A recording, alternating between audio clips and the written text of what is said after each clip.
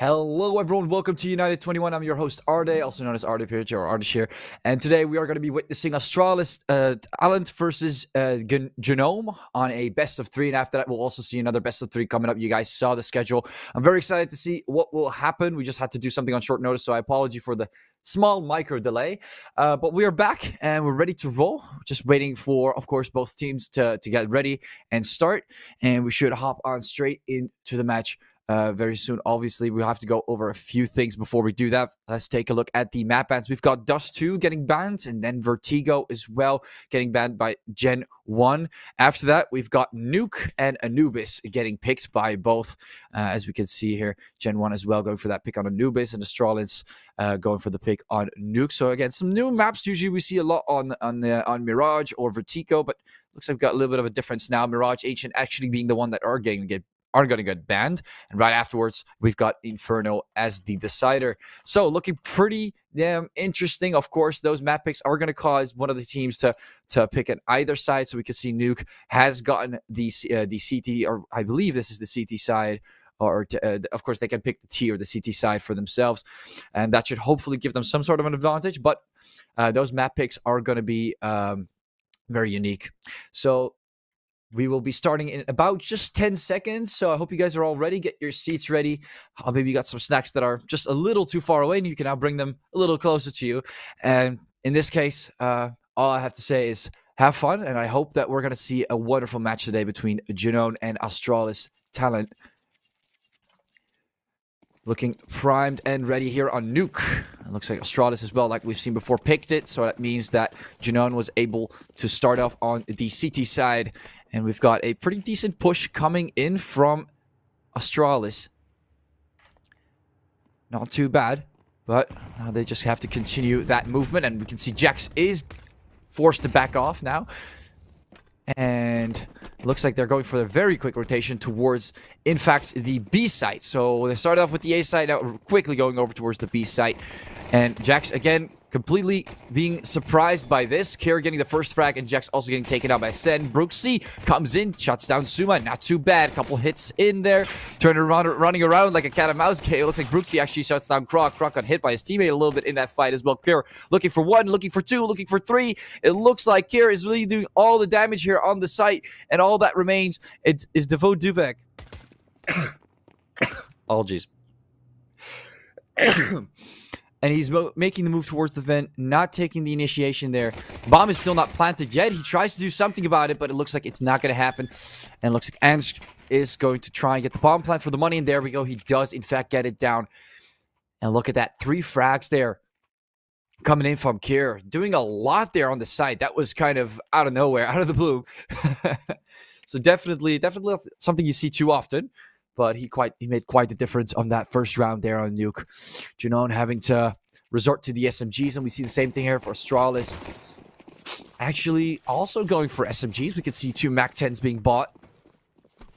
So utility-wise, sort of even, but of course those SMGs are a little bit lower grade, but definitely not impossible to work with. Now Drak going for a little bit more of a defensive approach, not being too aggressive. Now Croc is making quite the noise, and Kier on top of the building might have a difference, or make a difference on that. Jack holding down this position. And another smoke comes down. He's forced back. Not much he can work with. Kier again throws a little more down. Is getting hit by his own bits of fire there, but he wants to quickly move to a certain spot. That is what is more important to him. You can see him really invading GenOne's defensive position, but looks like Suma finds one with the MAC-10. Throws in a molly and backs off. But look at that. Even Kersey cannot surprise Suma. He knows exactly where to look. And as getting another frag, it's looking pretty bad here for GenOne. Suma again, another frag. And they haven't even gotten to the side. Look at that, finally going for the bomb plant. Jax, last player standing with another SMG, trying to go in, but look at that. The MAC-10 is just too strong. And again, Suma. First we saw Kira, now we see Suma. 4 frags. Look at that. Huge amount of damage as well. Really making the difference on that one round for Astralis. And they were barely able to get a bomb plant at the very end just to get the money. But it looks like they're very hungry to take down all these players here from GenOne. An excellent start by Astralis here on Nuke.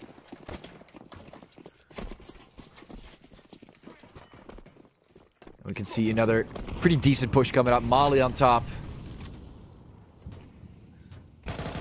And Kier again trying to look for more, and he does get more. Drak gets shut down. Does not even get the chance on continuing his movement, but there's another player, and Kier is a little bit unaware of that. Right below the smoke. See Jax making quite an aggressive move. Croc as well. Going for those shots on the side. Takes down Corsi. Kier drops down as well, so Croc might be in for a long run. See Jax moving up and down, really trying to defend that entrance towards what could possibly be a B push. You can see a little bit of utility being thrown. Jax catches Croc and picks up the weapon. Very smart move there by Jax, getting another one. It looks like he's really breaching into the enemy right now. GenOne really happy to have Jax on their side, as he played it pretty well near that smoke. Was able to divert from Astralis. Astralis unaware of this and his position, causing a little bit of an interesting spot to be in. Jax again moves forward, does not take down Suma, but he's low. It looks like he has to play it careful now. Ask going for the bomb plant, where we can see a lot more players moving up. Ask is kind of alone. No one's really ready to cover for him. Suma is a little bit on the lower side. Yeah, we think Sen might make the move there, but looks like that is not the case. They're waiting near those doors. Really positioning themselves away from the bomb. It looks like Brooksy and Devudevik are both not having it. They're not going to go for it. They're going to be backing off on this one. They've got one weapon they could save. Now Brooksy's trying to catch them off guard. He does catch one off guard. Suma gets shut down. Pretty easy kill right there. Low HP. And Brooksy seems to get a little greedy, but gets behind that.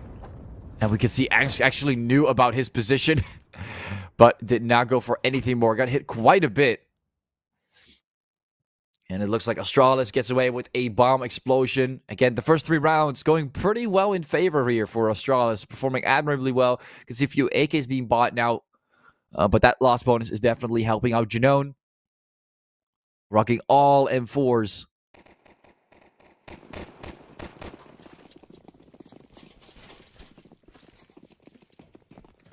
Bit of an entrance.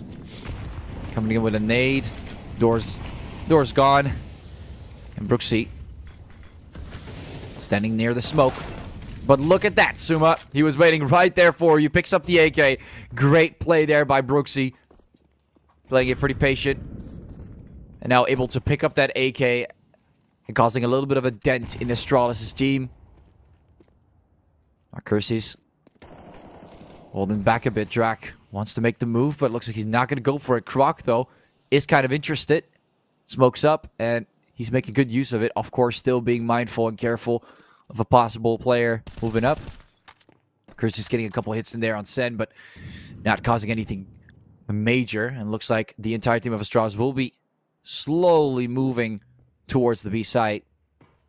And you can see Jax locking down this position, but he's about to get completely surprised by the extreme amount of players that are about to enter. You can see how slow they are with their movement. Jax is holding down this position. He might be able to get it first, but or get a lineup, and you can see he gets one. He tries to go for the second, but Croc wins that one out. Gets the headshot there on Jax. Throwing in a molly from Curses. Doing a little bit of damage to Croc, but they're holding down their position. They know that they cannot show themselves to the upper side. Curses has that advantage. A little bit of a peek, and look at that. Croc finds one. Kier gets another takedown on Brooksy, and Drak, last player standing, tries to move forward, gets one, and gets shut down, but he's kind of in the open. Kier might also peek on him. It looks like Croc will take the takedown on that one. 4-0 with another bomb plant on the B site. 3 frags coming in from Croc, really performing well again, but of course he got takedown at the very end, so has to rebuy the AK.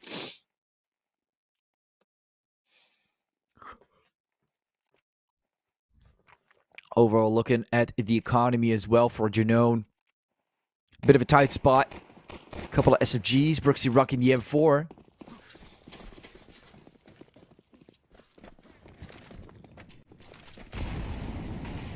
In a little bit of a molly and the smoke. And Drak seems to get seems to be getting hit quite a bit. Rooksy coming out with the first takedown, and Croc quickly getting the refrag. Now Angst is going to be making that move towards the B side. We can see, again, that slow movement, just like the previous rounds with those smokes up. And there's not much GenOne is doing about this. Obviously, they don't have the weapon area, or it does kind of work there. Kersey gets one pick with the pistol, not too bad. You love to see it sometimes, not having the advantage with the weapons, but oh, again, Jex getting completely surprised. They're going a little bit faster than usual. And Ash will be planting the bomb. Drak and Devodivek being the last player standing.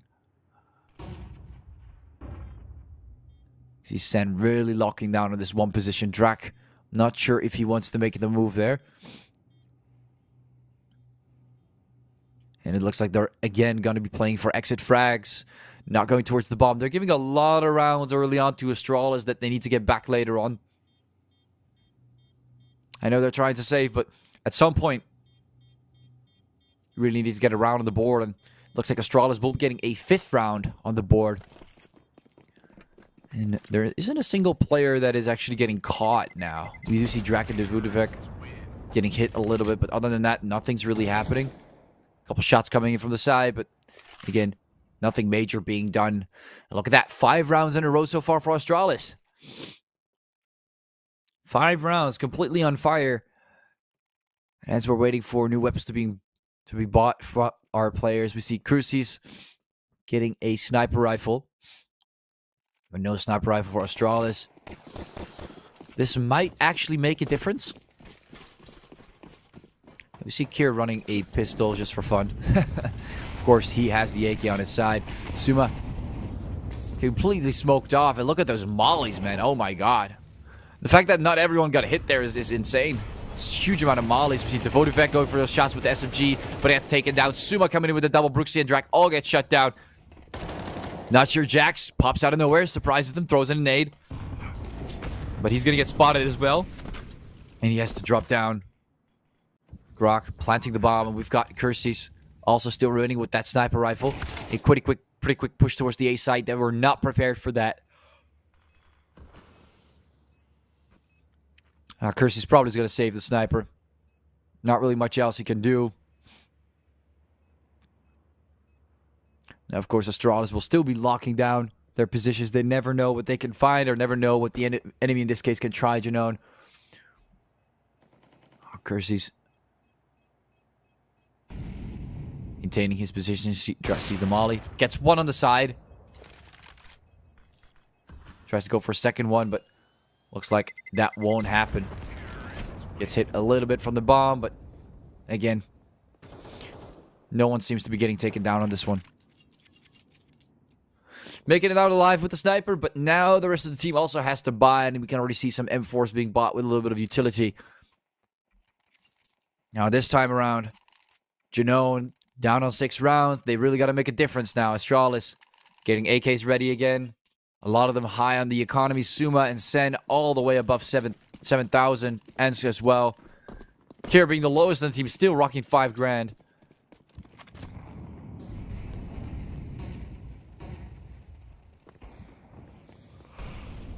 Low players dropping down towards the B side instead. Kier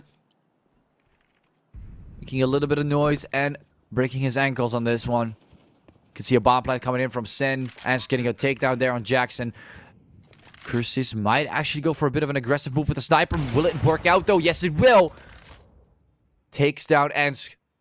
The bomb is still planted, but down another member. Seems like the odds might be into their favor. They could use this time to get a possible defuse in the bomb. We can see that attempt is going in. Brooksy does get taken out by Suma. Suma going in for the second one.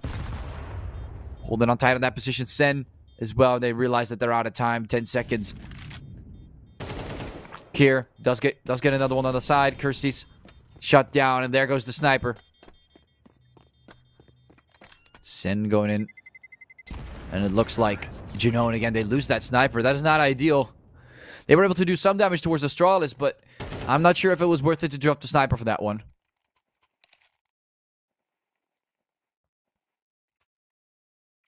And we can see a tactical pause coming in from GenOne. Of course, they've lost quite the amount of rounds. They really got to figure out, okay, what is the best approach here? We keep getting pushed towards the A site. we keep losing that one. We keep getting pushed towards B. We do see Jax trying something, but eventually we still lose that one. What's going on? We're not able to hold either side well. At least hold one side well, and then have a way to rotate towards the other side in a fast fashion. That would be a way that would work, but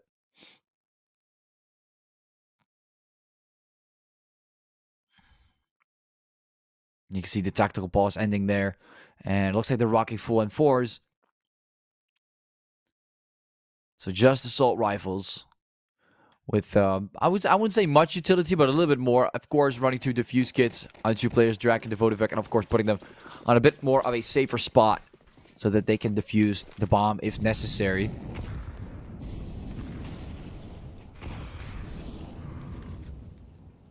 Croc going for a quick peek between the boxes, but not taking too much of a crazy move. Taking a slow time here with the rest of his team. A couple smokes down. A lot of aggression towards A, but it looks like A site is not really the site that they want to go for. You can see Ansk again playing cat and mouse. Checking a little bit tired of this, and he's hearing a little bit of noise now. Another molly comes in. Drak gets hit. Goes behind the molly. Wants to throw a molly of his own. Suma. Stick it to his spot there, Drak. It's a bit of a tight one. He's actually trying to figure out what is the best thing to do with this situation. At the same time, Jack's also trying to look around. See if he can spot the players here from Astralis. And it looks like the B site is getting a bit of a slow push. Again, really trying to play mind games here on GenOne. And we can see Suma and Ansk still holding down that position there, acting as if they want to go for that push towards the site. A complete dual push with a lot of confusion because see Sen also coming in to back them up. And Suma, and there comes Sen, and Ansk all gets shut down. Look at that, it's not working well against GenOne. Time's running out. And it looks like the bomb is down towards the A side instead. They were trying something funny, but it looks like it didn't work, and they all get shut down. Maybe they were thinking that GenOne was going to try something and then happened to try that other specific strategy, but it's not going to work this time. And GenOne is going to take that victory finally on the round on the board. Interesting attempt there from Astralis. It had something rolling for it, but the moment they were entering the A side, kind of blindsided, like without any utility. That's when things went a little bit more wrong. Curses. Walking down that spot there. He might be able to catch them off guard. Again, GenOne looking a bit stronger this time. They've got a few AKs as well that they stole. Brooksy coming with the first takedown there on Kier. Smoke comes up. Croc getting pretty close to Drak. He has no idea how close they are. Drak again getting the takedown while being semi-blinded. Nensk holding out the sniper for this one specific angle. Astralis down a lot of members. And there's not much he's going to be able to do. Curse is coming from the side. He's getting a little cheeky now. He's actually going to try and go for the knife. There's no way. He has no idea. No. He was right next to you, man. He was right next to you. And off he goes, getting the knife in there. I mean, some people might say, oh, it's too greedy, but you do get quite a bit of money from those knife kills. Don't underestimate those knife kills. Looks like GenOne is finally shining a bit. They've got the 9th round on the board and now over to the 10th round. Maybe they can turn this into a 5-7 with a solid comeback. Give themselves a bit more of an easier time once the sides switch. Because right now they're still down 5 rounds. They still got a few more rounds to get on this one half. Ants coming in quite aggressive this time. Wins out that gunfight between Drak. Kind of an important one. And breaking GenOne's structure there. And we can see Brooksy, a bit of a tough spot. And the smoke's going to come up. And he's just going to enter. He's just going to go down. He knows it's not worth it to mess too much with that smoke. Jack's climbing up. Possibly getting a little close to Croc. They're so close to each other, but they have no idea Croc knows that Jax might be here. can see he knows exactly where he needs to point his crosser at. Takes down Jackson. Look at that. Beautiful refract there from Krok, but Krok is the last man standing. And off they go, Devodovic shutting down Krok, 3-7. And GenOne taking another victory, even though they had a pretty good start at the end. Looks like Jax was just doing too much damage there, and Krok was not able to shut him down in time.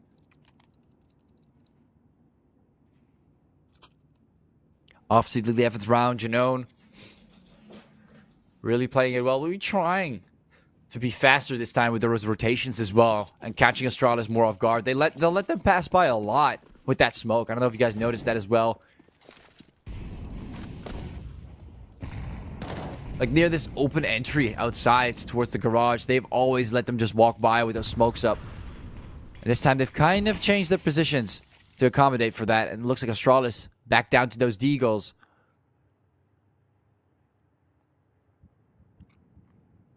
We can see Jax here holding quite the tight angle with the M4.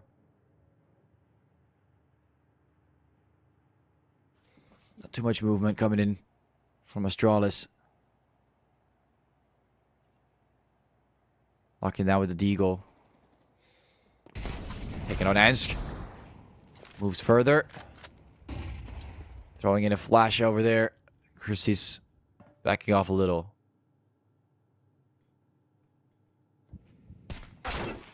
Ooh, that's a nasty tap there from Kira. I was not even able to see that. Definitely a nasty tap there on it from Kira. Chrissy's getting shut down pretty fast. Jax, though, has the M4. You would think he has the upper hand, but look at that, Krok. Guess who picked up the M4? And guess who he picked it up from? And we got another M4 there. Suma and Krok both rocking assault rifles now. It's looking a bit more interesting for Astralis. Able to turn this eco round into a possible rifle round. And with this advantage, 20 seconds, they don't have much time, and Drak might be able to catch them off guard because of this. But no, Suma finds him, Sen plants the bomb. Devodovic knows it's time to move, finds one more. No, he does not. Has to run. He's completely getting chased. I don't know, this is another cat and mouse, but in reverse, he's getting chased. Looks like 30 seconds. Krok, again, they're all positioning themselves. Devodovic closing the door, 20 seconds. Will they be trying to go for that defuse or not is the question here. 15 seconds. Both of them have a defuse. They could go for it. They could have used the 10 seconds they had now, but it looks like they're actually backing off from this bomb. And now it's time for Astralis to make the move, because they might actually get killed if they stand too close. And there we go. Making it out alive. A little bit too close for comfort. Looks like Bruxy and Devodovic both moving away. And Astralis getting another win by the round, by the bomb plant. Which I gotta give it to them. I gotta give it to them. They were not in they were in a pretty bad spot. They still made it out with deagles. That's not something you see too often. And here comes the tactical pause. Looks like they are going to have to figure out what they're going to do next. Of course, they lost a few rounds there to GenOne, and that's not something they obviously find acceptable. They want to rectify that. They want to make a change on that. And it looks like Astralis will be rocking that tactical pause just to go over a few things. See what went wrong on those 3 rounds that GenOne won. Of course, the deagle round was amazing. You have to think they started up with those deagles and they still got those nasty taps, able to pick up those M4s and continue their movement towards the B site. They played that very well. But to think that they would win with just a couple deagles, but at the same time not being able to do the same with the rifles, obviously says something about what they've done on those 3 rounds that they've given to GenOne. So that's definitely a reason to hold a tactical pause, reevaluate a few things. See another Molly smoke, and I'm guessing that was a flash. Devodovic moving towards the smoke this time, but not finding anyone. Trying to use that element of surprise, but looks like Jax also switching up to the sniper. Kusis and Jax both rocking the sniper. You can see Jax quickly gets takedown, moves back, holds another position. Very smart. And Astralis already down 2 players. Look at that. Kira and Suma both getting shut down. That dual sniper is a nasty setup. I feel like GenOne, like they know this is the final round. They're really going to make a difference. So they're going all out with the buys. Going in for that dual sniper. Drac finds a little bit, but gives away his location because of the shots. Throws it a nade. Goes for more. Not bad there. Brooksy finishes off on Sen. And Croc getting shut down. Ask being the last player standing. He's got to try it. It's the final round. Might as well give it a shot. But look at that. Taps him away. Devotivec ends it there. 4-8. What a beautiful way to finish that first half. GenOne not making that wonderful comeback there. Bringing it to a 5-7. But at least they gave themselves a few rounds back. Not a 7-5 on this one, GenOne. And it's kind of surprising. They gave away that one round where Astralis only had deagles. You would think that would be the round which they wouldn't give away. But those taps from Astralis were just too nasty. They played it very well early on. They were able to get some weapons. And man, oh man. The rest was history. Of course, on this dual sniper round, this is it's a little bit too hard for Astralis. And they are going to secure... Or GenOne is going to secure that one last final round in the first half. Looks like we'll be switching sides now, though. GenOne rocking the terrorists and Astralis on the counter-terrorist side. Couple of shots in there for good luck, I'm guessing. And making their move towards those boxes. Astralis holding quite the position here with Kier. Locked down on one area and 4 players making their move. And Ansk getting the first one. Devotivec gets shut down. Again, this group strategy seems to be working for now, as they do get the upper hand against one. But we could see a lot of players from Astralis not really walking as fast as the ones from GenOne. Making quite the fast move towards the B site. Jax is getting overwhelmed, though. Croc gets another takedown. Now they're down to a 4 versus 3. And this is where Sen is going to try and look for some options. Brooksy finds 1, finds 2. Look at that. And Esk completely walking past one of the players there from... Oh, never mind. Looks like he's not. Oh, he is. There you go. Drac finds him. For a second, I was like, where's Drac? I'm pretty sure he was pretty close towards Ansk there, but looks like he found him. And GenOne gets that first round.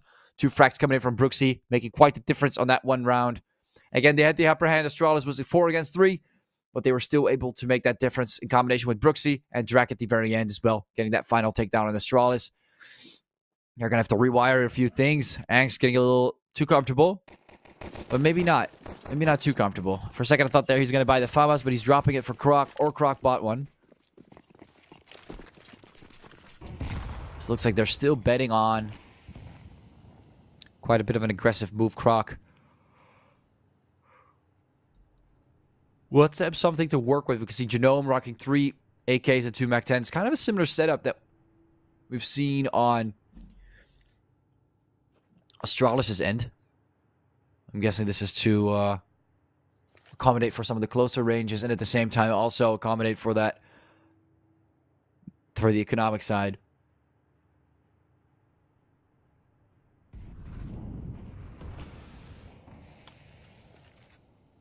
Devotivec still holding on to that nade. Drops it through the smoke.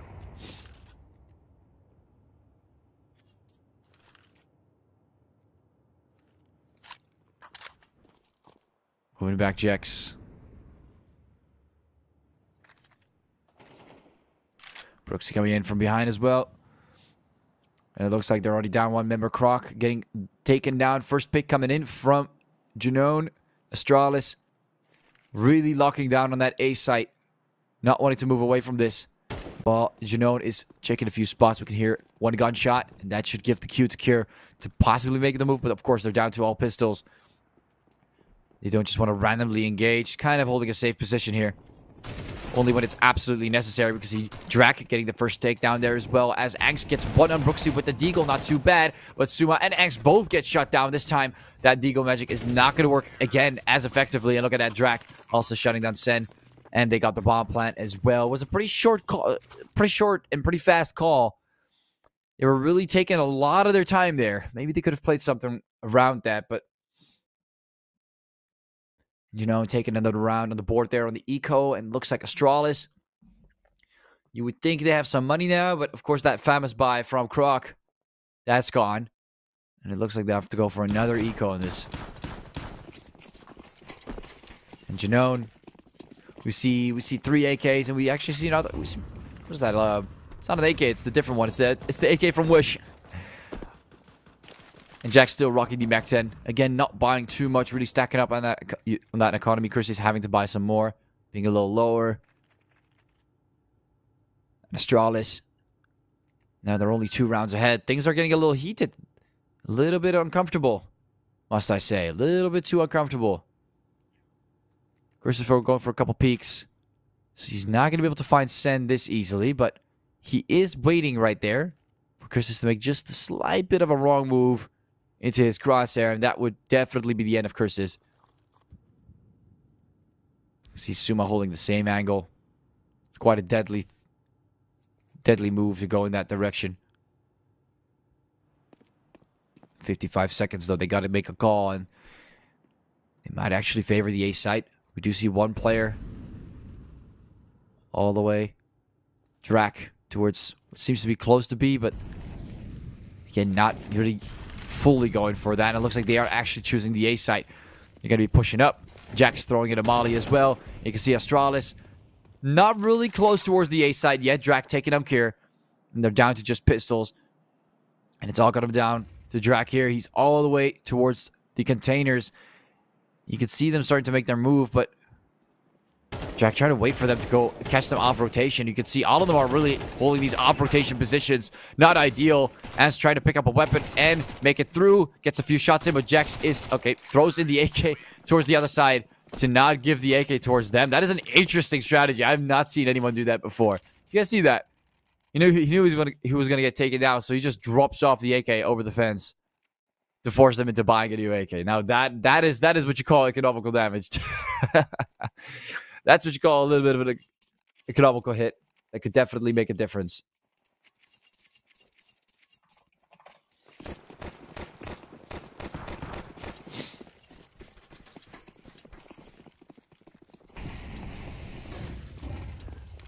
A little bit of flash, but it's definitely not stopping GenOne this time. Croc, though, rocking the M4. They've got the utility up a little bit more. This is a round they definitely need to win if they want to keep that lead. And Ounce even running the sniper on this one. A little bit of burn damage again coming in towards Croc. Sen might actually get a beautiful 3K here, but no, it's not going to happen. Not this time. Ansk missing the shot with the sniper. Croc getting hit as well.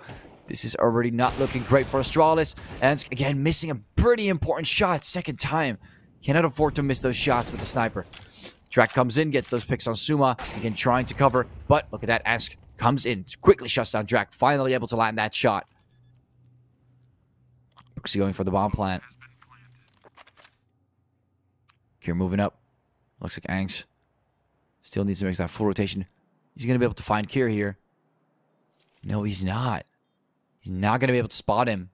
That bomb is going to tick off, and it looks like Astralis might actually be forced into saving this round as well. Looking pretty bad. I'm not sure. Brooksy all the way below him. And they're all waiting near the B site. Kind of holding this.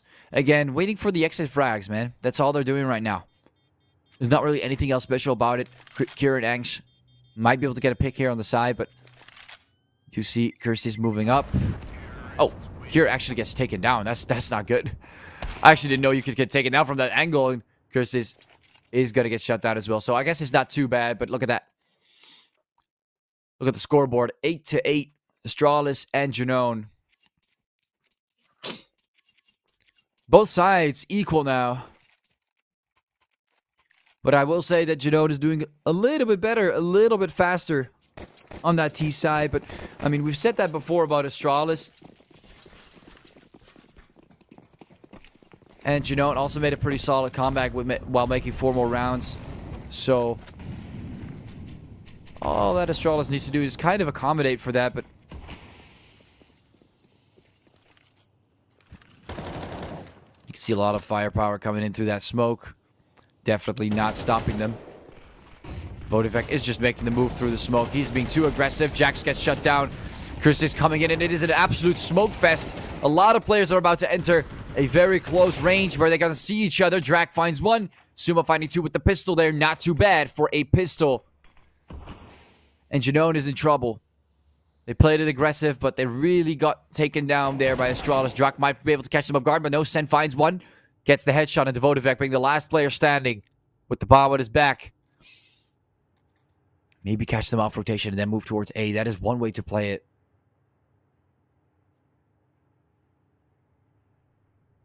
And that is the way he wants to play it. That is the route he's going to take. You can see Angst on the other side of the map.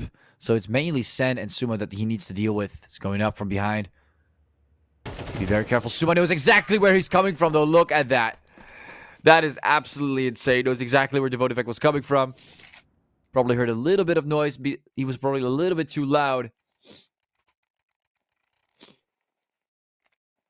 Bringing that score to 9-8. And there you go. Astralis is finally able to maintain that lead that they had before. Almost getting taken away from them by GenOne, bringing that score to an 8-8.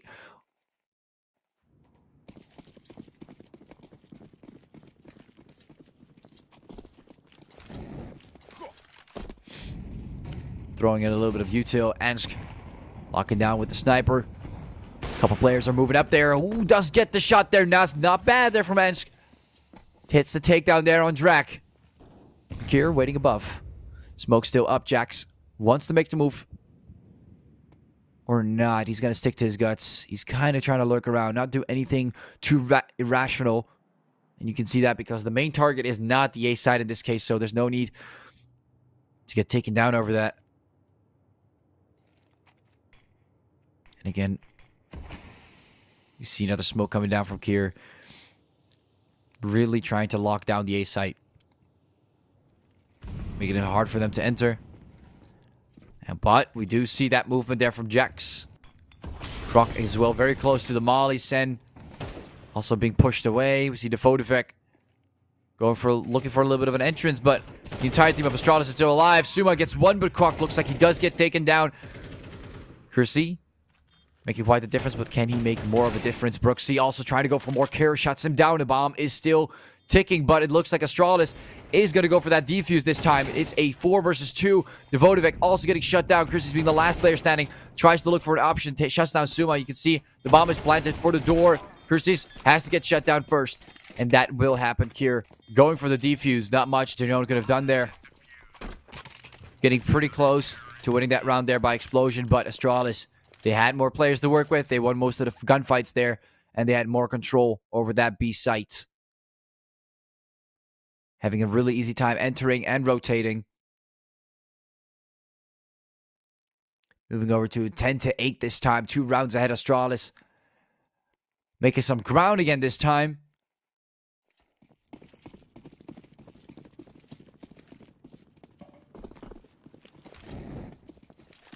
You can see fire being thrown towards the containers. Angst holding down that angle there with the sniper. Croc moving down from the ladder. You see Kier dropping in the smoke. Again, making it quite tough there for GenOne to continue on making that move. Again, the smokes are really, really annoying here for GenOne. Astralis, you can see Kier getting a few shots in there. He probably doesn't even know it. Being able to hit a few.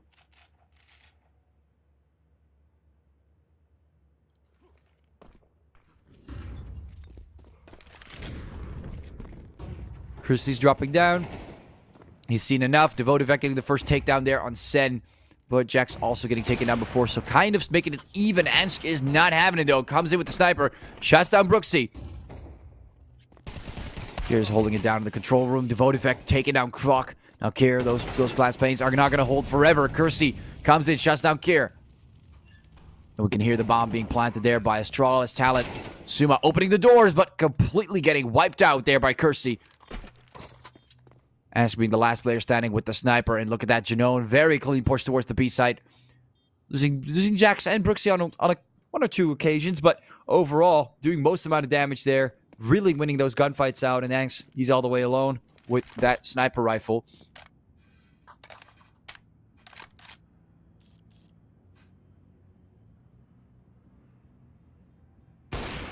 Ooh, again misses that crucial shot. He hasn't heated up his hands yet on this one. You can see still looking for that kill there on Angst. He's just trying to make it out alive with the sniper again. Not going to be able to find him here. Gets a few shots, but again, he's hiding behind the barrel. Not sure if it's going to ricochet or actually wallbang. Bringing that to round 20. Astralis only one round ahead this time. You have to think about this for a second. GenOne's playing pretty well on the terrorist side. Like, Astralis, they've picked this map. Of course, they've got that first leeway on the CT side, but it's not too bad coming in from GenOne either. And now, they're still keeping it pretty close. I wonder what it's going to be like on the map pick for GenOne. Because that might make things a lot more interesting.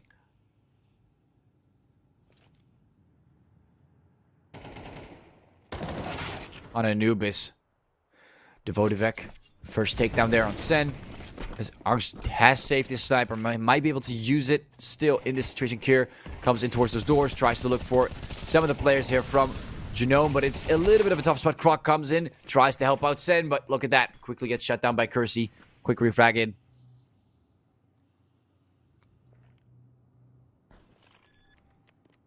You can see Kier really trying to check these angles. And now get caught off guard. The time is really ticking. And it looks like Astralis might actually go for, again, some exit frags. Not being too cheeky with it. That B bomb site is so hard to rotate to for some reason. Or at least, even if you were to be able to rotate to it, you still need to take down 4 players and then get the defuse. I mean, they're all rocking defuse kits, so it would have not been impossible to pull this off. But too far away now. But they can afford to take this map. That's the thing, though. They'll still be able to keep it at 10-10. GenOne. And again, Astralis playing it quite safe. I guess their economy, that is something they're trying to preserve as these rounds go by. Do get that loss bonus. 3,400. Again, a technical pause coming in. They really got to change up the way they move from A to B. It's really not working in their favor, GenOne. Really getting the upper hand overall on this T side so far. And Astralis, they got to figure this one out. Coming in with their second tactical pause. And I'm kind of curious. The last time we saw a tactical pause, they tried something on the T side. It definitely didn't work. So, but of course, that can happen as well.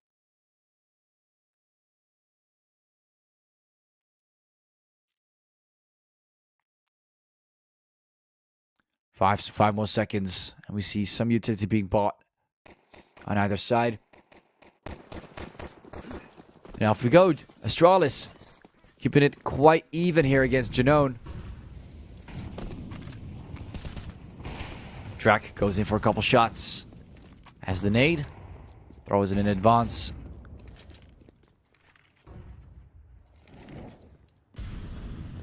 See Suma.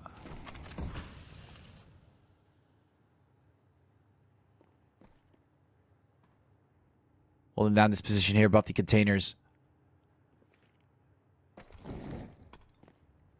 Molly comes in.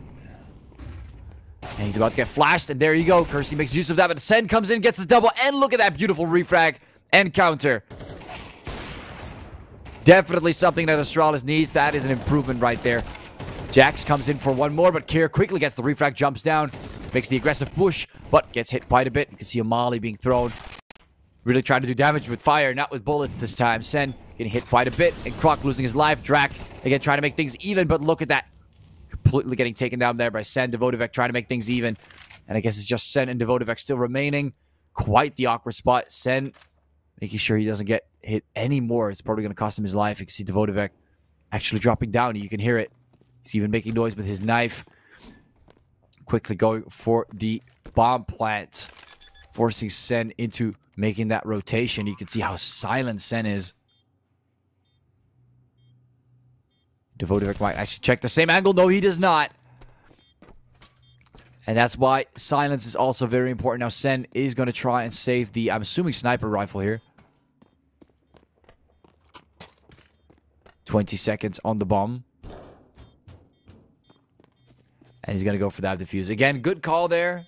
I'm assuming Ants told him where he got taken down, and now he will be going for that defuse of the bomb. So now he retains the sniper, make sure that that's not gone, gets the money from the defuse, and look at that, Astralis. Finally back in business now. 4 takedowns from Sen. Exceptional performance in this one round. It's definitely interesting. He made quite a bit of noise. I'm not sure if he had enough time as well. If we were to look back at how much time he had, it was a little bit slower.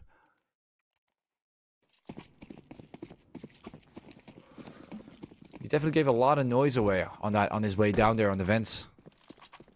Big crucial mistake, and gave Sen the upper hand to play it slow and quiet. And I'm a little bit curious what's exactly going on with GenOne right now. What are they planning? Are they gonna wait for like the last 30 seconds and just run in? What is the strategy here? Are you guys confused? Because I'm confused. I've never seen. Oh, there we go. A technical pause. All right. So it looks like something was actually going wrong. I was about to say that is quite the strategy, isn't it? So it looks like we got some technical issues with the server and with some of the players. We're trying to revert this. There we go. We're back to business, and hopefully no one lost any money. Man, were you guys confused? Because I was confused. That was quite a... For a second, I thought GenOne was about to cook, but it looks like we might see quite the rush. Let Astralis think that, hell, where are they? And then suddenly push out of nowhere. Great strategy. Works out all the time, but...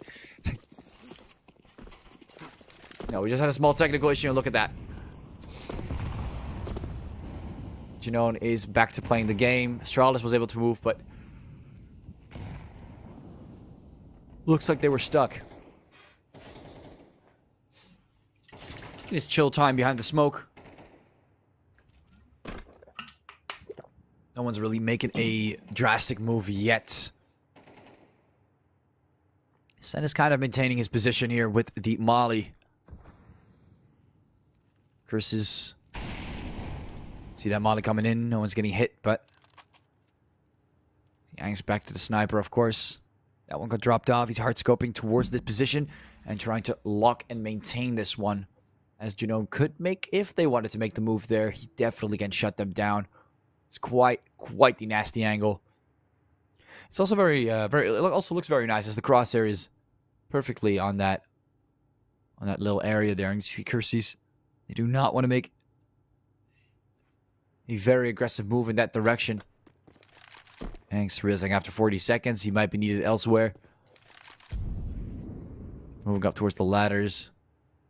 Taking a different angle, 30 seconds. Again, GenOne, they got to make a move at some point. It looks like that angle that was held by the sniper could have been pretty damn good if he just was a little bit more patient. Could have gotten a hit in there. Look at that. Sen gets shut down. Full push towards the B site.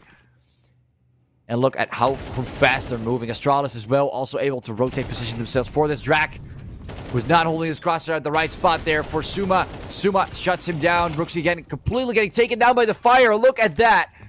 Devotivek planting the bomb. Astralis getting rid of a player with that one. Attempted no scope through the doors. Croc comes in with the double. Not too bad. Jax is on top though. Shuts him down. Now Angst has to pick up the M4 for that closer range. Getting a better look at that. Jax finds him. Gets the headshot. And knows that there's a sniper somewhere.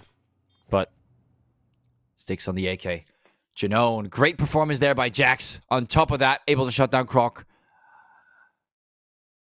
Really made a huge difference there for GenOne. We've seen it before on one of the earlier rounds. Admirable performance here coming in from GenOne. And another technical or tactical pause from Astralis. I think this is their final one, isn't it? Because right now it's 11-11. And if I'm looking at their economy, it's going to look good for another round. But after that, they're in big trouble. So how are they going to play this? A little bit of math needs to be done. Because he's Sen just doing the math here. It looks like they'll be switching to the SMGs in this case. A little bit of utility being bought as well.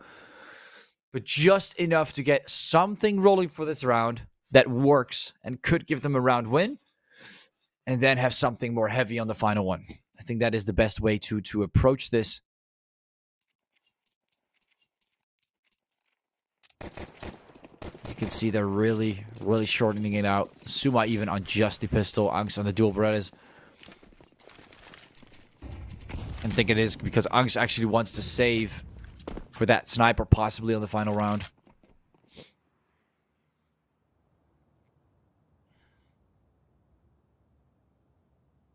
Now Jax.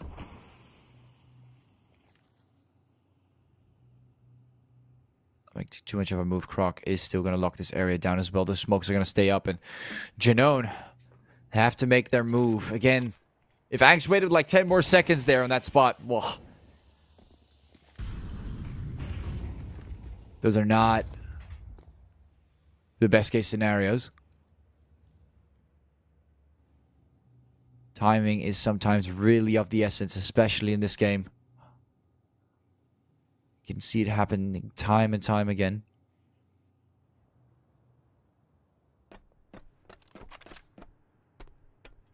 Croc moving up. And it looks like GenOne is taking their sweet time again. Really trying to make it come out of nowhere. This kind of mentality as well. Like trying to wait for picks as well. Nuke. No one really wants to get pointed out, especially on those final rounds. No one really wants to get spoofed out or lose their life early on. Angst just does unfortunately get taken down, but like, aside from that, Kier send 2 takedowns. Another one? No, not. Devote Effect actually wins that last one. Jax as well coming in, taking down Croc. And you can see that as they've realized there's just SMGs, they're going to have a little bit more of an easier time. Suma, last player standing, picks up the M4, goes for Jax, but does not shut him down. Jax being the stronger one here. Really being a good duelist so far. I don't know if you guys have noticed it overall, but those gunfights tend to always be won by Jax once they encounter him on these past 3-4 rounds. He's been on fire, and Astralis is not having it. It looks like they are going to go for that full buy now, as they have made sure to only buy what they kind of can get. And you can see Angst actually saving up. You know, he's saved up. He's got the sniper. Multiple M4s coming in. This is kind of what they wanted to roll with.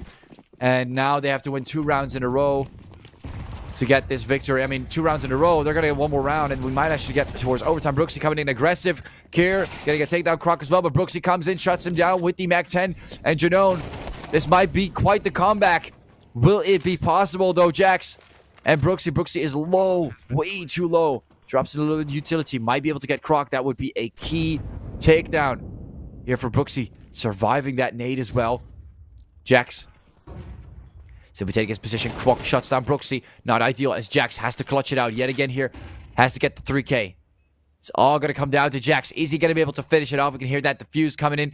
Angsty has that sniper rifle. And you can see Jax knows this. He's going to go for the peek. Surprise him. Get the headshot. What's going on? GenOne.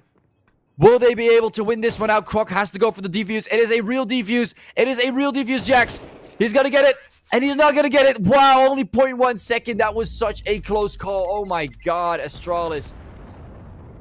What an insanely close call. That could have been a defuse and then maybe a shot with a sniper. So would have maybe applied a bit of pressure. But wow, that was close. Amazing performance coming in there from GenOne, man. Jax absolutely smurfed it on those last 4 rounds. I have to say that really took down Astralis talent. But overall, I hope you guys enjoyed that match as well. That was beautiful. I was, for a second, I thought we were going to be put in a 12-12 as Croc actually got the takedown there on Brooksy, but Brooksy, it was not enough, man. Jax is just too good, and that op position, the way it was sticking out, giving Jax all that information that he needed. Like a little bit more distance from the door would have definitely helped in this situation, but looks like that's not going to be the case on this one. Well, anyways, hope you guys enjoyed that. That was your first map. Second map will be played on Anubis. The first map going for GenOne, actually being a map pick from Astralis, so that is quite the surprise. I'm not sure if you guys expected this, but I kind of was looking for that 12-12, am I going to be honest, and looks like that is not the case. Jax really outperforming on that map and making quite the difference. Hope you guys enjoyed this map, and of course, we'll be seeing you after the short break. Go get yourself some snacks, go to the toilet, go take a break, and we'll be seeing you very, very soon.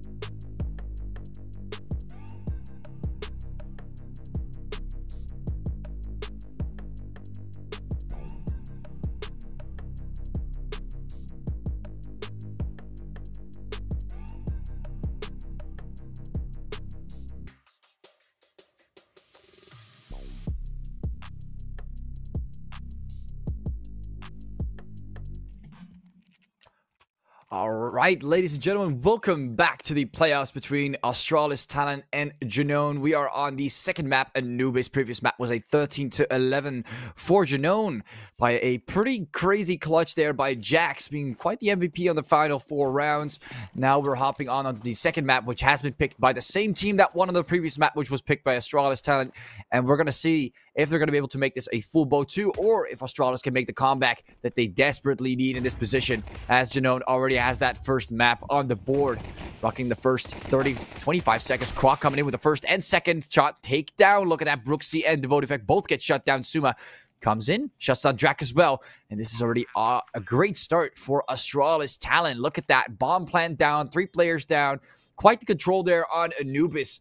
And this is definitely want to see early on. Great move here on this map. Now it's just a waiting game, seeing if they might go for that greedy push. You can see Jax and Cursies know that it's going to be a hard one, but Jax is getting greedy. He wants to go for a couple shots. Does a little bit of damage. That might be the good call. Cursies gets one more takedown, but Jax actually gets shut down. Croc wins out the gunfight. And it looks like Cursies with the dual Berettas is going to have to play this one slow, possibly just save the dual Berettas. Comes in with a quite the heavy push there towards Ans, shuts him down, goes for more. I see Croc is going to probably try and go for the survival route. Gets a few shots in there, but he's not going to risk it.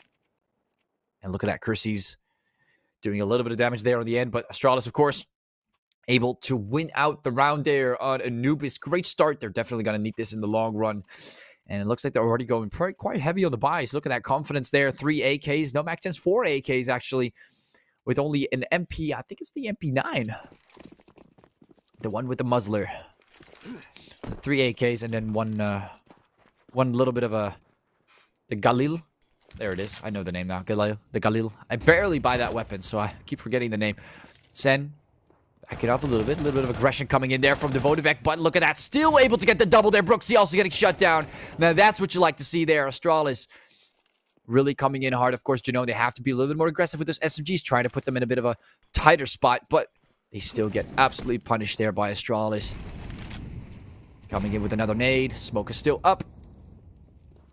And that fire is going to continue burning. Croc, not sure. There's another route down the bridge, but not sure if you want to take that one. Drac coming from the side, doing a little bit of damage there. Croc just slightly getting hit, but nothing too crazy. And there comes Cursies, actually getting completely surprised, but still managing to get the takedown there on Sen. But look at that, Croc comes in for the refrag, and Suma having a great dive there with the MP9. Jax, last player standing. Only one takedown there on Sen. Not the best eco round. Or semi-eco round. I'm not sure how to call this. A little bit of utility, a little bit of weapons, but nothing too crazy. Just enough to get a full buy on the second one, I assume. It looks like Jax will just be patiently waiting this one out. Astralis again putting that second round on the board. Pretty clear win, of course. We've seen Sen rocking the... I think he was still rocking the dual Berettas. I wasn't really sure, but he was the only player... Oh, not the dual, but he was the only player that was really rocking like an assault rifle. So overall, they still maintained, of course, their weapons. Nothing crazy was lost. And not sure if Kier wants to stick to the Galil. Might be dropping it to Sen, and then nope. He's going to be sticking to it. It's a bit of a waste of money. Waste of money to get the AK right afterwards. See 4 AKs and a Galil on the other side, of course. Actually, another save. GenOne went a little too hard on that second round. They were hoping to still get a win to get away with it, but look at that. Just Jax running a semi-decent weapon with everyone else, P250s and the GSR. Croc. Kind of taking his time on this one. Going in too hard there. And Anubis, especially near the bridge, tends to be a lot of aggression. A lot of mollies, a lot of smokes, but taking a bit of a slower route. Suma actually wanting to make that move towards the A site. Gets the first pick there on Kersey. See a little bit of utility being dropped to teammates there by Suma. He realized he might be in a bit of a bad spot. Dropping it back to him. Throwing in the molly. He wants to go for that re-entry. Goes in after the flash. Quickly shuts on Brooksy. Great use of utility. Again, another flash. But this time, Suma gets shut down by Devotivek with the pistol. And we see him actually getting the pickup there on the AK. Not quite optimal there by Kerr. He's going to have to back off on that one. Drak getting one, getting two. Look at that. Still able to shut down Kerr. We do see a bomb plan, but Astralis, I'm not going to lie, this is not the most optimal way to win a third round in Eco against GenOne. Giving them 2 frags early on. Look at that. Devotivek and Drak both running assault rifles. It might as well just almost be a rifle round here. And they're going to be saving those weapons as well. Very smart from GenOne. They've gotten quite the economical boost that they need. And on this foundation, they can prepare a lot better for the later rounds.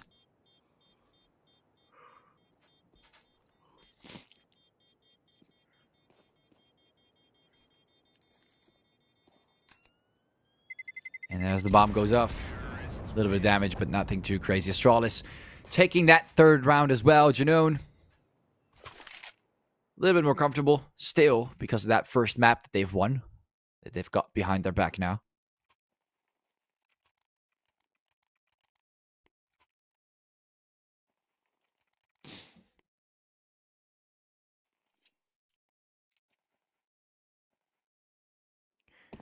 And it looks like we see a sniper buy there from Chrissy's. Also a sniper buy from Angst. Throwing in the nade. And we still see Sen actually rocking the Galil, I believe. Zoom up back to the AK. Jax still rocking the same weapon there. Being quite careful with his spendings. Throwing in the molly.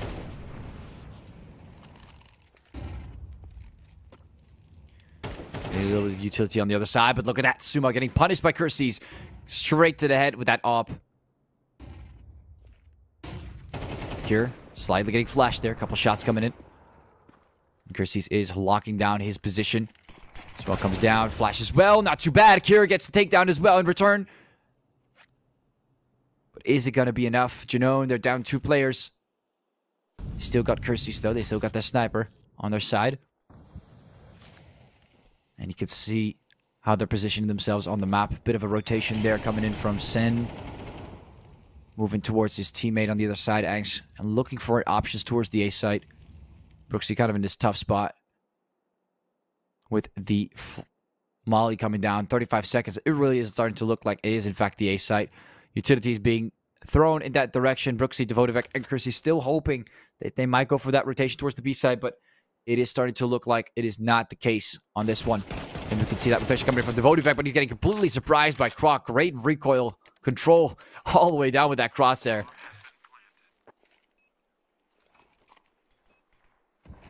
It looks like they're probably going to go for the save on this one. Curses and Brooksy.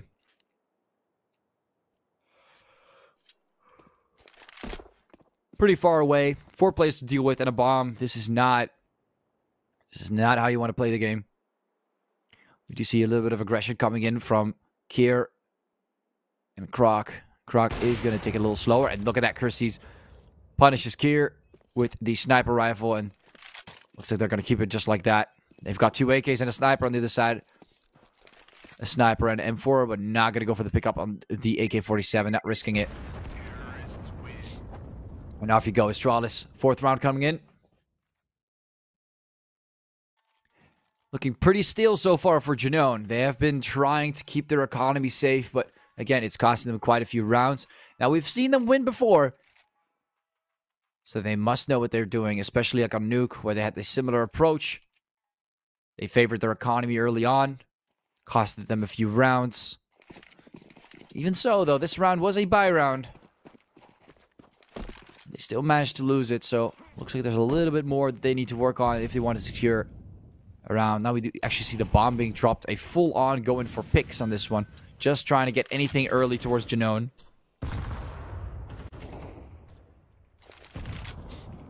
Here throwing in the smoke.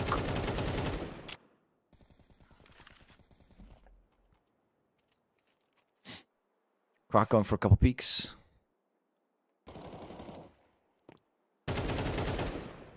Through that smoke there.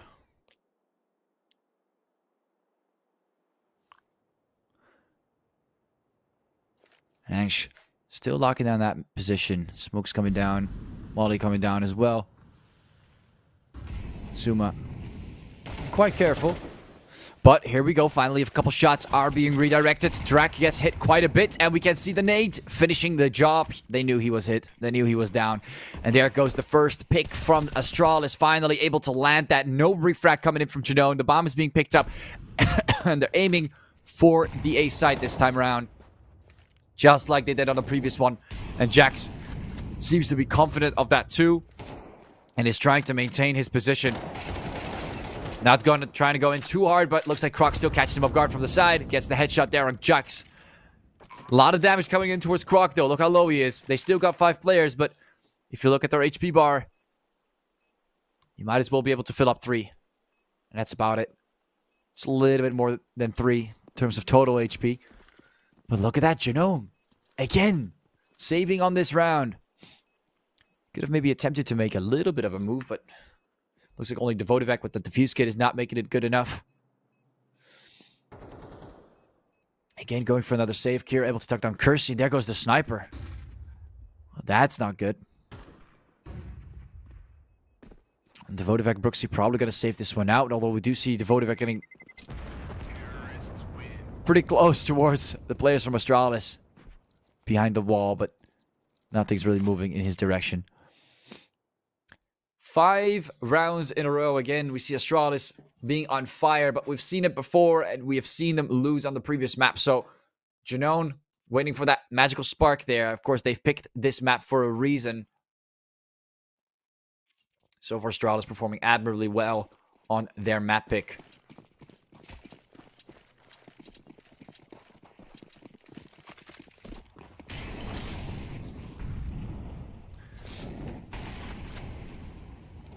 Fire's coming through. A lot of mollies. Oh my god, Brooksy. At some point, they just become completely unavoidable. Kier in the first few hits there towards Devotivec. And getting quite excited from that frag through the smoke. Not too bad. I would be too.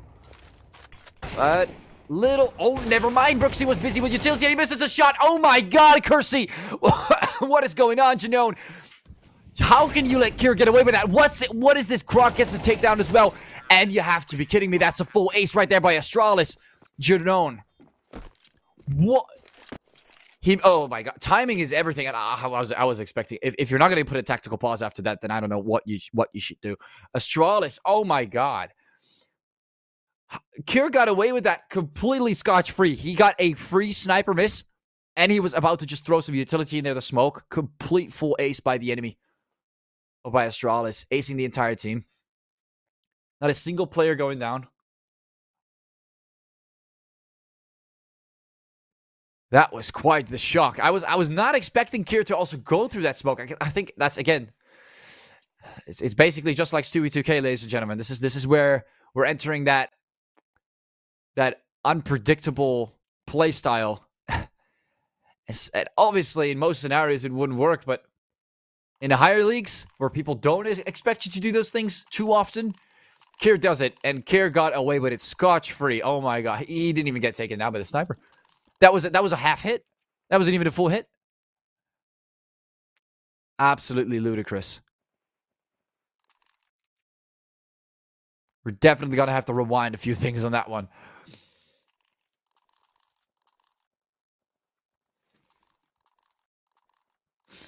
Wow, Kier absolutely demolishing GenOne on that one round. You're going to have to need get a tactical pause real quick just to get their things together. Of course, their economy's not going to like this. Not a single kill. A full takedown, losing all your weapons. Just like that. All your utility, everything that you bought. It's going to hurt you so bad. Even that last bonus won't save you.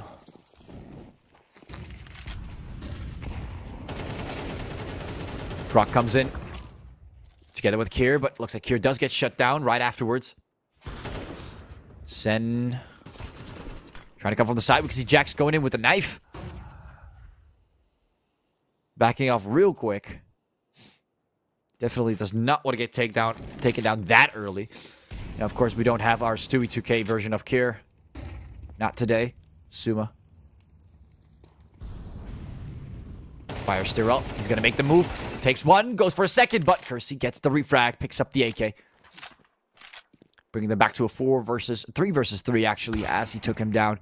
Angst comes in with the sniper, shuts down Drac. Not a lot of time to work with. We were about to switch to Drac, and he got taken down. Jax goes for one. Gets Croc, goes for a second, but does get taken down. Now it's just Kersey remaining. Sen and Angst getting quite confident here. Kersey walking towards the fire. Getting one. Oh, this could be good for Kersey. And look at that. Angst moves forward, but no. The SMG wins this one. That was kind of a close call there by Astralis. Not too bad from GenOne this time. At least able to take down 4 players, but wow. 3 frags there from Angst. Sen getting surprised again. He throws the molly in. That element of surprise can work sometimes. I mean, he went fast. So fast through that fire. He barely got hit. And now GenOne. Down 7 rounds. This is starting to really feel painful. We've got to see a single round coming from GenOne. I definitely think it's possible. Oh, that molly hurt Kersey quite a bit, actually. Completely getting flashed. That utility usage from Astralis is on a different level for this map. And look at that, Jax. Quick takedown there on Suma. Find a little bit of punishment coming in. And Nade, again, Kersey is not even getting the time. Oh my god. If he died by that molly, he would have been... Look at that, finally. Doing a little bit of damage there towards Kier. I mean, a little bit. Absolutely destroying him, of course. He's rocking the sniper. Now, you can see Astralis not bad with the utility, but no one's fully getting taken down, and that is causing them to be in a bit of a tough spot. We might finally see GenOne putting a round on the board.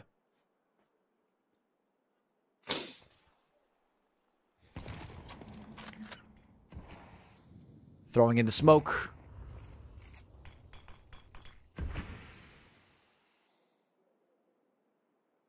Slow move towards the A side. That's kind of what we're rolling with, but we see that key player there. Angst, he needs to take down Jax. There's no way he can let Jax get away with this. If Jax get away with this frag, it's looking like a done deal now. Bomb is down. Oh, this is bad. Sniper away as well. Not sure if Jax wants to pick it up. Drac comes in with another one, and Kruk is able to at least land one more, but this is looking quite tough for Astralis. And at this point, it's just deathmatch for Kruk. Jax taking a few shots. He's moving through, but look at that. Not happening. Jax is not going to get not going to get taken out by a cheap play like that. GenOne, again, there we see 3 frags here. Jax made quite the difference. The moment that Angst got shut down there is where Astralis lost the round. That was a key player. He was alone. He had that control over that map, over that area, and at the same time, he's rocking the sniper and the bomb. And once they lost that player, it was done. Not getting back from that.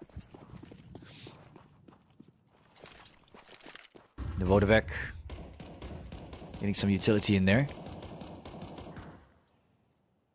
Back and forth, curses. Ooh, that was a shot you should have landed. That is another shot you should have landed. Kruk punishes you. He was able to take 2 shots and he didn't hit either of them. Not very good at all. GenOne, see a bomb plant coming in from Astralis. Jax at least gets 1 frag in the meantime, but just to make things equal. Now you're actually going to move in and get that defuse. You got 2 players with a defuse kit. Novodovec getting cheeky there. We can see a lot of damage there. What's going on? Sen, what an aggression with Kier. Does get shut down, but Sen is able to recover from that, and the complete team gets wiped out. Right in front of the entrance towards the A side. Jax has seen enough, and he's moving back. Sniper down, everything down the litter, and look at that. Jax, last player standing. 3 seconds on the bomb. They're probably not going to encounter each other. Too far away, but you see a molly being used here by Kruk. You never know. You never know. Technical pause coming in. Not sure. I've not really experienced any problems, but we're just making sure that everything is in working order.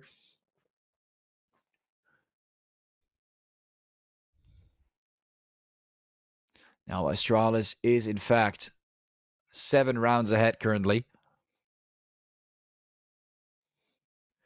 And I know that Astralis had a bit of a rougher time maintaining their lead on Nuke. I'm having a feeling that on Anubis, it is looking like the complete opposite. This is a way too big of a gap, basically.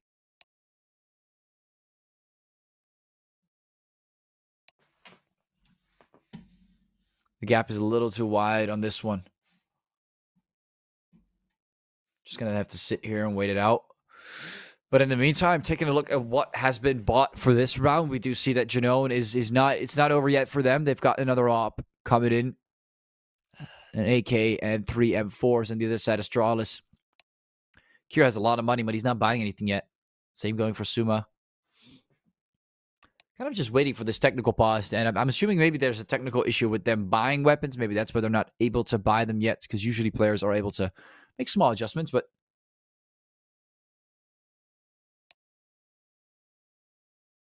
this is just something that occurs here and then. But it's good that we have these pauses. Otherwise, we would be playing with some issues. Just like we've seen on the previous map.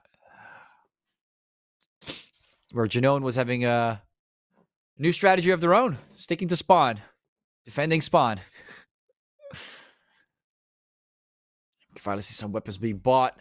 So I think this is where we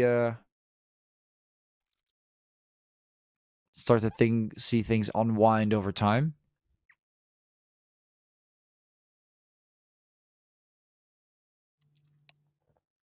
In the meantime, though, it would be quite interesting if we see this on a decider. Inferno.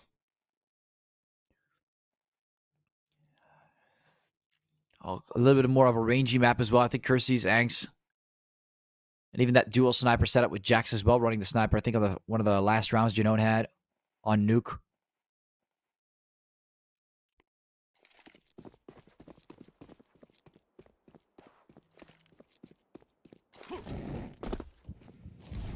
Send, throwing in some fire. See a weapon pick up there by Ange.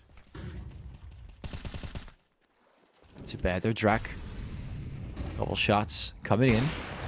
Ooh, curse this. There we go. Finally a shot that matters. Finally a shot that counts. There we go. It does feel satisfying every single time. The same thing with the op. Feels really satisfying.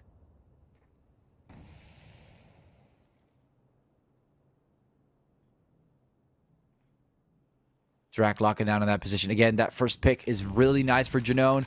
Things have gotten silent though. Curses throws in another one, gets the quick. Goes in for a third. Maybe this is his redemption. Can he get a third?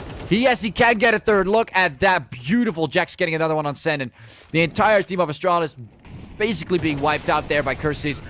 And Jack's a little bit of fire damage, but that is all it takes to shut down Suma. Great performance there coming in from GenOne. Definitely the MVP of this match. Curses kind of redeeming himself.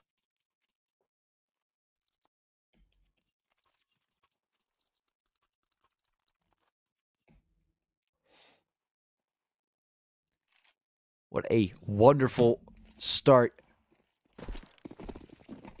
here for GenOne. Possible comeback that could come in. Again, turning this into an 8-4 would be quite interesting. You would love to see it. That would make it look like it is the same thing that we saw on the previous map with Nuke, where they still made it through on the second half. Now imagine if they pull off the same type of fashionable way of winning the map. Jax. Ooh, close call there, but Curses was first on that takedown towards Suma. Jax coming in again, shutting down Kerr. Croc does try to recover some part of the damage that has been done. Gets not really the refrag, but does take down Drak. But things are still looking quite uneven. They're going to be picking up the bomb. They got to make a choice now. The B side is looking quite nice. I'm sure that Croc has noticed this as well. But GenOne definitely opt for a quick rotation if necessary. We do only see one defuse kit for Jax.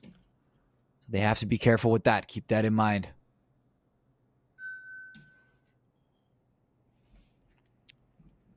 Devotivek also seeing the light of the day.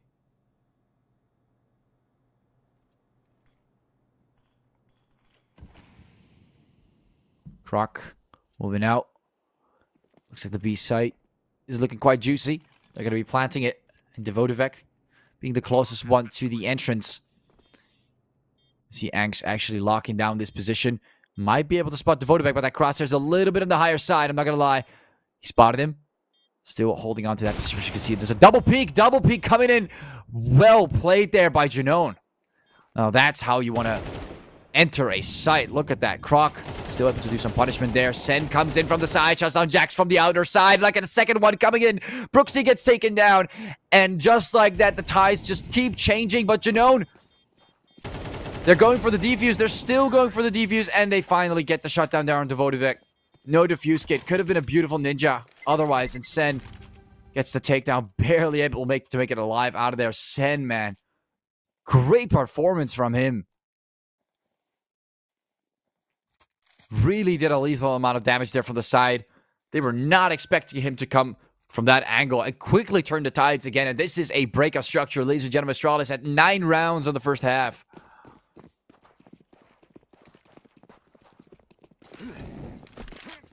Coming in with the molly yet again. Same thing we've seen from before. Really trying to give the players from GenOne a bit more of a harder time keeping that B side together. You can see the pressure is building up. Brooksy holding on to this position. Does almost take down Cure, but Cure was faster. Not able to land a single shot, actually.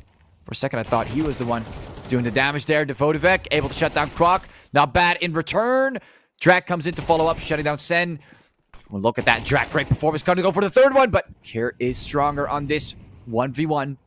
Bring them back to a 2 versus 2. The B side still looking quite juicy. Jax is also looking for juicy kills, so we might see something in return. Now, he's going to walk towards the smoke. We all know how Jax plays. Or he's not. Actually backing off on this one. And we might actually see Astralis backing off as well. Oh, apologies. Might be seeing Astralis backing off as well.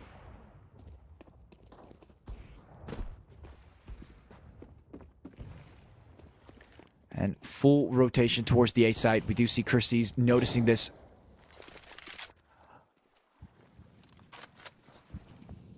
Planting the bomb, and after that takedown on Kirsty's Jax, last player standing here for GenOne. We've seen him clutch crazy rounds on the first map, being the absolute MVP of this final 4 rounds, really dealing the right amount of damage, but it looks like Angst will be getting that tap. 10-2. Now, you would think that a comeback here is extremely unlikely, but maybe GenOne can pull it off. Maybe do another 10 against 2. We don't know. Brooksy looking a little tough there, though. 0 frags on the board. That is tough. We can definitely see as we see right here, Kier being the MVP of that final round. Again, Kier and Croc really doing work. Sen as well. Beautiful, beautiful 3K on that. I believe the 11th round. Really putting a dent into GenOne there. Now that they've swapped sides, things might look a little bit better. But if they were to win that pistol round, oh boy. Let's just say that it's going to be very, very unlikely for GenOne to come back if they lose the pistol. This is a crucial step into making sure that they get the opportunity to move forward. Now, Croc is going to get hit quite a bit. Angst as well. Look at that. Quite the hit towards the head, but still able to get 2 in return. Angst gets shut down eventually.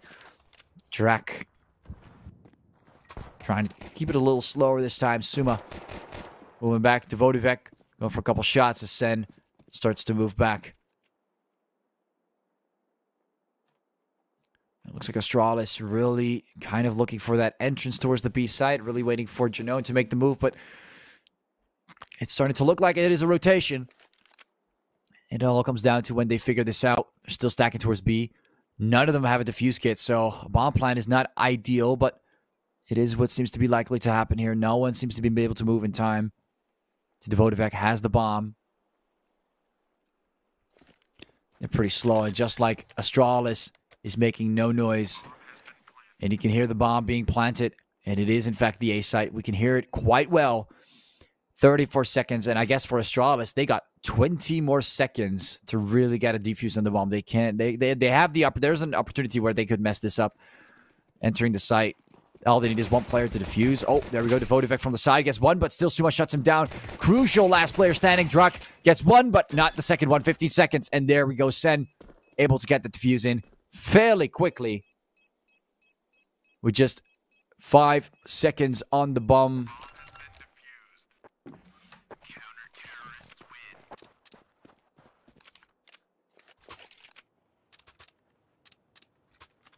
And just like that, Sen comes through, does the last bit of damage they need it in there, and wins out the round on the pistol. This is looking really, really rough for GenOne.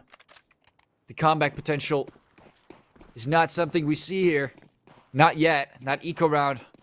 You have to make a choice, and we do see an AK buy. Quite an aggressive buy there from Devotivec, but they have no choice.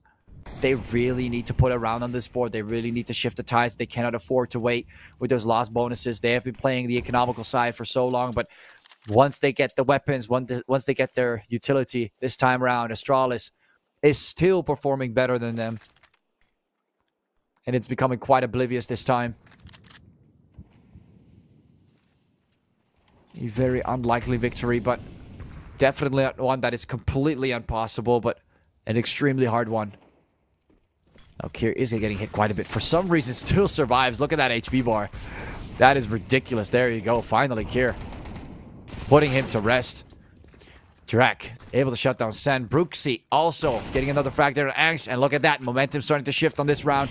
And it seems to have worked out. Bit of a risky move to going for a buy as well. But look at that. Astralis retaliating, giving away the B side. They know that they can take their sweet time. They have a lot of less pressure to deal with. All they need is 2 more rounds, and they can call it a day. Suma shutting down Drak. Or at least they can call it a day for now, as we move over to the decider, if that's the case. Suma picking up the M4. See Croc still rocking them. Famas waiting patiently towards the A site. Brooksy might be a little too close now, but we don't know. He has the upper hand, as you can see. Gets a few taps. Barely not able to shut down Suma. He knows he's low. Oh, but it still gets taken down in the end. Greed really took over there. It definitely took over. GenOne getting a 3rd round on the board.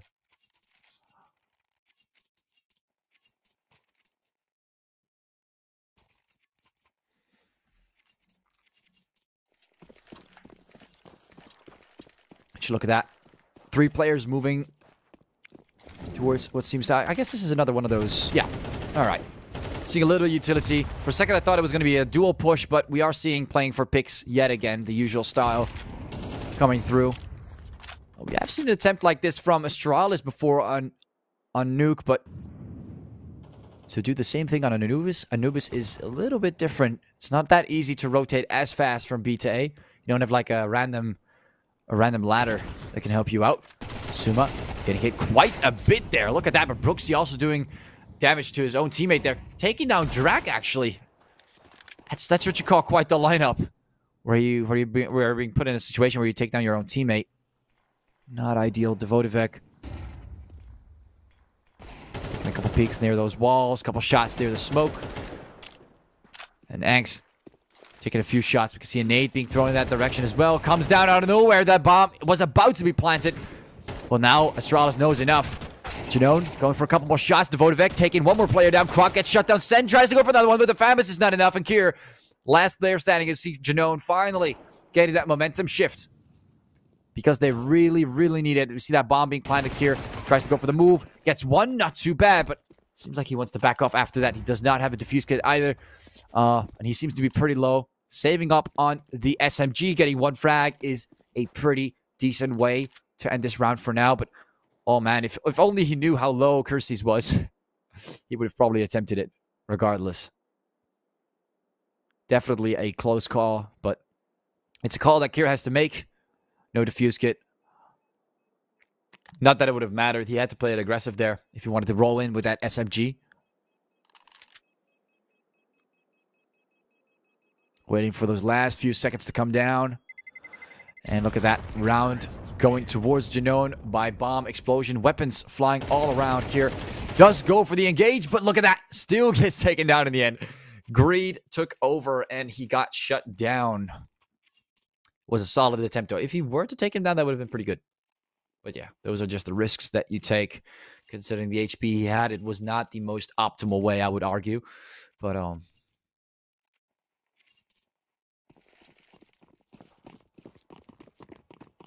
this time round, GenOne. See one Mac 10 from Brooksy. And Astralis rocking full pistols. Jax might actually have a field day right here. 1 and a 2 and maybe a 3. Maybe a 3. Can we get a third? Can we get a third? Yes, we do. Get a third. Get the fourth. Jax is just... What is going on? And Devotivec ends it there. Jax, again, he had his little field day there. Quick eco round coming in. 4 frags on Jax's side. And you can see GenOne. They're showing that it's still not impossible to win this one round yet. They're not giving Astralis the easy takeover on this one. Full M4 buy. Or not. Suma actually rocking the FAMAS this time. Suma seems to be okay with this. Suma does not mind using the weapon at all.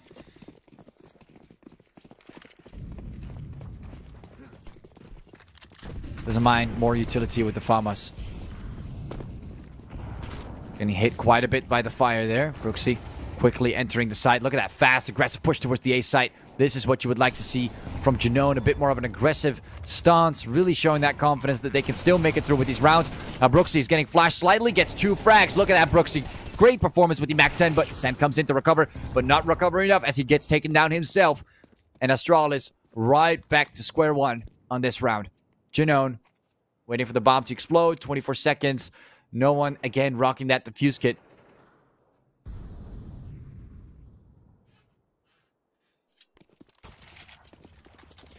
Very strong push indeed from GenOne. You can see that confidence. Jax moving really aggressive with that AK with the rest of his team as well. You know, that little bit of a mind game that you have, that mindset that you have, that you're still able to possibly win this match. Was pushing them still, and you can see it on the board on this second half. That it is making quite the difference. Astralis has to be careful of that. They cannot just keep giving away rounds. At some point, they're going to run out.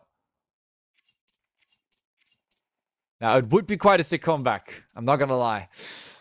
It's once you start to see it go from like a 2 or 3 to like a 6, and then feeling like they're winning every round and their economy on Astralis' end is not looking great, it starts to feel a little bit different. You know, it starts to feel like it's possible, and that is the feeling that GenOne can use to their advantage.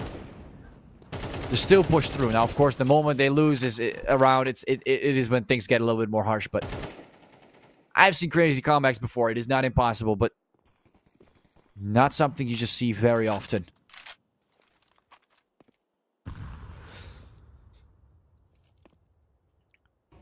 GenOne trying to get that early pick. They keep revolving around that early pick. If they want to not go for that aggressive push, they want to get that early pick.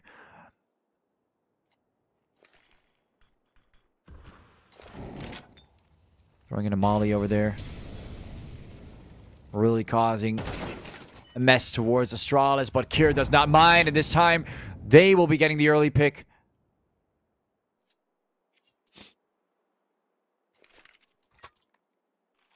Picking up the bomb. Now, wouldn't it be the craziest comeback?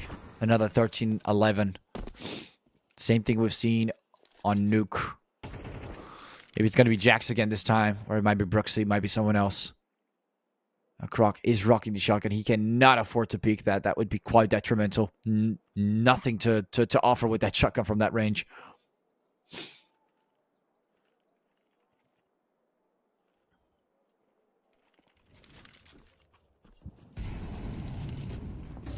Now Drac moves forward, tries to go for more. A couple shots coming from the side. Brooksy taking out Sen. Suma with the FAMAS double. But it looks like it's being countered. Jax as well, getting another frag on Kier. And that shotgun is not going to do much there. As being the last player standing, Jax is most likely going to spot him very fast. Oh, well, look at that. Time was running out. No! I thought they were going to be able to make it in time as well. Oh my god, I actually thought they were going to make it in time. They actually ran out of time. Oh, that is so bad. Oh, no. GenOne was taking too much time on that one. No way they actually... Oh, they're running a technical pause for that. Yeah, they are.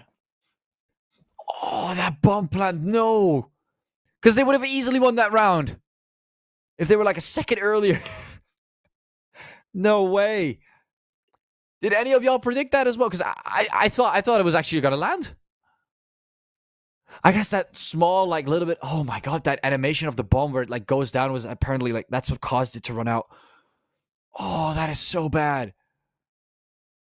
That is so bad for GenOne. That's not how you want to give away a round. Oh, does that eat you up? Imagine that we get to like a 12 to 11, and then Astralis wins like that final round. It would have all come down to that one bomb plant. That would be so sour. That would be so sour for GenOne. Astralis got lucky there. GenOne was taking too much time. Ooh, Croc. Moving away. Moving away. Still sort of getting away with it as well. Cursis does get taken out by Kier, but Kier gets refragged by Brooksy. See that the smoke is still up send. This time they're going to be faster with those bomb plants, I'm assuming. If they want to go for a site, this time B. Entering the site, Drac comes in, shuts down Sen, and there we go. We finally see a little bit of momentum on GenOne's side. 3 players still remaining. I haven't seen much from Angst with the sniper, man. Not much. These few rounds. Might see it finally happen, or might not. Asuma coming in with the M4. Time's running, and only Angst has a defuse kit. Suma able to shut down Devotivek. It's definitely not impossible to win this round. They just got to be a little bit faster than this. It looks like Drac will be taking that frag there. Croc on the site. They really have to go for the defuse. Angst, he's going to go for it. And Jax, no one's peeking out. And look at that takedown from Jax from the side. Croc knows exactly where he is, but time is running out. He has no defuse kit. And just like that, GenOne takes the round just barely. Bomb going off. Both sides, of course, surviving that. And GenOne putting another round on the board, 12-7.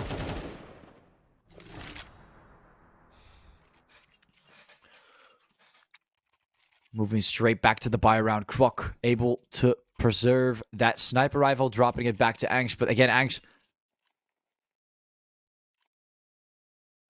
I'm not sure if is it Angst or Ensg? Ensg1. I'm just gonna call him Ensg1. It's really confusing sometimes with these letters. Like, they're supposed to like be like a letter is supposed to be like another letter. But some of them make sense.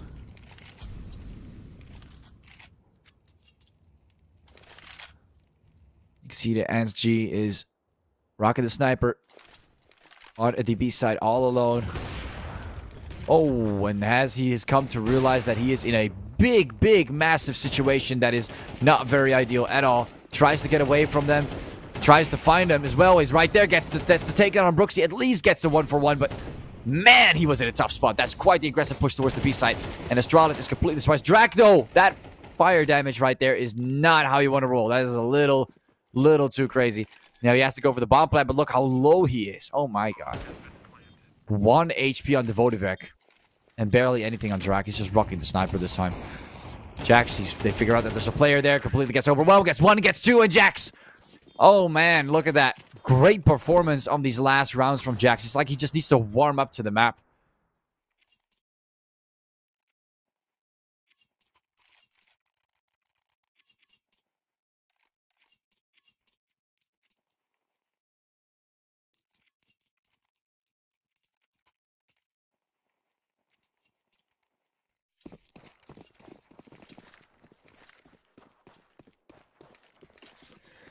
Moving over to the buys, we see Curses getting the op.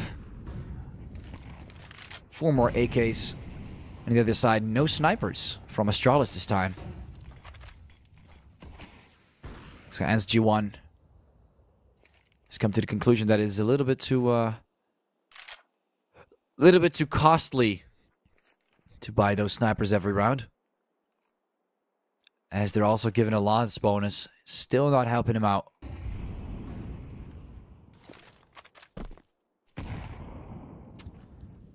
It would be pretty wild, regardless of that bomb plant, that they would still be able to pull this off. All they need is 5 more rounds. It doesn't look like it's too far away.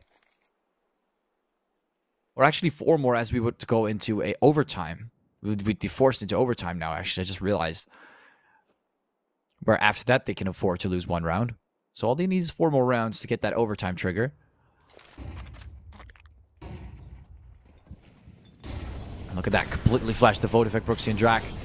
Completely blinded by that flashbang. Great use of utility coming in from Astralis. It looks like it's also doing the work. Drac, Brooksy. Oh, and Nerkus Curses and Jax. And it's all happening so fast. Kruk. A complete meltdown out of nowhere. They tried to go for the push, but they were all getting sprayed. It was like they were getting lined up in that moment.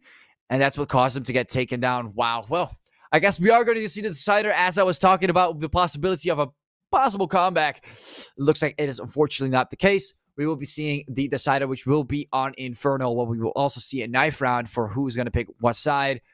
And that is going to be quite interesting to see who will actually take this victory here in the playoffs between Astralis Talent and GenOne. Thank you all for watching so far. This is going to be quite the interesting match, as we will have to see who's going to take it on the decider.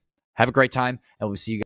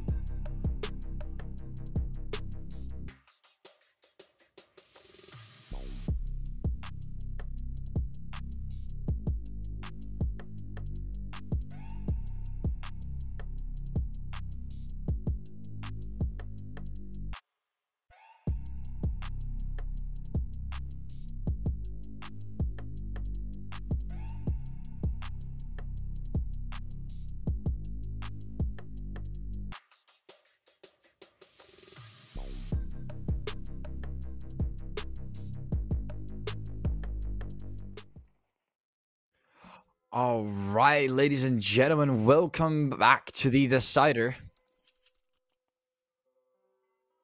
And it's looking pretty great today between GenOne and Atralis as they are getting ready for the knife round. The sun is shining and we are off to the start. Let's see which side is going to be picked by who. And we're starting off with a pretty decent amount coming in from Atralis, but they're kind of getting combacked a little bit there. And it's a cat and mouse game with a little bit of low HP coming in from Brooksy. Actually, he got taken down. Never mind. All right, that's not good. There we go. Brooksy still able to kind of stay alive in that one. That's kind of an interesting chase, but eventually they were still able to pull through. So it looks like they'll be picking their decisive side, which we are going to see in just a bit. But in the meantime, just to do a little bit of backtracking towards what we've seen on the previous two maps, of course, starting off with a 13-11.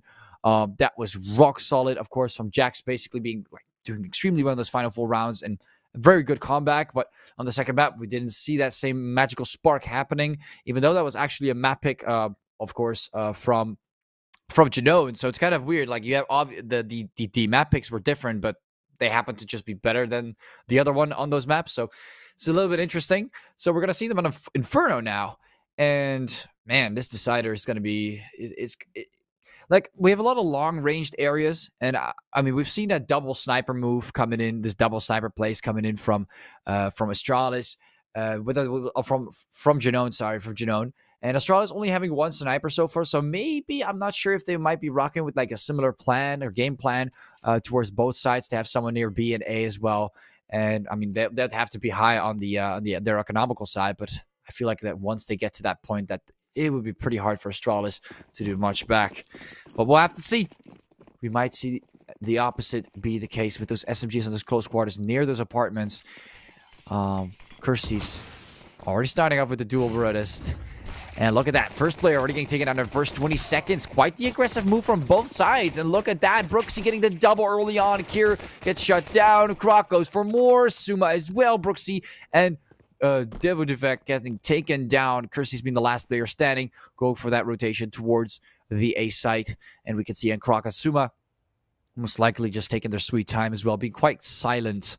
So Kirsty's, I mean, he's far away. He's not going to hear them. But he's kind of hoping and kind of betting on this rotation from Atralis. And whether that's the case or not, he does not have a diffuse kit. So most likely will not be able to make it there in time. But he can always give it a shot. He's got the duels. He can just run with a knife and jump in there and see if it can work. See it can work. Getting a bomb plan here from Croc, and it looks like it is in fact the A site. We can see Kirsty's is gonna have to be silent this one. 30 seconds. It's probably gonna take him another 20 seconds actually to get near the site. So I'm not really sure if this is going to work, but if you can get someone early on, they're both actually in the church. So I'm not really sure. He's going to give it a shot, actually. Look at that. He's going to give it a shot. It's right there in the water. 10 seconds. He's not going to be able to defuse anymore. Time is up. And he's going to get taken down as well. Not the best case scenario there. Kirsty's tried his best, but looks like that is going to be it. GenOne having to give that round to Astralis early on. Great performance so far from Suma, getting the double. And able to move forward with that bomb plan as well. Brooksy's still got a pretty decent 2K early on as well, but it's not going to be enough.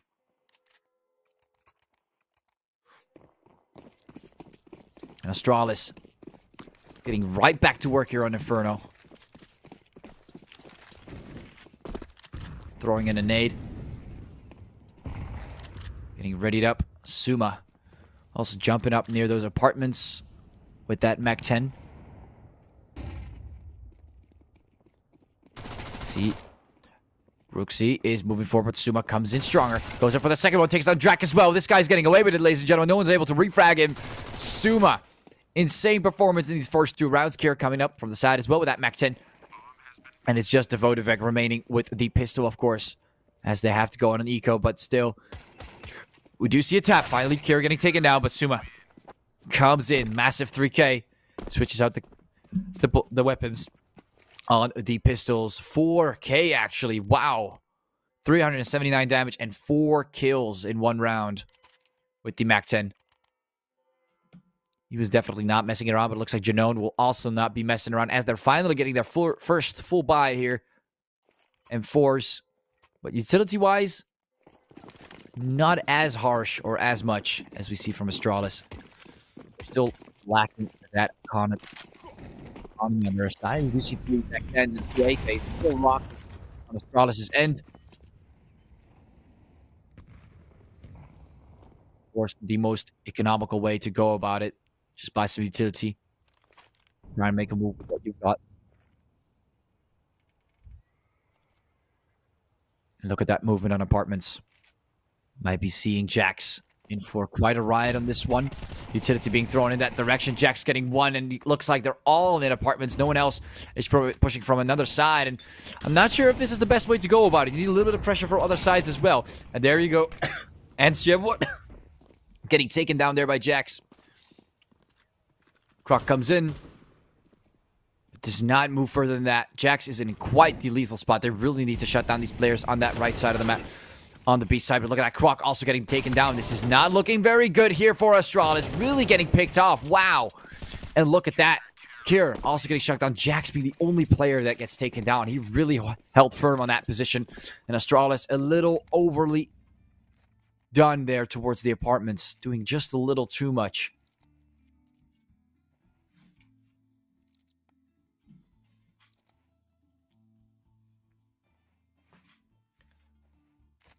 And just like that on Inferno, we might be seeing in a longer ride than we thought from both sides.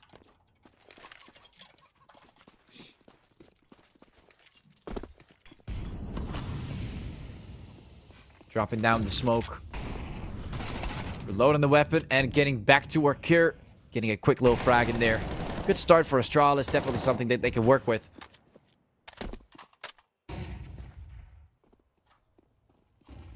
Jax getting close to the smoke. Quite the push coming in, but Jax can handle it. He gets some 1 and 2, but Sen does finish off. Jax did do the damage that had to be done. It's 2 versus 3 now because of Jackson.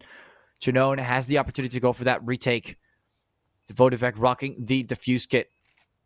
The most important player right now for GenOne's team. And as GenOne, he's taking quite the aggressive approach. Look at that. Might get spotted pretty early, actually. Does get one. A second one. They're lining up. That is insane. Drek unable to find Ants GenOne. And Sen gets the fire in there. And look at that beautiful tap to finish it off. Wow. What a performance here from Ants GenOne. He can snipe and he can play like that with an AK.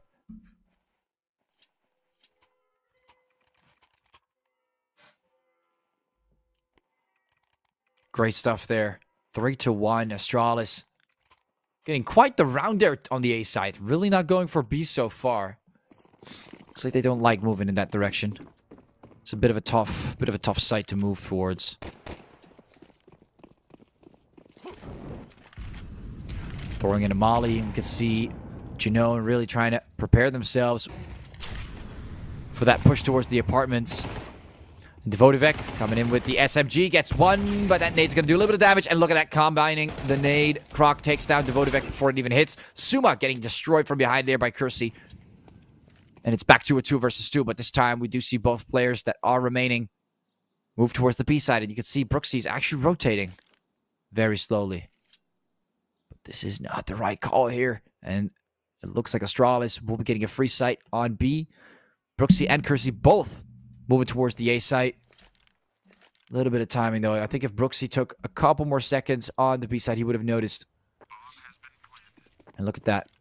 They're going to have to rotate on this one. None of them rocking the defuse kit. Looking pretty unlikely to win this round. But still possible to pick up an AK. Look at that.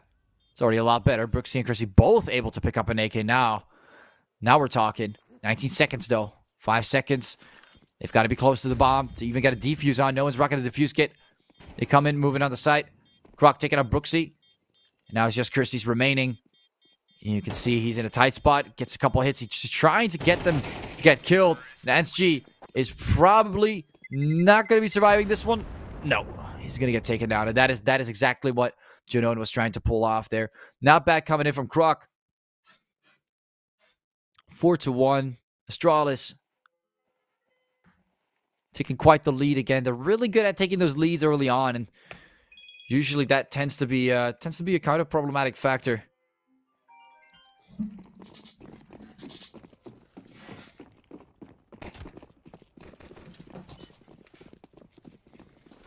Rock moving in.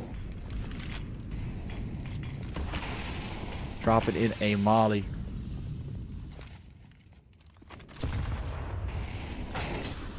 Moving forward, Croc against the Votivec Drac, but look at that, San and Brooksy. Again, trying to clear the ground. A little bit of shots coming here. Kersey as well with the AWP. And GenOne making sure that Astralis knows that they mean business when they pick up an op and move up close like that. Making it very silent across the map, but Kier has the off angle, might be able to catch him, and he does catch him off guard. Throws in a molly. Trying to get some headroom, but looks like no one seems to be actively waiting except Jax in the left corner. And taking down Suma. Kier still being the last player standing. At least they got the sniper down, but the damage has been done. And look at that, Brooksy moving forward, shutting down Kier. Great coming in from Brooksy here. 2-4, and GenOne. Look at that, MVP of the round as well. 2 kills. Making a dent in Astralis. Seeing a bit more of a back and forth play this time. Not that much of an aggressive move up in terms of rounds that are being won right after one after another from Astralis.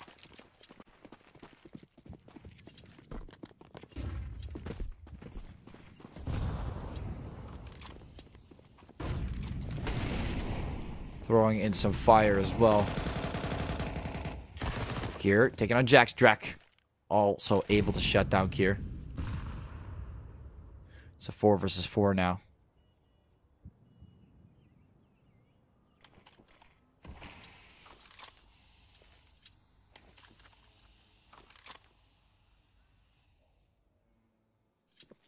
It's a 4 versus 4, and it stays a 4 versus 4. Just one pick on each side. A minute remaining, and GenOne finally seeing some players move up on the side as Astralis is surprising them with that massive push towards the B site. Croc able to get that takedown. They're rocking. They're not rocking the greatest utility, but look at that. Still able to get that bomb plant towards B. Not their favorite site either, and I think that's what kind of caused GenOne to be a little bit more cautious of the A side. Instead, it looks like they'll all be saving their weapons. There's no point in moving all the way towards the other side when they don't even rock the defuse kit. We do see Kersey's with the defuse kit, but I still don't think it would have been worth it. 4 players that they need to take down. They probably won't be able to do it in time. That's why that rotation is so important. Once that bomb is down, usually when you're on the other side of the map, even when you might have like one more player to work with, it's not the most ideal approach. Both sides might lose everything, but they still win the round, so it's not really worth it. Suma getting a little cheeky there, but it looks like Astralis taking another round on the board by Bomb. Just playing it very well across the map. Really giving the idea that the A side is just the side that they'll be going for every single time, but this is not exactly how they're playing it. GenOne needs to be able to rotate faster than that to really make a difference. Good to see they're putting 2 players on B this time. Fortif strengthening up that area. 2 nades coming in. And as GenOne, as we can see on the sign, he does have the right of way. So if he wants to, he can make that move. Votivec taking quite the move closer and closer towards Astralis. Another smoke coming down as well. And he's kind of hoping for Astralis to make that move forward, but he's not doing it yet. Kersey's. A couple peeks here. Across, and GenOne, I think Secure is getting a little tired of waiting, which after some time, Suma as well, clearing some of the area. But of course, he needs to move all the way out to get a full clear on this section. But it looks like GenOne is also playing it pretty cautious. They've got quite the aggressive positioning on near B, but on Banana. But as we can see for GenOne on the A side, they're also being a lot more cautious. So look at that. Quite the push coming in. 2 players getting taken down. Not really worth it coming in from Astralis, but still they get that clear leeway. And look at that. The bomb is going to be carried towards that B site. And now GenOne, even though they were actually trying to get towards the A site, they make a quick rotation. Look at that. The bomb is already planted on the B site. Just like that. Even with 2 players, of course, they were in quite the aggressive position. They were still able to do more damage in return. And look at that Kier catching Drac off guard from one of the apartments. It's quite a complex map, you know. Before you even get to the site, there's so many paths you can take.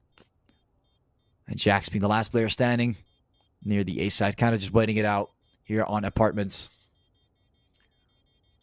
As the bomb is ticking off, Astralis will be getting another round on the board, making it 2-6.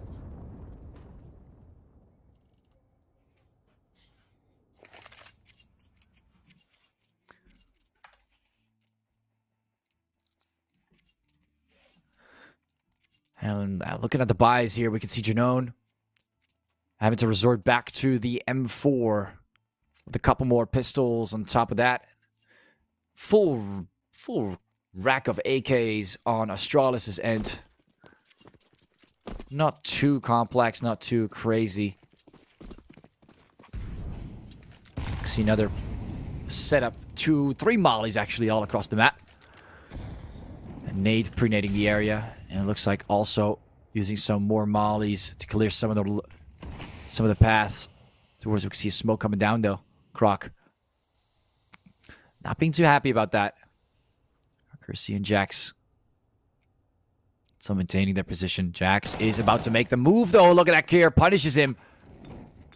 Throws in the molly. Kersey's has to back off. Kier is at a low amount of HP. Might as well just get taken out by falling damage. And look at that. Drac tries to supply Suma, but does not get the tap. Suma surprises him back with that quick flick and is able to land those shot. Drac would have been nice if he actually got the tap there, but it's not going to work this time. With those pistols, it still remains a little hard sometimes.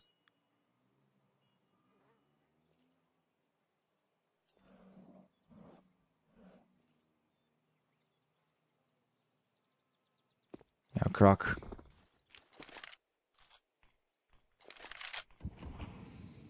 Throwing in the smoke. Moving forward ever so slightly. Tries to go for more, but misses a lot of crucial shots. They're trying to pick up the AK. Sen moves back. He does not have the AK yet. Still on the pistol. And Sen takes them both out. They do lose 1 member there, but not too shabby. Now Kersey's probably saving the M4 on this one with the defuse kit. He's got quite a utility-heavy setup. Apart from that, also that 1 flashbang. I would personally just save here as well. 4 players up from Astralis. Economically, it is a pretty bad thing to get taken out here. Now Sen might still catch him off guard though. Look at that. Nasty crosshair placement. Oh, still gets tapped. I guess if you only leave your head open, just like that, you might still get tapped anyway. As Kersey's only target is your head. Which is not supposed to be an advantage, because it's harder for him to hit than it is for you to hit him, but off you go. Still taps him away. Able to save the AK this time and get a kill. Not too bad for Kersey. He was not in the most ideal, advantageous spot and was still able to land the decisive blow towards Sen.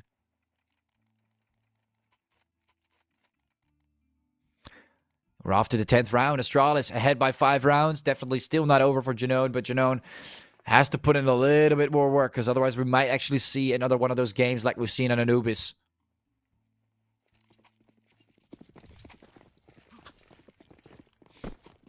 Getting pretty close to the end of the first half.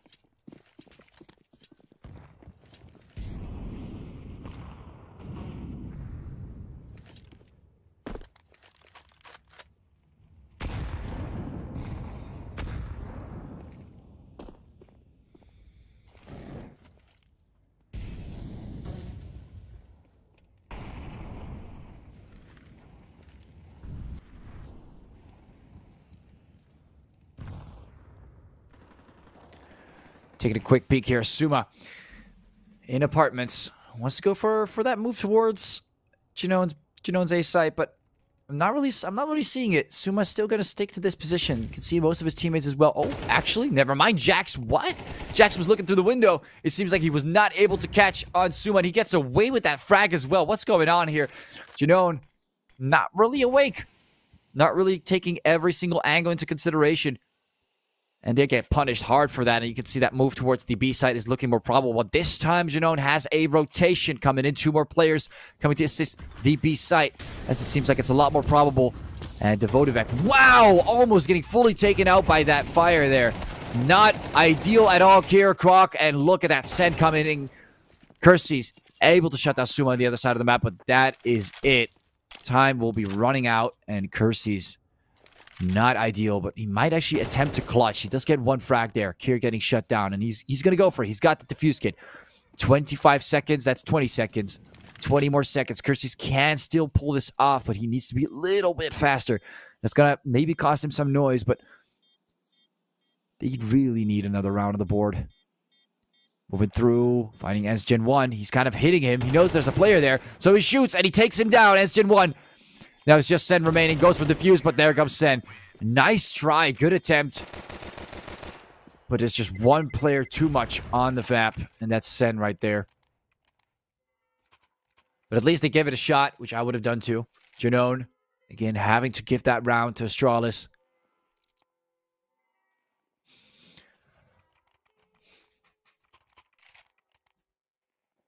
And this is going to have to be a little bit more tight. Kersey's able to buy that sniper, but everyone else rocking the MP7. But the MP5, actually, huh? Brock. Making quite the aggressive move here, throwing in a molly, clearing the area where the Devotivec might be, but look at him. Untouched from that tight angle, and he knows that. Oh, gets pushed by the SMG. Still manages to win out the gunfight. That was quite the element of surprise, but Croc was still able to respond. Or at least respond to that. Drac maintaining his position and his composure with the SMG in this corner. Suma walking upstairs on the apartments. He has no idea, but this time Suma might actually get punished for being too aggressive like he did before. Kersey getting the takedown there with the sniper, but look at that. Suma coming out of nowhere, gets taken down by Jax, but Jax gets refragged by GenOne. And Croc, together with Sans damage, able to shut down Kersey. Sniper's down too. And Astralis having to restore right back to that bomb. Planting it right on the side. Brooksy not having a defuse kit. Rocking the SMG. Again, Astralis. They're getting so many bomb plants, making Brooksy. I feel like GenOne at this point makes it feels like they're on the T side. They have to constantly, they're forced into a position where they have to move towards a certain site. And look at that, GenOne. Clean takedown from the side. Seems to be a sniper on the ground. No one wants to pick it up. Not even GenOne wants to pick it up. Christie's having to buy an all-new sniper there. And it looks like just AKs work just fine here. They don't have really need it on the T side. There's not really any long range. I mean, there's some areas where they could be using that, but this is the final round. And they still don't resort to it, so it looks like they are not interested in it for their current playstyle or their current way of playing, which is just getting very close to both sides with 2 teams, and then one having the bomb, and then putting GenOne in a position where that rotation is going to be pretty hard to be fulfilled.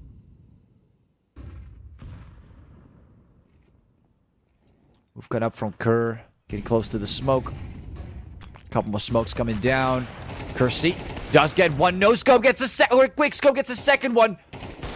Oh my god, what is going on, Kersey? It's not a shotgun. It is not a shotgun, but you're using it like a shotgun. Insane performance there by Kersey. Because given the situation that he was in, that was quite the decisive blow towards Astralis, and Jax finishing it off with a tap. Drac does get taken out in the process, but is it really enough in this 2 versus 3? Quite the advantageous spots they have positioned themselves, and Sen is quite low on the HP, though. Goes straight for the bomb plant. It tries to go for the peak, but has been forced in a position where he has to go for the bomb plant. Again, 50 seconds. Brooksy coming from behind is quickly going to take him down, and that's the end of the round. Great performance there by Kersey. That was really solid. Love to see it. Exactly how you want to see a comeback. And GenOne still showing that they're in the game with that one round.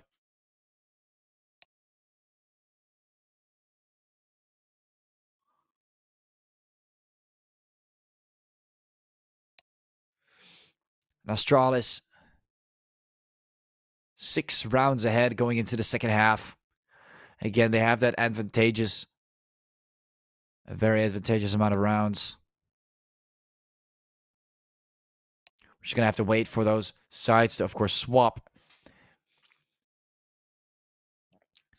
And yeah, quite the match on the decider. This is, I mean, again, Astralis coming out strong on those first rounds. It's like we need to wait for GenOne to warm up. We've seen that on Nuke. We've not seen the same spark on Anubis, which was a GenOne pick as well. Keep that in mind. And on Inferno, I'm also not seeing that spark. This is really looking like an Astralis match. They just need 4 more rounds to end it off. Well, GenOne, oh boy. A lot more than that.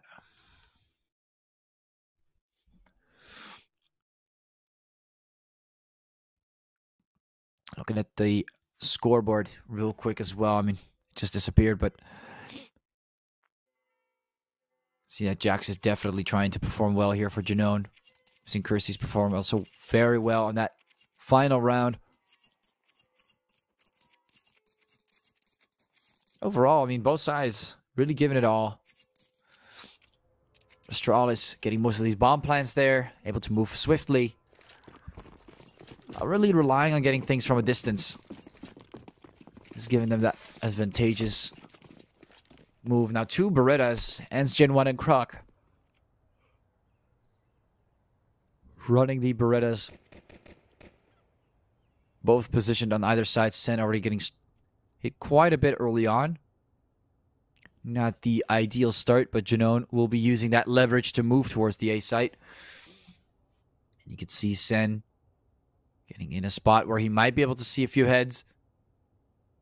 Oh, he barely... Oh, and there you go, Kirsty. Finds Sen. Just barely. You can see that push coming in. Ends GenOne. Really thinking which side he has to check first. Waits behind those boxes. Croc comes in. And no one has an idea about Ends GenOne's position, but he still gets taken down. And look at that, GenOne. Quite the upper hand they have now. Croc has to move in. No one's rocking the defuse kit, so they have to make the move. They're being ready to put it in a spot where they're getting hit from every single angle. And look at that. GenOne playing it very well in this pistol round. That was beautiful. As Astralis moved in, they heard the noise. And they all surrounded Astralis beautifully well. Jax getting a lot of frags there as well. 3 kills on that round.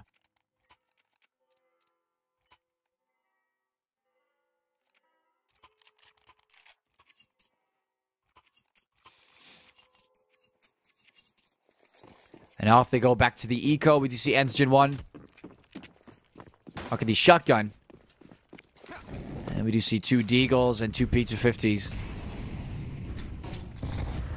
A lot of fire coming in. Croc getting hit just a little bit. Devotivec timing it right. Making his move right as the fire goes away. Smoke's coming down on Kier. Not bothering him too much.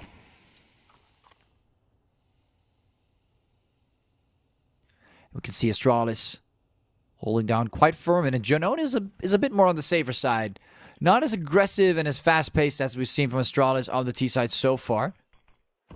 Really maintaining their positions and trying to find those picks early on. But it does look like they finally decided that they want to go for the A side after a minute. A hot minute. See Brooksy doing quite the 360 and then making that move towards the S. Making a lot of noise as well. Throwing in a molly. There's no one to be mollied there.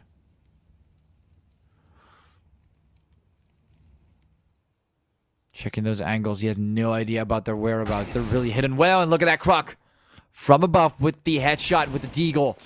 Quickly shutting down Brooksy. Drax. Rocking our Wishmade Galil. Trying to make that move forward. Devotivec getting 1. But Sen comes in with 1 and 2. And look at that. Suma cleaning it off with the last bit of firepower that was remaining on Devotivec. And Jax. Last player standing on an eco round, ladies and gentlemen. You would think they would have the upper hand here, but Sen picking up the AK, positioning themselves well around the A side, really betting on GenOne's push there. And they still make it on this round. That is ridiculous. After a pistol, Astralis taking that victory right there. And that was beautiful from Sen. Absolutely wonderful.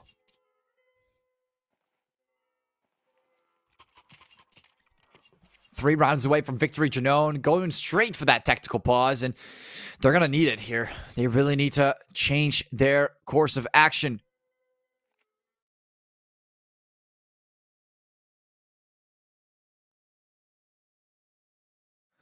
If they really want to put this decider into a more interesting spot for themselves. Use as much time as possible to reevaluate a few things.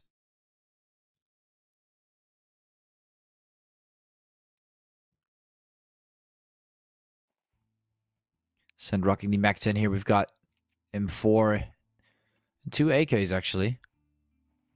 Or is that? I think it might be Galil's actually. It might just be Galil's. I'm pretty sure they picked up the AK. I'm kind of confused now.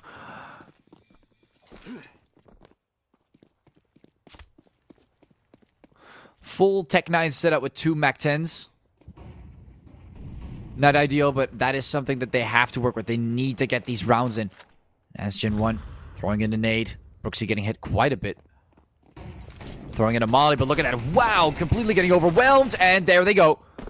Definitely working so far. Sen still rocking that Mac 10. Not in a good spot. And look at that aggression towards the A side.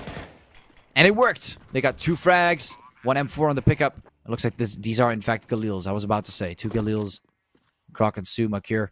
Still rocking the Mac 10. Let's see what Astralis will do here. It looks like they're just going to give this round to GenOne.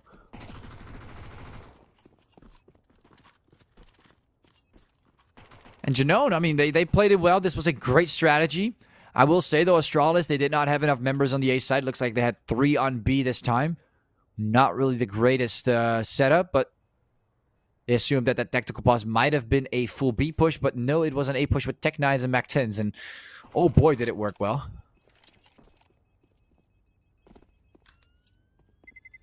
Bombs going off. We might see a pick-off here from Kier. Not really. Again, great round. Everyone remained alive. They got completely overwhelmed. I think Astralis this time needs to throw their mollies a little earlier. Because I believe that GenOne saw the opportunity as there was no utility on the ground.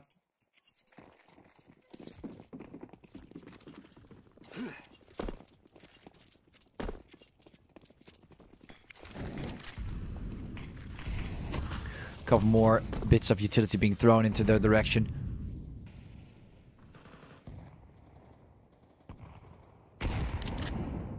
Vodovec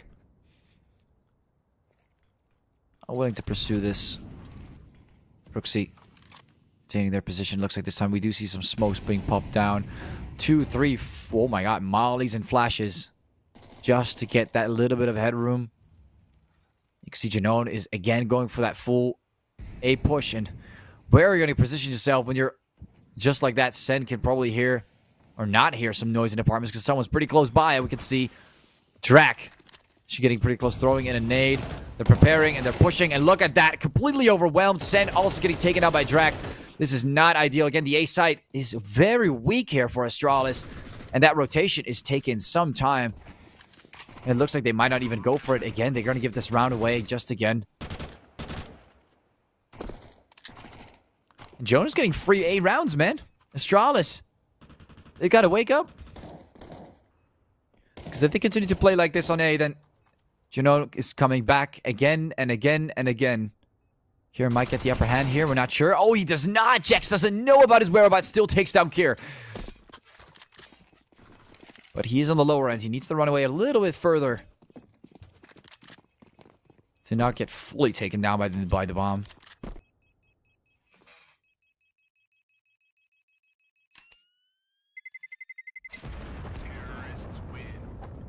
And just like that.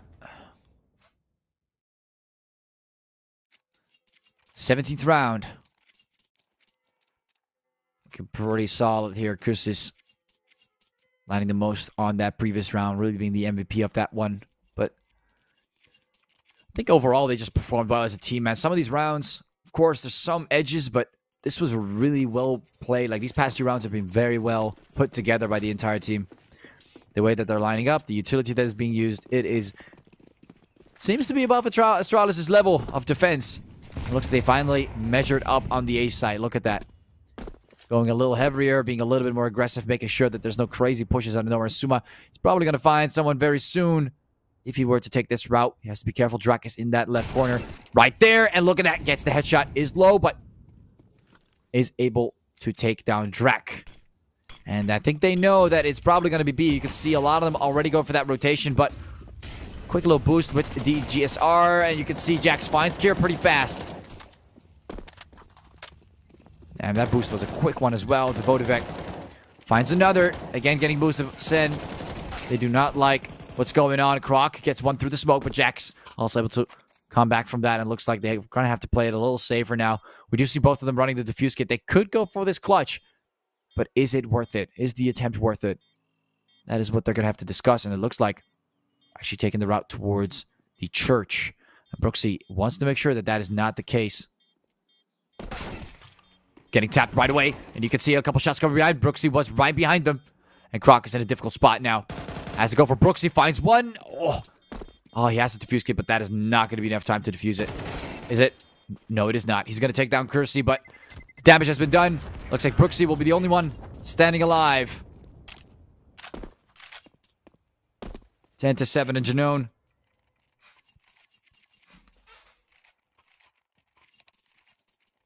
Tactical pause coming in from Astralis as well, and I completely understand that, as GenOne is getting quite the rounds now.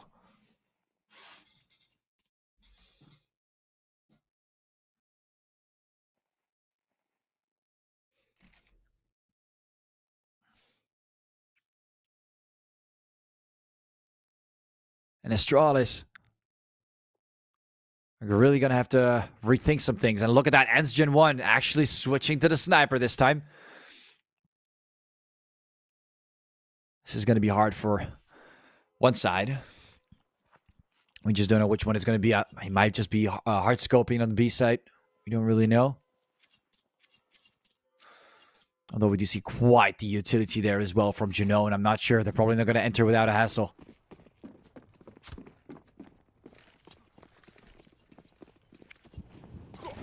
You can see Drak throwing in the molly. Another molly from Devotivec coming in.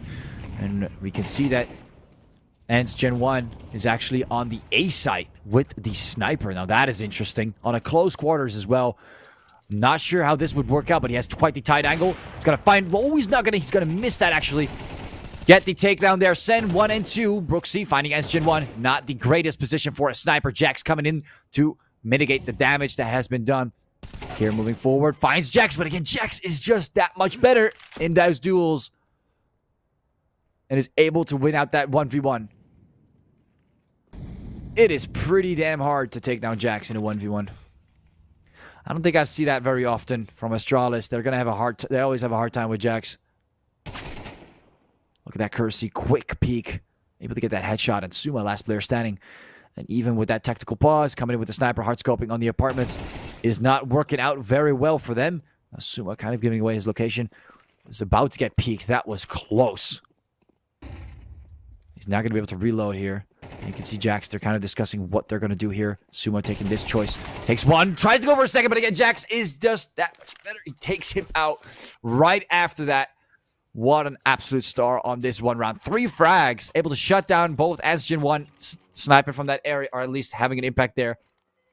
And able to shut down that refrag that was done from for GenOne. And look at that economical hit. Back to pistols, Astralis. Back to pistols. Man, they actually should have won that round. This is pretty bad for them. GenOne is going to take possibly 2 rounds here. I mean, look at that economical damage. Look how low they are on their economical side. I think even that loss bonus is going to give them one more buy, but what after that?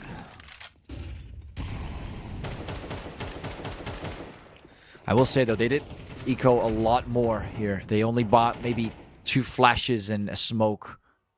Which, again, if you know you're just rocking Pizza 50s, I'm not really sure how that would work. But looks like this time they are actually switching it up. Croc does not mind this at all. Quite aggressive, must I say. Jax does not accept that at all. Shuts him down.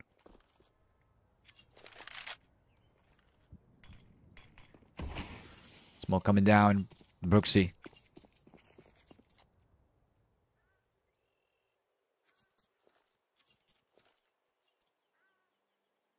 And Jax does not want to go until they have the util ready for poor little Suma with that Pizza 50 all alone. Drac getting 2 more GenOne and SS Ascend, all both getting taken down. Now, Suma, I'm going to see how far you're going to make it, buddy. Looks like not too far here. Last player standing. Might be able to catch Drac here. No, he does actually take him down. Picks up the AK, not too bad. He was already pretty low, giving him that substantial advantage. But is he going to be a bit more greedy now is the question. Yes, he is, and he's going to take another one. He's getting taken down. Now, he might be in for a long one of this. There we go. Devote effect finally punishing him. Bomb plan as well. GenOne. We can see that combat started to come in. And Astralis. This is looking a lot closer than we thought, huh? We were far ahead in the beginning, but GenOne seems to perform just that much better on the T side to actually start to get ahead.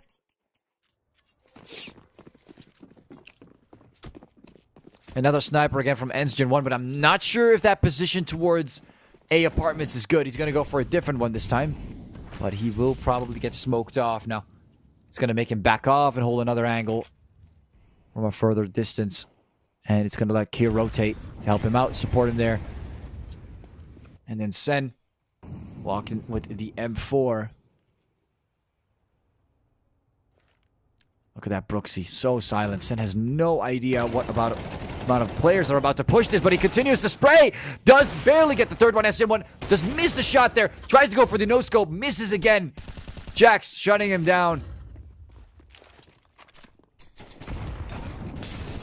Not great performance coming in with the sniper from GenOne. Really being the weak spot here from Astralis. And so far, he has been the trigger for the rest of GenOne to actually win out those duels. You can see the bomb is getting replanted by Jax. And Kier pushes up, but oh, that's a critical one. That is a critical one. And Suma knows it's not worth it. It's not worth it at all. Man, you cannot afford to miss those shots on the sniper. At least get one. Cannot afford to do that. Really causes a lot of bad things to happen, just like we've seen here.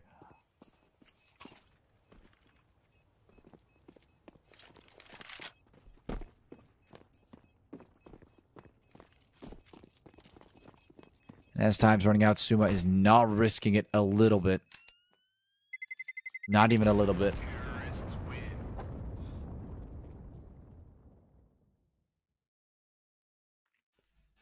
And there we go, 10 to 10. Again, Jax, absolute MVP. 3 frags. And GenOne really able to push towards those sites, doing a lot more of a better job. And another technical pause coming in. Astralis. It's looking a bit overheated, and I think if you look at their economy, they're able to purchase a weapon, but they're not getting any more than that. That's all they're going to get, that loss bonus. Economically, they got completely taken out.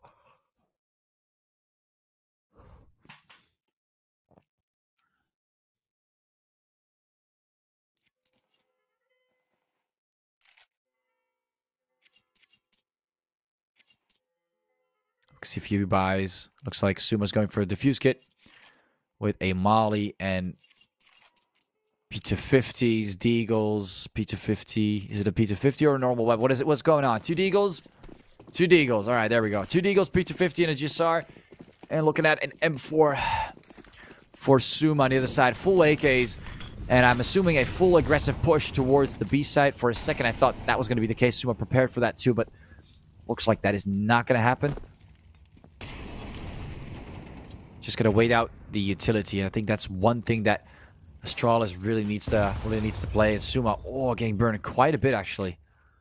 Not sure if this is worth the push, but he actually goes for it. Not bad. And a second one from Kerr. Okay. And now we see Astralis finally making some sort of a move back, but they've lost the M4 from Suma. Okay, well, now they've given away that they're using pistols. And look at that boost there on Kersey. Oh my god. That's one hell of a boost. Surprise, surprise, though. Look at that. Brooksy still able to respond to Croc and Kerr, but for a second I thought Kerr was going to come in with a huge surprise and get the double deacon there, but that's not going to happen. It's looking a lot closer than we thought, though. They're only running pistols. What's going on, GenOne? It was not supposed to be this hard. And we do see a takedown, but Sen again compensating. Shutting down Drak. Brooksy has to go for that bomb plant. And GenOne could have gone and ran in, picked up a weapon, and gone for the engage, but I guess that is also, now that I think about it, pretty damn risky. He has to go for that reload. Switch quickly comes back, and he does win out the gunfight. That's a close one, though. 16 HP. Again, GenOne barely able to make it through with this round, and that was a key one.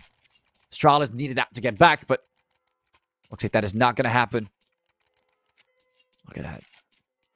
Do you see Astralis finally starting to buy, actually overextending the equipment value because of that sniper, almost at around 30k spent on this one round. I hope for them that they don't lose this one, because then it might actually really be done. Going in for the full buy. They have to win this round. And I don't know where they're going to position SG1, but looks like SG1 again backing up, but this time sniping from that corridor. No, not. No, he's not. Gets one, finally landing that shot. He needed that. Gets hit as well. Kier comes in, and look at GenOne finally positioning themselves a little bit more of a better spot. Devotivec actually gets to land the shots there on Sendo, but Sen is able to retrace with Brooksy. Kind of a refract. Finally, Astralis is pulling their situation together, but rocking 3 defuse kits as GenOne. Not with the defuse kit, but still good enough. They've got more than enough time to go for this retake. Just can't spend too much behind that smoke. They actually have to make the move. Someone has to sacrifice themselves. 20 seconds, 10 seconds to defuse. Maybe 15 with the defuse kit. 10 seconds against. Taking a lot of time here. I'm not really certain about this retake. But we do see that aggressive project still remaining. Throws in a nade. And looks like they're going for the defuse. They just need to stop the defuse, but they don't. They don't. And SG1 hits the second shot as well. Very crucial. And is able to get Astralis out of that detrimental situation and bringing it back to an 11-11. Wow, that was key. GenOne finally landing those shots with the sniper. That's what made that round really feel a lot smoother. Oh, they took their time behind that smoke as well, really lining things up.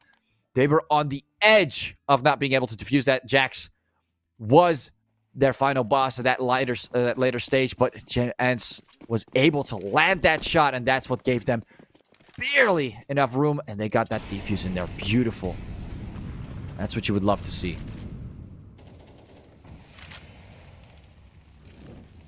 Quick going back for another precision. Devotivec pushing forward. It's coming in, Croc.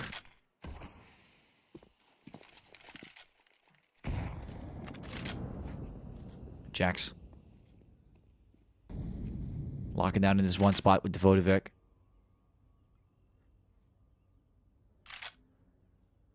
And it's a bit of a slow game now. 11-11. This is the closest we've seen both teams, and I can feel the excitement, man.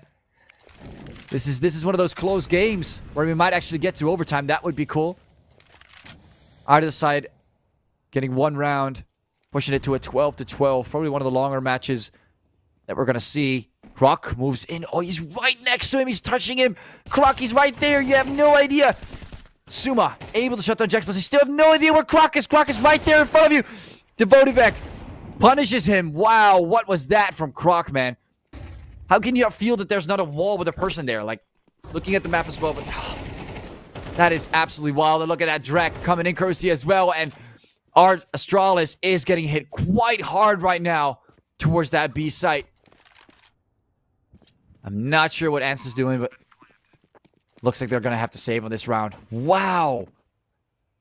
They were practically touching each other right there. I don't know if you guys saw that, but They were practically touching each other on that smoke.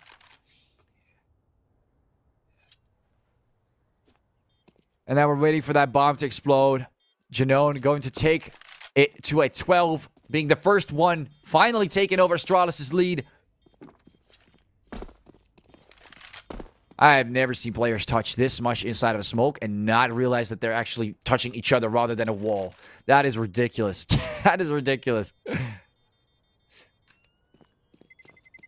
Rock must have been mega confused, but look at that. 12th round going to GenOne. It's official now. They've taken the lead. All they need is one more round. Atralis. Full buyout. All the utility, every single bit they need. This is one of the safest rounds they're ever going to play. And GenOne, oh, the pressure must be intense right now. This is going to be one close match to witness.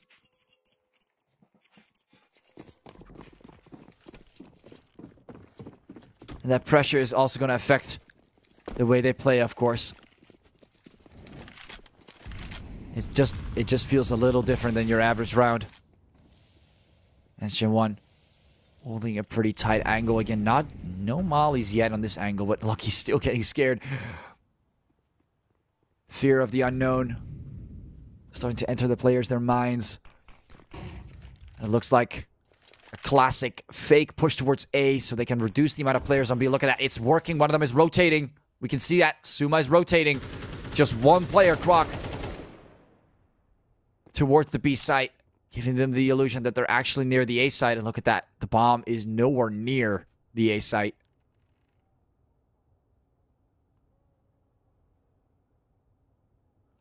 Still waiting for that confirmation. These first picks, those first 55 seconds are really going to matter. And Brooksy, it's kind of waiting for the right time. It's all going to come down to this one moment. You can see a little bit of smoke coming in. Brooksy knows exactly where one of the players are. Kier, his location has been given, but you can see that push towards the B site. This is where it goes down. Suma not having the defuse get either. Brooksy getting the first frag. Look at that. Kier gets shut down. GenOne, 30 seconds. Oh, they're not going for B as well. Look at that. It is actually the A side instead. Now that is an interesting choice. Suma coming in with a takedown, but the Devote effect able to shut down Suma. Quick refrag there. And we can see Croc trying his best to rotate as soon as possible. Send in a bad spot. And GenOne, they're going to be able to plant the bomb. 10 seconds on the time. Croc all alone. And Atralis, it really looks like they've lost this one out. It is not going to be a 12-12. GenOne is going to get the full comeback. And look at that. Ending it with class curses. With the sniper at the very end. Wow, what an insane match there on the decider. That was incredible. Really had the feeling that Atralis was going to pull out a little bit stronger on this one. As we've seen, even on their map pick on Anubis from GenOne, they still were able to perform way better in terms of rounds. So when we got the Inferno, I was like, all right, might actually get the advantage here. Might see some double snipes as well, but I was wrong, man. I actually thought this was going to be a little bit more leaning towards Atralis, but it looks like GenOne was still able to get back from that, which was absolutely incredible. That is insane. And it was a close one as well. Could have been an overtime. Could have easily been an overtime. But that first pick from Brooksy, you can even see every single player. You just love to see it as well, like how he didn't have a great match there on Nuke. But then the moment he starts to go in Inferno, it makes such a big difference on those rounds. Like at the end of the day, man, these teams combined are what going to make it past those rounds in total. And at the end of the day, they're not going to look at those kills. They're going to look at the rounds they've won. And in this case, it really was GenOne that stood out against Atralis, especially at those final rounds as utility starts to get a little heavy. And man, those mistakes, again, GenOne missing those crucial shots with the sniper, completely unacceptable. And he does get punished for that with Jax coming in. And that's exactly what you're seeing right here. So great match coming up. Next bust of 3 is going to be ENC Academy versus Anonimo. I'm guessing that's the way to pronounce it. We were, of course, supposed to start those about a couple, let's just say 45 minutes ago, but obviously matches tend to extend a little bit. But yeah, congratulations to Atralis for winning this first match here in the playoffs, and we'll be seeing you guys right back with the second best of 3 coming up between ENC Academy and Anonymity. Thank you guys for watching so far.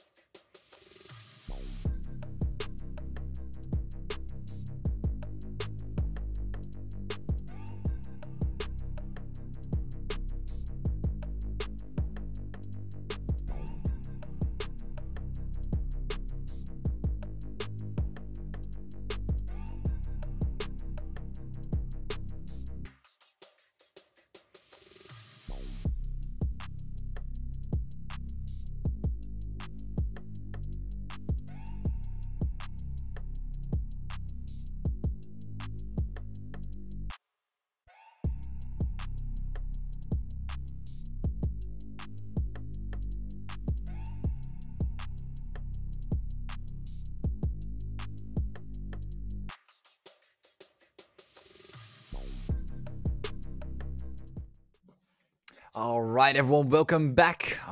I'm very excited to say that we have been through quite a few matches on the previous games, and now we're heading right into the second best of three today for our playoffs between ENC Academy versus Anonimo. Now, of course, we've got our map video, we got everything ready. Players seem to also be ready in the rooms. So, without further ado, I think we'll just get right into it, like you guys are, of course, interested to witness. Just heading over to the map bands as I've gotten on my left screen, and you guys also are able to see that now too. Vertigo and Inferno already getting banned pretty early on, so it looks like we won't be seeing more of Inferno today, but we will be revisiting Nuke. So another Nuke pick in there by ENCE Academy. Then a pick on Ancient by Anonimo. Looks like, or a pick on Ancient by Anonimo, and ENCA voting for the CT side, Anonimo voting for the CT side as well. So both picking on the CT side. Then ENCE banning Anubis, and then straight for a ban on Dust 2 from Anonimo. Then the decider turning for Mirage. Overall, pretty nice lineup. I'm really looking forward to Nuke. We haven't seen Ancient today, and Mirage is always a great map to see some players play on. But no Dust 2, no Inferno, so it looks like those maps will be out. And overall, pretty solid picks. Very excited to see what both sides will be doing with this one. Of course, both picking CT is already quite an interesting start. Looks like they might both not be too much on the aggressive side, or used to the aggressive side, or like to just start off with the CT side most of the time. But we did see a T pick on one of the first BO3s today, so this is an interesting small change that might be noticeable over time, or at least the reason might come up above the water as we start to watch or continuously go through this bust of three. But we're starting off a Nuke. The Anonimo picked the CT side on that, and ENCE, that's their map pick. So it looks like we'll be seeing that going down very shortly. Overall, every single player seems to be ready. We're just waiting for a few moments before we head right into that game. In the meantime, get yourselves your snacks ready. Get yourselves your chair ready, sit on it, and have a great time. That's the only thing that we can really ask from you guys. Other than that, we'll be making sure that it will be a great experience, and over time we'll be seeing who will actually get that first best of three out of the way. So, if without further ado, it looks like we'll just have to wait a little moment. But in the meantime, just map bans again for the people who have just entered the stream. Of course, ENC Academy banning Vertigo, Anonimo also banning Inferno right afterwards. Then ENC Academy picking Nuke, going straight for the pick there, and Anonimo voting for the CT side. And right after that, we also see Anonimo picking Ancient, going for ENCAC vote for a CT side. And then we also see two more bans coming in for Anubis and Dust 2, where the decider will be on Mirage. Whether we'll see another full locked out best of three, I'm not entirely sure. That is something that we'll have to wait for as we progressively go through the maps. I don't know which side you have been voting for or what you are routing for at home. It's going to be pretty interesting to see what you guys will be typing in the chat, because I'm curious as well what you all are wondering today. In the meantime, you guys can use some few commands. We've got a few commands down here. Not everyone is using them, but if you want, you can use them to check the maps, the brackets, of course, who is here today. Of course, now you do see my name. And of course, make sure to check the social media of United21. Always give them a follow. Everything is down there below in the description of the stream here on Twitch. So yeah, definitely check out their X as well, where most of the news and announcements will be available, and maybe a few giveaways. I'm not sure. I'm not sure if they do that, but they might. They might. You never know when to miss them, though, if they were to do those things. But yeah, like I said, we're just waiting for us to see what is going on between both sides. ENC Academy and Anonimo on Nuke starting off. All right, so it looks like there's just a technical issue on the servers from what I'm hearing in my right ear. Something going on with the server. We'll just have to wait 2 more minutes. In those 2 minutes, so yeah, we'll just have to be a little bit patient on that. But in the meantime, I'll just go over a few things again, if you guys don't mind. And in the meantime, of course, get yourselves ready. If you've already listened to this part, then that's fine. If you haven't, then this is great. This is for you. So as we're waiting for the last 2 minutes to come down, just a quick checkup on the playoffs again. Of course, they have today's match, ENC Academy versus Anonymous. We've already had the previous BO3 between Astralis and GenOne. GenOne won that one. It was a great match because you can always rewatch the stream later on. 2 best of 3s in one package. And you can take a look at the playoff stage. Actually, right here, we can see Astralis, Talent, GenOne going up to the upper brackets on the semifinals. And quite interesting to see this as well. ENC Academy and Anonimo both are actually going to fight for a spot to see who will be playing against GenOne. Now, in the lower brackets, Astralis will be going down there to see if they can grab themselves a quick third or maybe fourth place. We don't know, but that lower bracket final is still an option for, I think, some good prizes. I'm not entirely sure. Haven't seen the prize pool myself, but I would assume that for the third spot, there's also definitely something available. So, putting that aside, going over the map bans again, just very quickly, we've got ENC Academy banning Vertigo. So, Vertigo is out. That one is not going to be seen today. We do have Anonimo also banning Inferno. We just saw that map. That was the final map that we saw between Astralis and GenOne, which was, again, an amazing ending. But we would have loved to see a little bit of overtime. I'm assuming you guys are also up for that, too. At the same time, ENC Academy also picking Nuke. So we're going to see Nuke right off the start, just like we saw in the previous best of 3. Anonimo picking the CT side. Right off that, Anonimo picking Ancient, where ENC voted for the CT side. Well, again, will lead to the decider. And I just heard in my right ear that we are about to start, so get yourselves ready this time. There will be no more delays as we get into the map on Nuke. There we go. It looks like Anonimo and CSE taking a look at their position where they're starting off with. See Anonimo chilling on that CT side. One dual Brother with a flash and a smoke for Nami. And on the other end, we've got Miltsy. Hope I'm saying that correctly, Miltsy. With the bomb on his back. Sticking to the default pistols. Nothing too crazy, just a smoke on Too High's end. And off we move. Schwartz getting the first frag, but looks like Glachkuar gets a takedown there on Schwartz. Teme does not appreciate that. Couple more shots coming in from that angle as well. Miller gets Enzo through the smoke with a headshot. Miller also coming with the second one and Too High, finishing off the last player. A very quick push there from ENC Academy. And able to do the decisive blow at the very end there. MVP of the round. Take a grand look at that. Miller performing admirably well in that one round. And Anonimo off to not the greatest start. Quite an aggressive move there from ENCA. And we do see a scout actually being bought by Malavi. Look at that. Instead of a different approach, they're going straight for the scout. Malavi moving back a bit.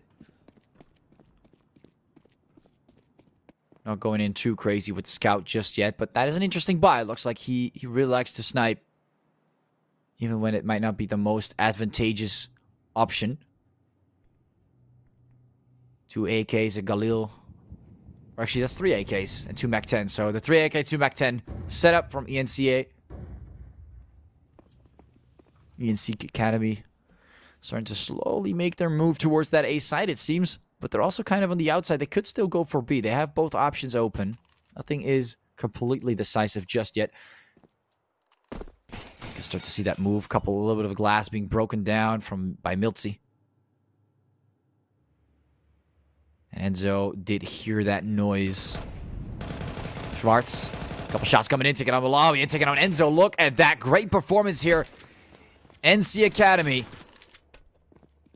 starting off pretty strong here, taking on Enzo and Malavi. They've got a few more players to deal with, though, that are down below. Teme finds one, shuts him down. Tries to get the wall bang. Oh, wow. Or there was an opening. I'm not entirely sure. It looked like as he was shooting through the ground, but there was a little bit of an opening there. So, and at the same time, also one of his teammates saw him there. Nami, last player standing with the MP5, I believe.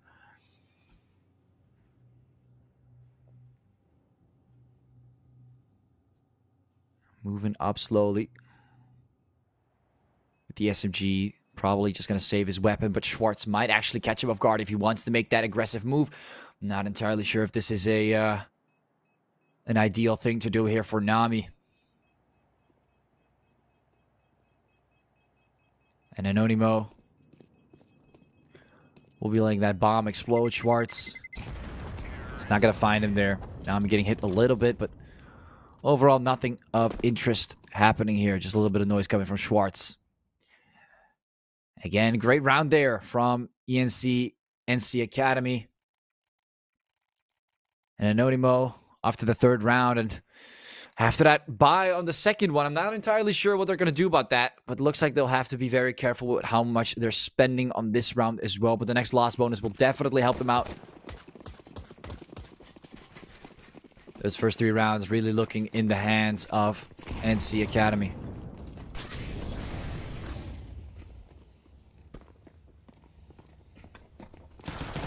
Gonna move through, and we can see Guacuar taking down Teme. Schwartz quickly able to come in with the refrag. Miltsy picking up that sweet utility. Also probably switching to maybe a weapon. Another weapon.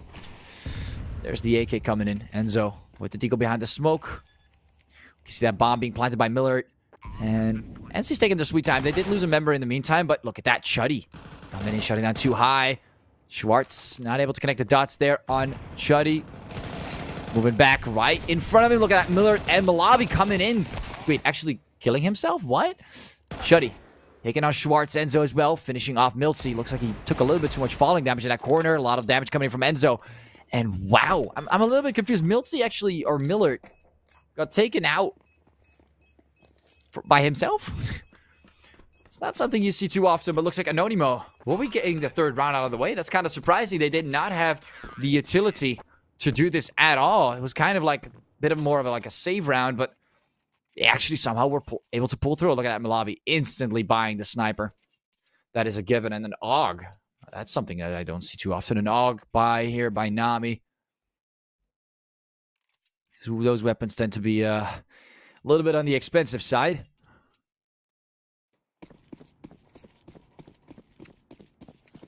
I don't think we've even seen an AUG buy today at all. We've not seen that at all. It's already a lot of a more of a creative arsenal we've got over here with Anonimo. Their buys. Now Millard also rocking the sniper rifle with 4 AKs. Too high, shutting down Guacler. I don't know if it's Guacuar. Not really sure how to say his name there. Let's see. Comes in, but does get taken out by Enzo. Really holding firm near the entrance of what could possibly be a rotation towards the B side from A. They're not trying to make that happen. Teme doing a bit of damage to Nami, but returning the favor with the nade. Nami not in the best spot. He's going to need some support from his teammates. Completely blinded. Teme shuts him down again. Not getting that recovery in time as well. And NC Academy. Looks like Enzo will be taking a little bit more high ground this time.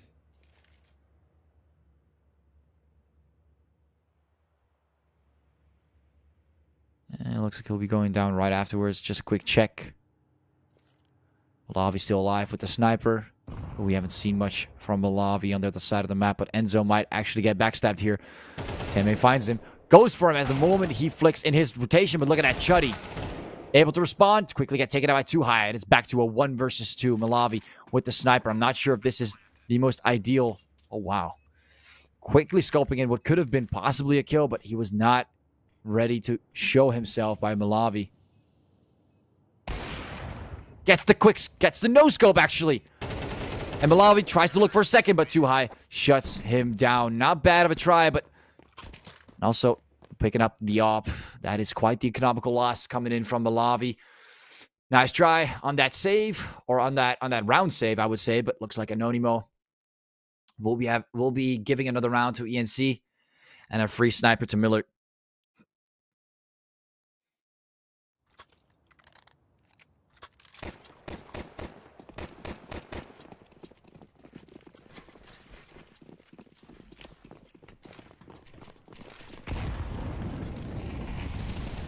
NC Academy making that move through towards the A site. Couple shots coming in from Chuddy. Walks back right away. Enzo quickly through the vents. And it looks like NC did lose 1 member, but they did scare Anonimo to a certain degree here on the A site. Malavi's still able to purchase that sniper, or at least pick it up from someone else that was able to purchase it for him.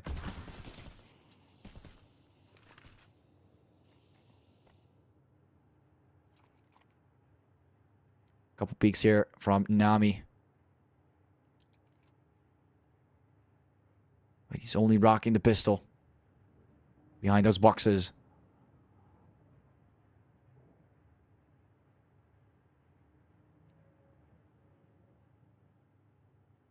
Pretty silent so far coming in. NC finally first shot taken.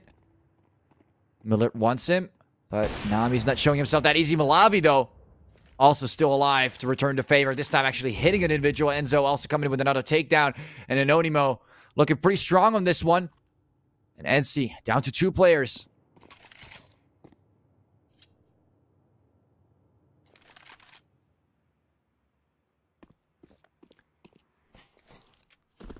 Meredith and Milty both going for that rotation towards spawn, saving their weapons, which, I mean, is kind of the smart choice. At 15 seconds, the entire team alive.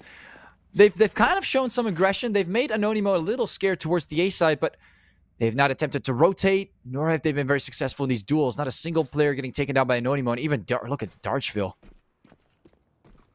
Actually sneaking up. Am I getting pretty close? Oh, does get taken down. Miller.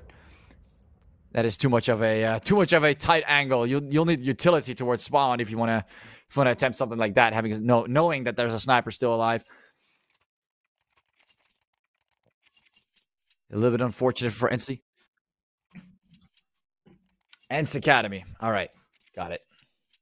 Just got some information. It's Ents Academy. Apologies.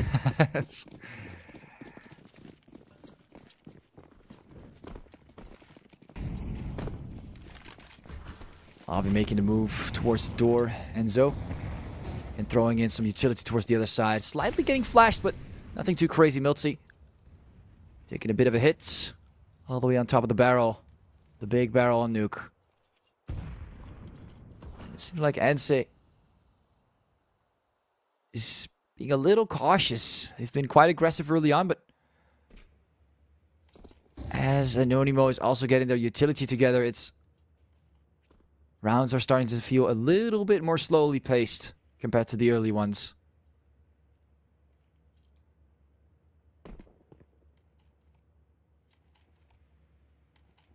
And Malavi might find the first one there. No, he misses a shot. That is not looking too hot. Has to move back, lose some ground there.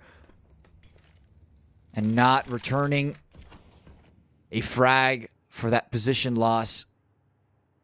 And NC Academy is going to just have to stick. Ents Academy. Okay, no E at the end. Ents Academy is going to have to rotate backwards. And possibly go for the B side instead. That could also be the option. You can see them all coming down to the lower compartment on Nuke. Molly coming in. Nami goes for a couple shots behind the boxes. Does get taken out. Schwartz coming in with the Tech 9. Doing a decent amount. Malavi though. 1 and 2. And he is woken up from the dark. Another shutdown there on 2 high. And Miller might be able to spot him on the side. Look at that. 2 great snipers. But Enzo comes in from behind, shuts him down, and Ononimo is going to take that round away from Ents Academy. 2 kills there from Malavi. Those were pretty detrimental to Ents. Now Anonimo keeping the round stable and equal. 3-3, bringing it over to the 7th round. Let's see what they're going to buy. It looks like Ents has to go for that eco this time. And not a single thing being bought here. I'm guessing they're just going to have to do a tactical pause as well. I mean, that economy is pretty bad right now. I wouldn't even say if they could hit like 10 grand in total of equipment value with that money. Maybe barely. But still, that means that they'll have to spend everything, which is something they'll probably not do. On the other side, though, full M4s, full utility. Maybe missing 1 nade there for Darchville. Although maybe Malavi could drop him something. He does have quite a bit of money. But it looks like that won't be necessary for their setup. Now, Ents will be deciding to go for a certain strategy, I believe. Because there's no utility, nothing that they're really working with.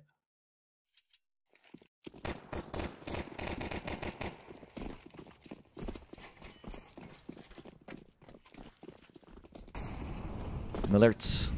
Oh, Molly comes in. Not looking too hot, but Enzo comes in with those shots. Can he give the first frag for Ents? Or not? Taking the first shot there. Malavi misses it. Goes for the second. They're all there, Malavi. Bakwar getting 2. Malavi coming in. Enzo doing a little bit of extra damage there with the M4. Or and Darchville seems to be the only player getting taken down. Great response there for Anonimo. Of course, quick eco frags, but at least En's got one frag. It's not looking too bad. Or we see Schwartz still wondering what to buy. There we go. We do see the AKs coming in with a little bit of utility. Not as heavy as what we see on Anonimo's end, but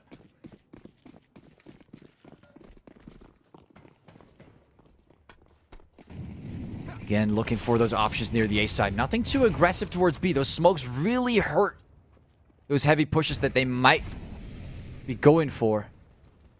And Nami, again, playing it very safe. We've seen him play a lot around the entrance here towards the B site. ENCE has picked this map. You would expect a little bit more.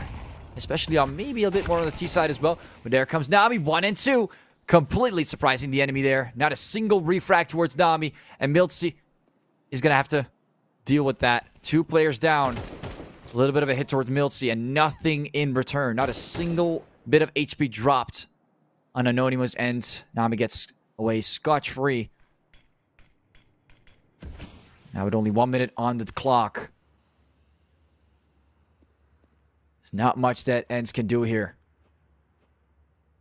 Can reattempt the A site, but again, this is a very well-covered map. And if they can't break, or at least create the opening for the B side, then they're stuck with A. And if they're stuck with A, they're stuck with a very strong Anonimo. And Enzo, again, completely surprising Miltzy. Has no idea where he's getting shot from. Teme, though, this time around, does get the tap early on. Darchville might be the last player they need to deal with for now, but we do see a few coming up above Enzo. Can he take it down? Teme, that could have been a takedown. Too high, comes in to support. Not looking too improbable. 15 seconds on the clock. Malavi misses the shot. This could possibly be a bomb plant, but 10 seconds, that is rough. That is really tight. And with a sniper above, Too High is taking quite the risk right now. And he does actually get the bomb plant regardless. Oh, look how close Malavi is. That is not fun. Coming in closer and closer. Not much he can work with, but Teme comes in to support. And he is in a pretty safe spot. Malavi now has to resort to Teme. Does not land the shot. And look at that quick save there from ENCE Academy. Great performance. Able to get that round back on the board. 4 kills. Look at that. Absolutely massive from Teme. Really covered the B side well. Got some frags there in the A. Overall, great job. And just like that, ENCE got themselves out of a pretty harsh situation. They really needed that round, and now they've stabilized it.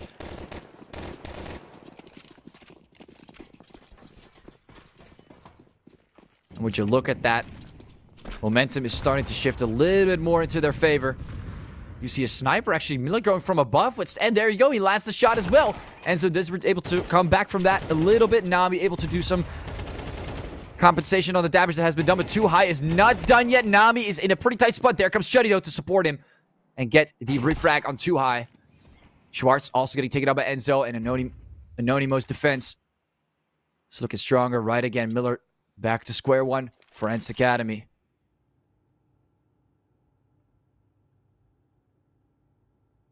Solid attempt, a little bit more strength, but Anonymous still looking way tougher than ENCE. Especially those refrags, catching them by surprise from different angles. See, Nami knows that there's no point in moving that aggressive towards Miller. He's got that sniper rifle, which is very deadly to deal with. Throwing at a molly, but he's about to get spotted. Switches back. Need a little bit of time for that. And he's about to get wallbanged, or at least close to being wallbanged. Tries to wallbang kill Chuddy, but it's not working. And he's getting hit right through the smoke. Just like that, Chuddy knows exactly what he's doing. Dropping the smoke right there and there. Right then and there, he pre-fires through the smoke. Takes him down. And off goes the sniper, Malavi. Getting ready to buy one. Well, ENCE Academy. Looks like they'll have to go down straight to another eco.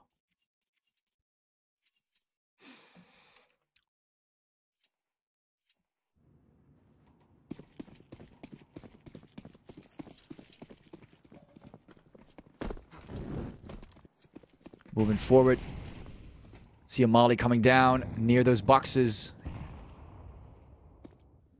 Enzo might be getting spotted first, though. I'm not sure about that. He did notice that small little head popping out. Top of the barrel. Massive barrel, might I say. Enzo throwing in a quick nade. Doing a decent amount of damage. Look at that. Schwartz and Miller getting reduced to almost more than half their HP being depleted right there. Archville, quick tap there from Miller. Not accepting that. Trying to punish it back. And Enzo comes in for the recovery to keep Anonimo in the lead. One more takedown from Chuddy. Malavi's not having it today with that pistol. And Chuddy and Nami are able to quickly end it there. But ENCE Academy was able to do a decent amount of damage. At least enough to take down Malavi and Darchville. Those nades were not enough.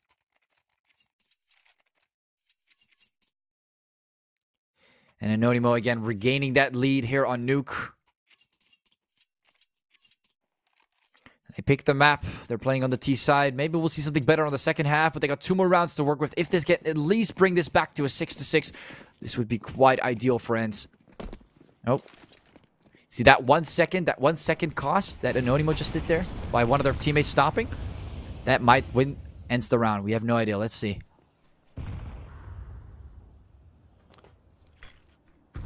Schwartz. Completely blinded. Does not know which way he needs to look. Schwartz is right in front of him. And the amount of smokes that are coming down, Schwartz gets all around them and takes down Guacuar. Chuddy coming and taking on Schwartz with a quick refract, but Teme is able to compensate for that. And look at that. ENCE is looking pretty strong right now, too. High coming with another takedown there on Chuddy. Not a bomb plant, though. Not yet. 4 players up. Enzo having to go for that full rotation. Miller shuts him down. Malavi, last player standing. And now is the time to go for a bomb plant. Could get them that sweet money right before the round ends. Or possibly take down Malavi first. We do see someone getting a little greedy over here. It's Miltsy. And he knows exactly where to look for Malavi. I'm just not sure if this is going to end well for our man here. Misses the shot. They know where he is. At least he got away scotch-free, because that could have been quite deadly. Malavi missing the shot there. Was the best case scenario there for ENCE.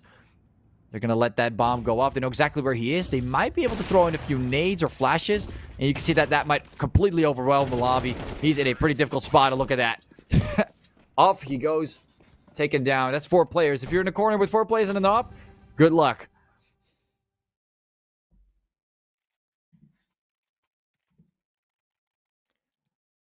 Off to a 6-5. Tactical pause coming in from ENCE. They've been performing very well. I feel like this pause is coming in to really see if they want to do something about that final round, how they want to approach that, make sure that they really get that done so they can keep the score somewhat even into that second half of Nuke.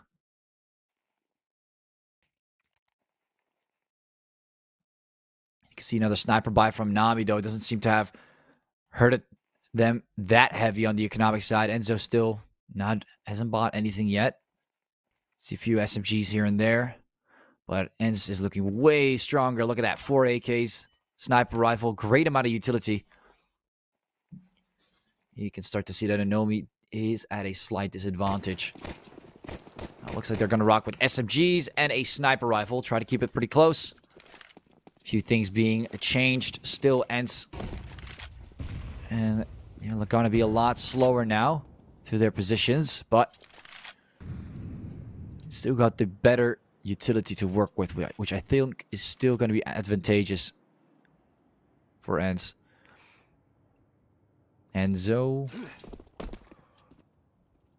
sticking to that one spot, but looks like he's getting a little cheeky, as you can see, getting quite aggressive, moving forward, almost fully taking out Teme, but he gets away with it.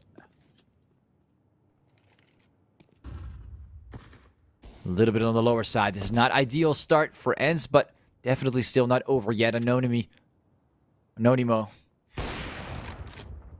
First shot coming in. Nami tries in, maybe go for a second through the smoke, but it looks like they're already way past that. Finally, a bit of movement from ENCE.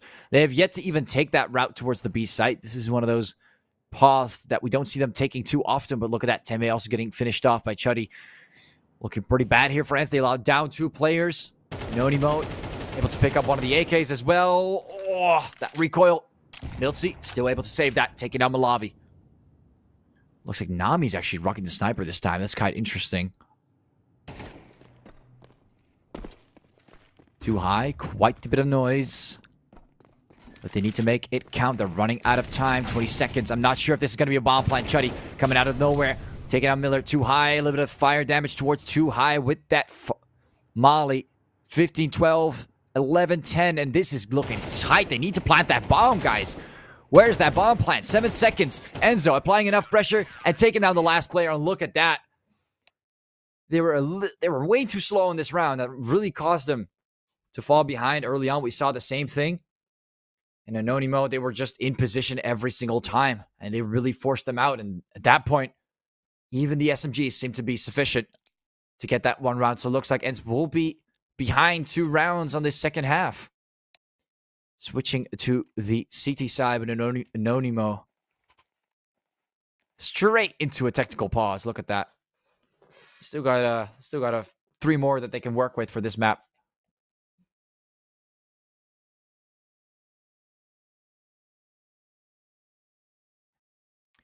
Pretty interesting choice from ENCE to play it like that.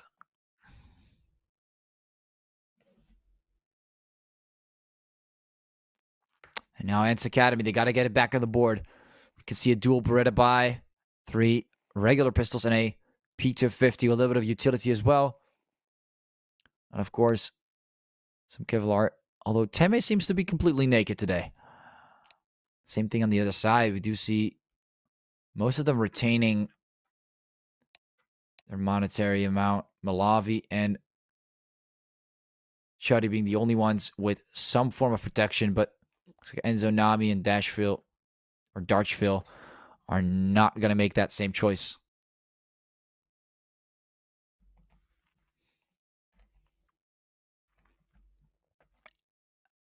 There we go. Are we getting a second technical pause? A little confused there, but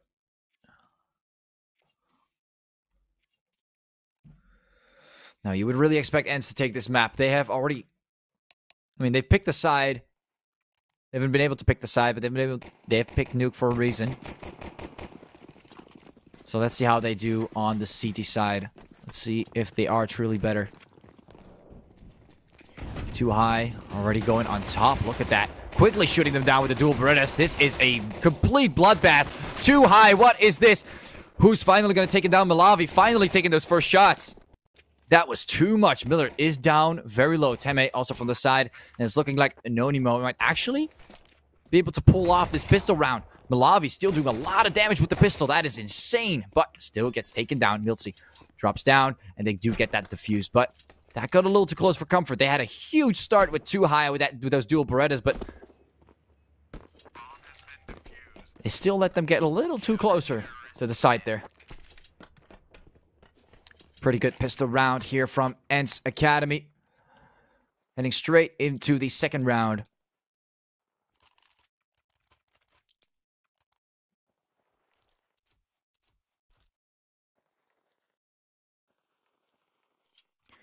And we still see some buys coming up here from Anonimo. Tech 9, Mac 10, 2 AKs. Or actually an AK and a Galil. And then another Tech 9 on the other side for ENCE. See the FAMAS, 2 SMGs, 2 M4s. A little bit of utility. Both sides kind of lacking great amount of utility. But we still see people going on fire here. Teme actually getting taken down by the knife there. What's going on? Too High. Completely blinded and just knifing Nami out of the way. Anonimo. That is one way to lose a player.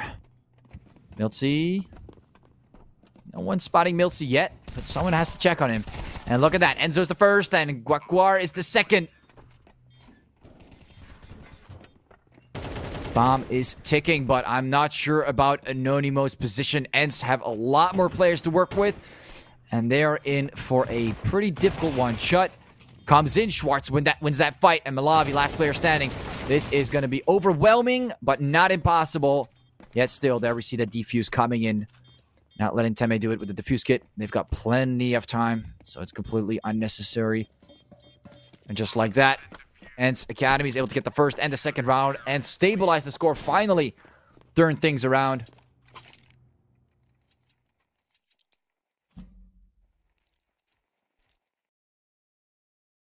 Damn, that knife there from Too High. And another tactical pause. Look at that, Anonimo. Something's not going right.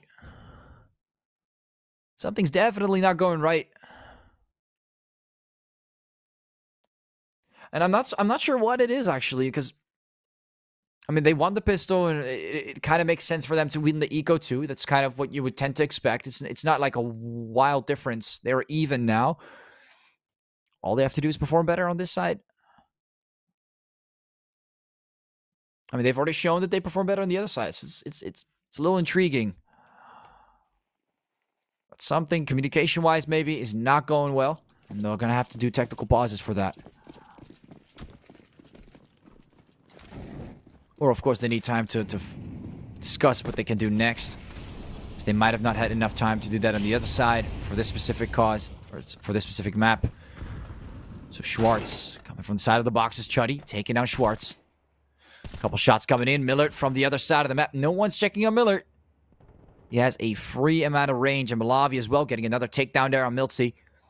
And they do get Chuddy out of the way, but Malavi's able to respond pretty well. Looks like the glass is already broken. That saves Miller a lot of hassle in terms of the sound cues that they might get through this area. First takedown, going for the second one. Does find him, but look at that. Still stronger than Malavi. Beautiful performance there by Miller. 2 players down. Too High going in for a third, and there goes Gokar. Nami finally able to shut down Miller. But is it really enough? Anonimo losing way too many members because of Miller's performance. He does drop down to get the bomb plant. And we can see Too High right from behind. Together with Teme. Nami's taking a different route. Bit risky, but... see a little bit of fire coming in that direction. You see Nami, they know exactly where he is. Throwing in a flash. Now, of course, someone could go for a defuse in combination with a push. And we can hear the defuse coming down. Teme, all he needs to do is stall the time. Stall the time. He doesn't know where the bomb is planted. And right there, Too High takes him down as well and gets the defuse. That smoke definitely messed up with Nami. And Nami was unsure where was the bomb planted. Where could he possibly be at? And that's straight defuse. And the way that Teme was also bullying him with time. A waste of time. Is what gave Ents Academy the lead here. Now 1 round ahead of Anonimo.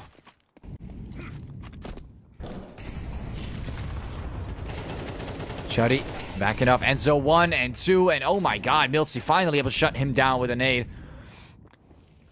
Quite the damage coming in from Anonimo, but Chuddy is very low as well. See some fire coming in. Miltsy is going to have to back off from that. Darchville planting the bomb.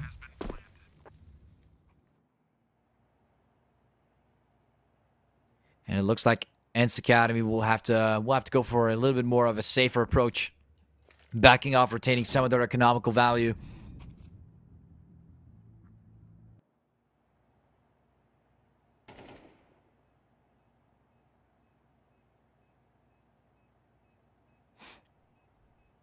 Schwartz maintaining his position behind the crates.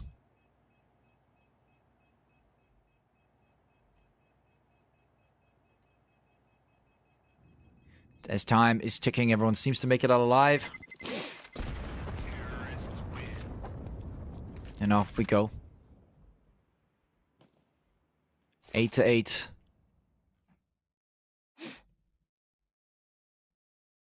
And Ents Academy right back where they started. 8-8 against Anonimo.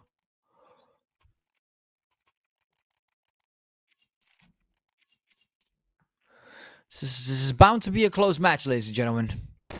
Not really seeing a clear direction yet. Who might be able to outperform overall. It's kind of going back and forward, and we can see that back in the score as well. No clear, concise answer. A lot of AKs. 1 M4 from Darchville probably picked it up. We've got a sniper rifle here again. Millard saved it from the previous round. See if he can do something with that op. He's really locking down in this position. He is not going to give this up.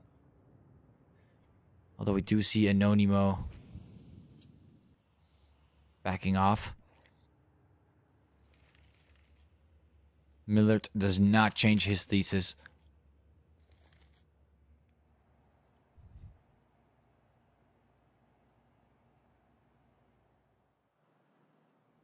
Lavi. Back to Miltsy, too high as well. Sticking to their positions, 50 seconds. We do see Anonimo finally making a bit of a move, and it seems to be the B site. Couple dropping down from the building there. Surprising Miltsy. Schwartz getting completely overwhelmed. Does get one frag in the meantime, but too high. Millard, they've got to go for that rotation. Millard trying to get the first one. Does land that shot. Tries to go for a second one. Gets the second one. Malavi gets shut down. Millard locking down. Eyes on the target for Miller and Teme. Cleaning up the vents. What a complete bloodbath. Teme knowing exactly where the last player is. Nami completely shut down, and Miller just like that. A 3K. Beautifully played here by Miller. Great performance. That beautiful second kill, man. That was what made it through. And now ENCE Academy back in the lead against Anonimo, forcing them into what seems to be partial eco. I think they're still going to buy, though. Yeah, they're still going to buy. There's no reason to eco when you got that amount of money. And Darchville's in a bit of an awkward spot. He might actually have to stick to the pistol on this. Looks like he will have to do that.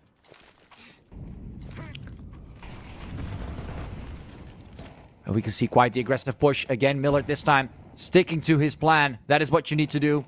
Be patient and be rewarded, but misses the shot. Drops down. Not going to risk it again. You can see a lot of players moving forward. Schwartz actually shutting down Chuddy, but looks like Enzo did do quite a bit of damage to him as well. Schwartz, 1, 2, 3. Schwartz is not done yet, but finally taken down. Millert taking the shot with a sniper, and Teme as well, ending it off. Wow, Schwartz did so much. Malavi was punishing him way too late. He was still able to do most of the damage there. As you can see, 220. Got 2 frags. Dealt a little bit extra. Cleaning it up with Teme and Millet was just easy work for ENCE Academy. And Anonimo, man, no strength in their pushes from that T side.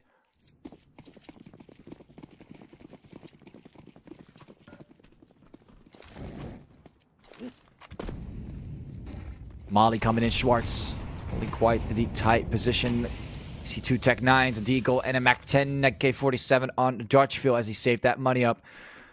Not sure whether we would go for that buy that fast. I'm not sure if that's the best way, of course, of action. So you do see Guacar taking down Schwartz.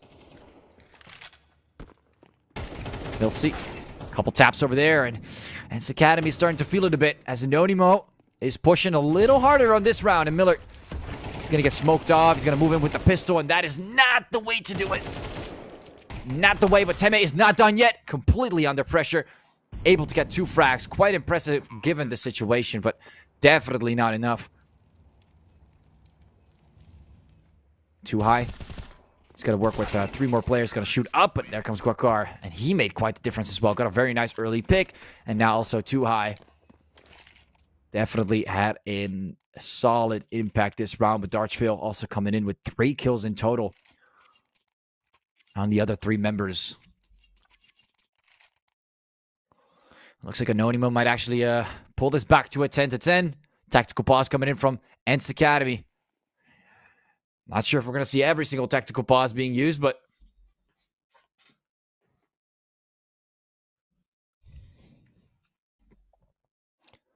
looks like ENCE has to get their mind straight on this one. They've picked this map. They know that they can perform well on this map. They should not let Anonimo get the better of them. And it seems like they want to make a change.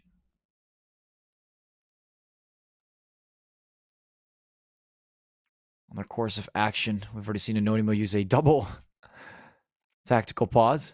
So that is definitely out of the question, but already on the second half. And ENCE Academy, they were really starting to shine, and then Anonimo caught them off guard again. They got a little too cheeky. Made a couple of bad moves, especially that move there from Miller was not ideal. Molly coming in. Enzo does not mind the fire. He is the fire.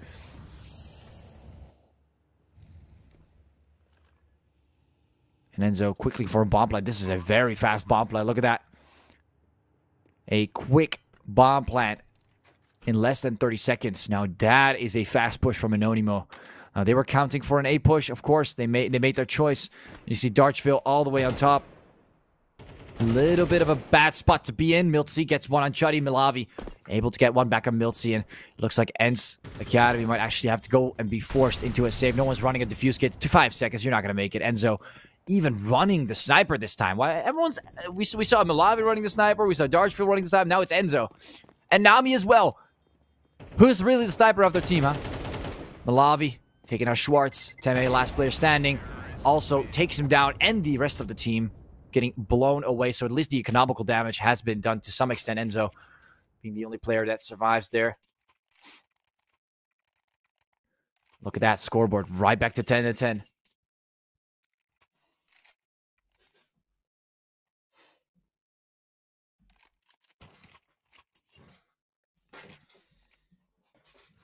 Not great. Looks like Ents is going to have to recover from this again.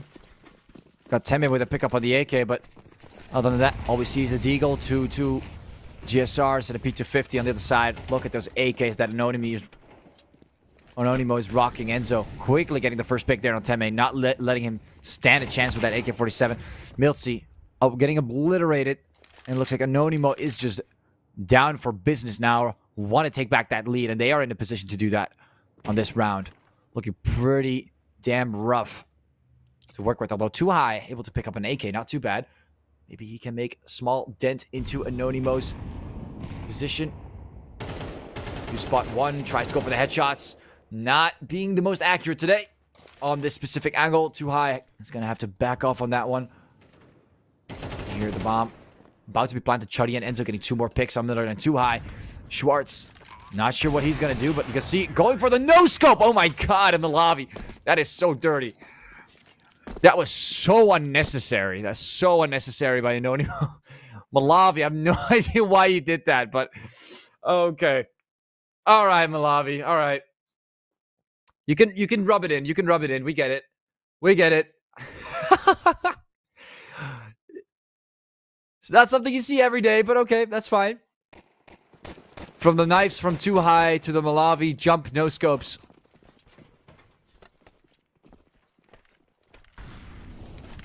Some people just tend to be a cheeky and also be good at the same time. Malavi ticks both of those boxes. Schwartz. That must have hurt a lot. A lot more than a usual takedown. Schwartz does get one in return on Nami. Teme coming from above. 1-2. And again, there you go.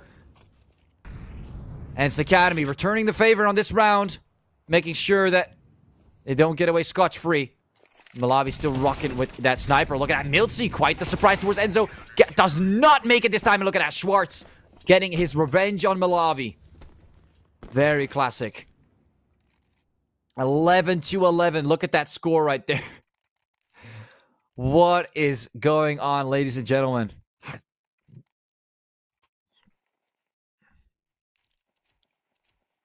I don't want to jinx it, but we might actually see an overtime here if this is how we continue to move forward.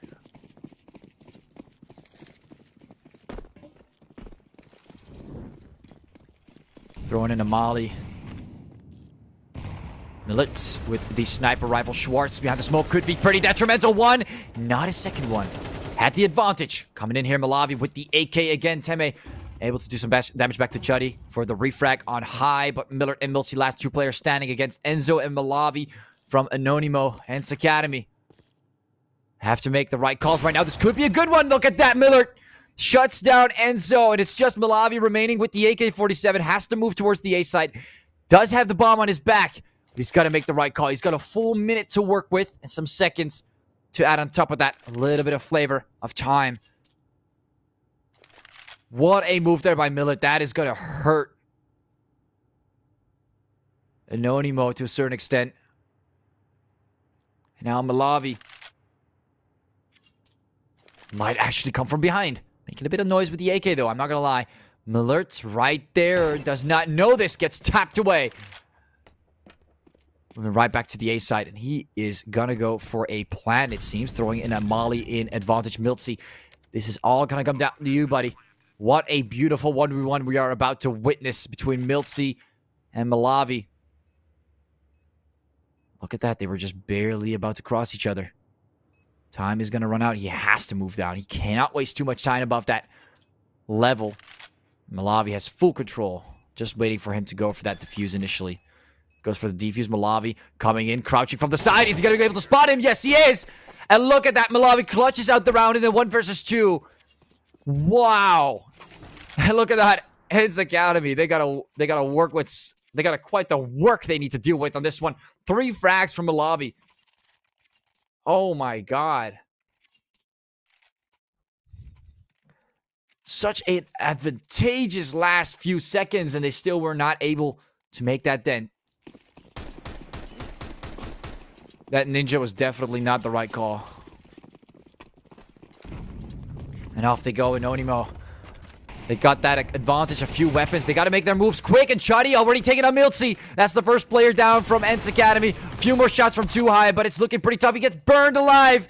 Back to a 3 versus 5. Anonimo rushing the side. There's nothing that's stopping them. Schwartz behind the barrel making a small dip, but look, he gets burned as well. 2 players burned down. What is going on to Ents Academy? Nami gets one more takedown on Miller. And it's just Teme remaining. Gets completely obliterated from all angles. And it is over and done. Anonimo completely retake their position here with that clutch coming in from Malavi. Absolute MVP on those last 2 rounds. And just like that, they take that full control in on their own side. Wow, what a performance coming in there from Anonimo. Ents Academy, they picked the map. They had a solid base layer that they could work with. And at the end, Malavi, he came in and did that little move with his no-scope, and he changed the whole game. They had a couple technical pauses. They had a rough time. They were about to lose their lead, and at the very end, they still were not beaten. And that's it, Ents Academy. It is quite unlucky to see that. I kind of favored them just a little bit. You know, they picked this map, give them that chance, but it looks like Ents, they were a little bit too hassly at the end. I don't know how to really explain it, but getting burned alive that much, I mean, everything was happening so fast. You have to imagine they were, like, ready to go. Like, they had the confidence, they had the movement, and they were pushing in, and they were not stoppable on that moment. They were really hard to stop. And you could sense it as well, how fast they were getting towards that B side. They were like, all right, it's done. We're going in. They got 3 SMGs. That's good enough. We'll just rush in. We'll just rush in full force. We know they have no sniper. And after that, the rest was history. And we've all seen how that goes. So again, congratulations to Anonimo for winning that first map. We'll be seeing you guys on the second map, which will be a pick from Anonimo on an Ancient, where Ents does, in fact, get the early ground on the CT side, but we'll have to see if that matters. See you guys in a bit. Take a good time during this break, and we'll see you very, very soon.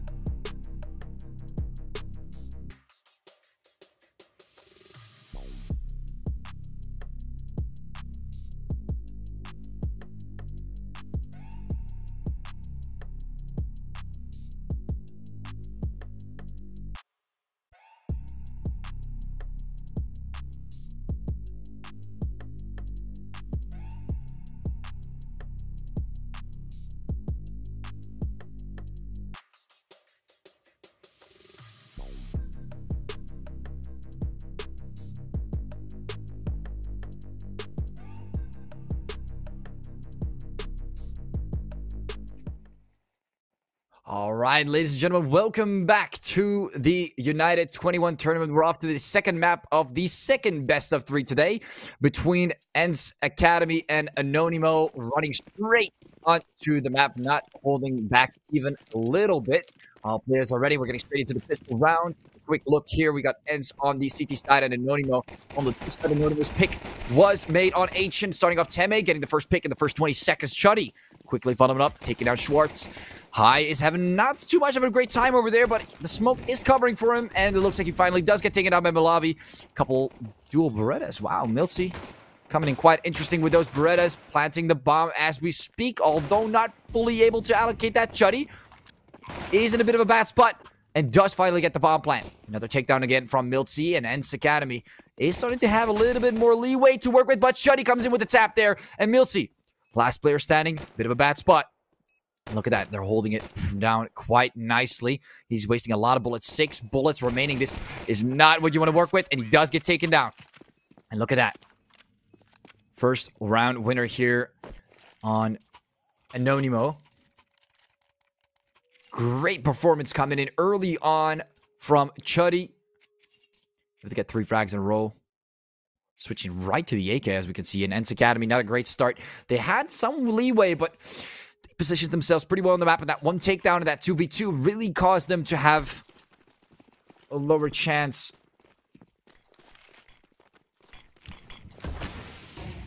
To push forward.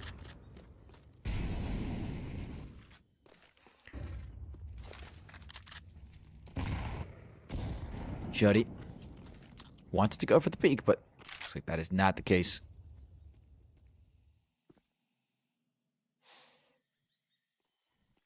Nami going to follow back.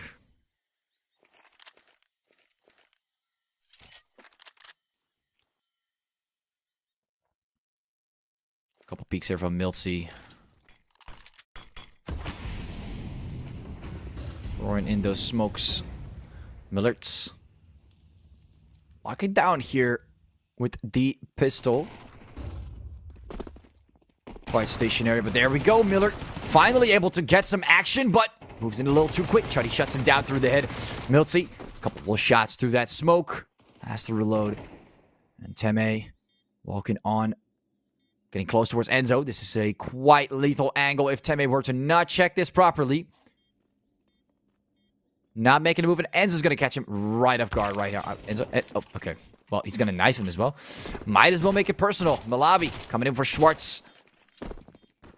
And Milsey and High. Last player standing for Ents Academy, and Anonimo taking quite the takedown here on this eco round. Able to lose 1 member in the process, but not more damage has been done. They get the bomb plant, and they get the bomb to explode. No defuse coming in from Ents Academy anytime soon now.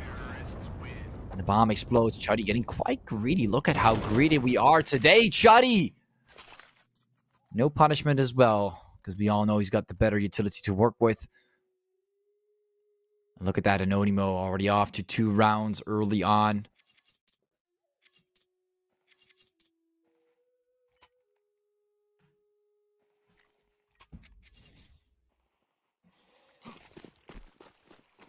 Straight with utility towards that midsection there, an Ancient. See the move here, Darchville with the Mac-10 coming up on front.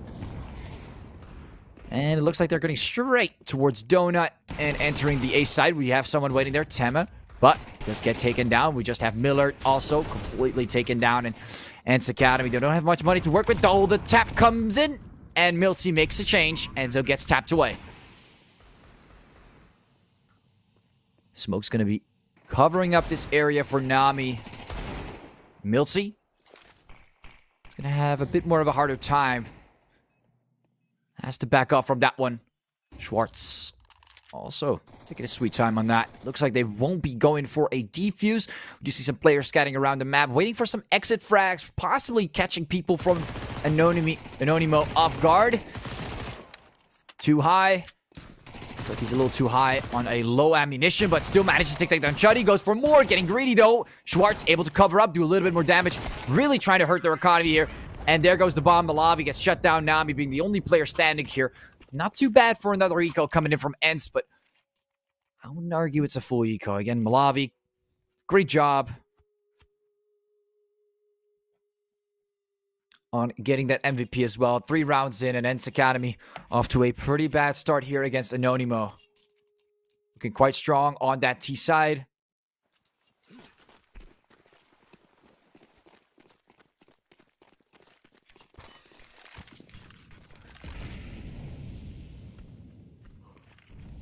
Malavi already off to the sniper rifle after 3 victories in a row. Getting quite the economical advantage on that. 4 more AKs, a lot of utility to work with while we have on Ents' side just a bunch of M4s. High still rocking the unmuzzled version. Oh, Miller does have a sniper. I missed this one. Teme taking down Nami. Darchville trying to get a wall bang through that area, but it's not happening today.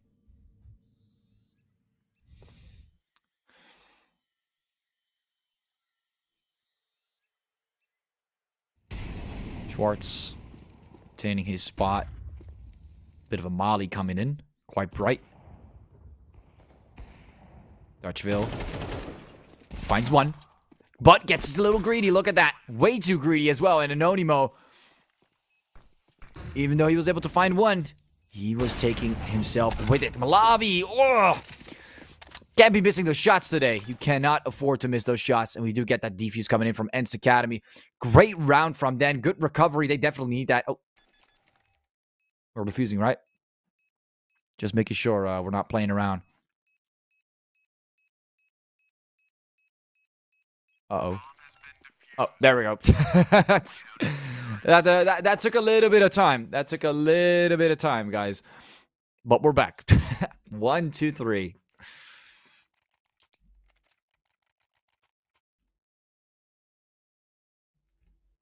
Off to the 5th round we go, where we see Anonimo having to resort to 1 Mech 10 for Darchville, but still rocking the AK, still confident. Let's see where Millet is going to position himself. That sniper is going to be mad deadly, especially around that midsection. Millard is trying to position himself right there, but that smoke is going to cover the situation quite well. Not the most ideal.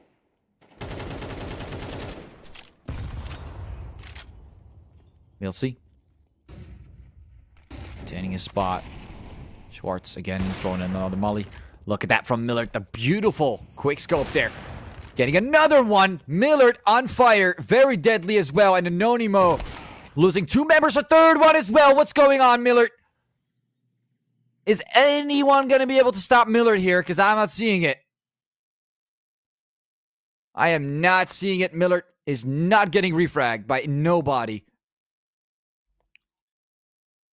All of them getting shut down there on mid near Donut. Miltsy, beautiful tap. And look at that. They're getting absolutely destroyed. There's not even a room to breathe today on this round in Ents Academy.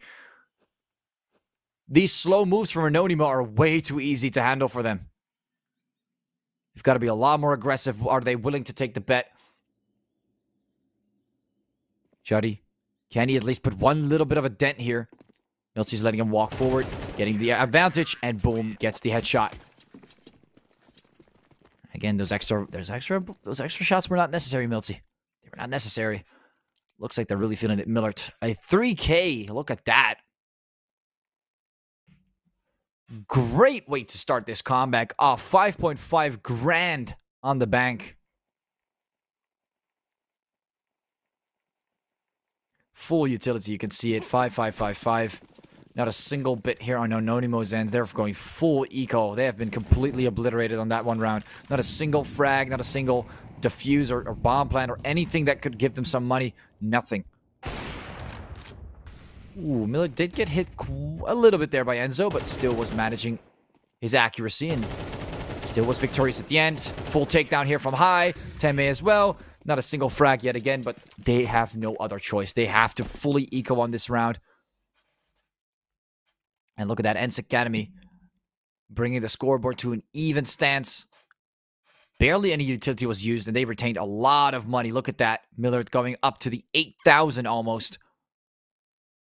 That equipment value around 30 grand.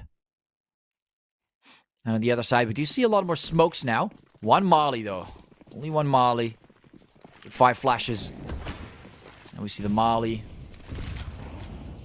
coming in from Ents Academy. And Teme right behind that smoke. Nami might be making a move on that.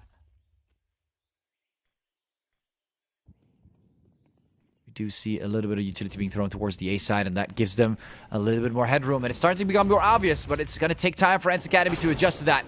And look at that, these smokes. Oh, they're not fun to work with at all. And Millard gets absolutely obliterated.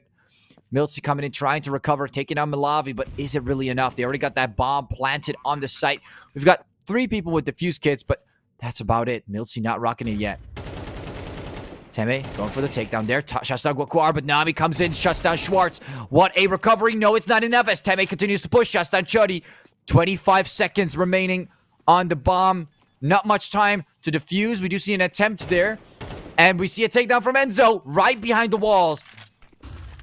They have to go for that defuse. Someone has to make it count. Time's running out.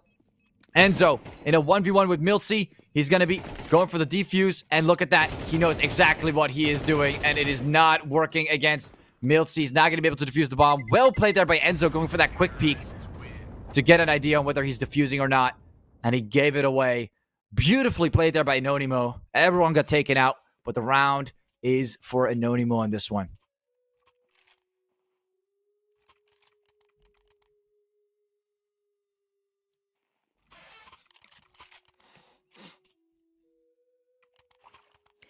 Now Anonimo, they've picked this map, and they've not been able to pick their favorite side, but they are still ahead on this one, 4-3. And what an amazing performance coming in from Millard early on. Really tanked them a bit, but looks like without Millard's massive 3K, those rounds tend to be a little easier to work with, of course. Chuddy. Oh, beautiful tap there towards Teme. That was a quick one. Tries to look for more. Enters the A site. Quite aggressively, Schwartz. I mean, they know they can't handle this yet. They're going to go for a plant quick. Malavi quickly shutting down Schwartz. Putting them back at a 3 versus 2 versus 4. Oh, Malavi is not done yet. Shuts down too high as well. Might as well take another one with him. Locking down on that angle. Miltsy is getting close. Closer and closer to Malavi's position. And look at that. Taps him away. Millard, last player standing with the sniper. He is not going to risk giving away this weapon. Not much you can do here. It is completely silent. And looks like Anonimo is going to get another round on the board. They're trying to look for him. But there is no chance that they're finding him unless Millard were to show himself on that long corridor on their way to push that. And there we go. Anonimo 2 rounds ahead.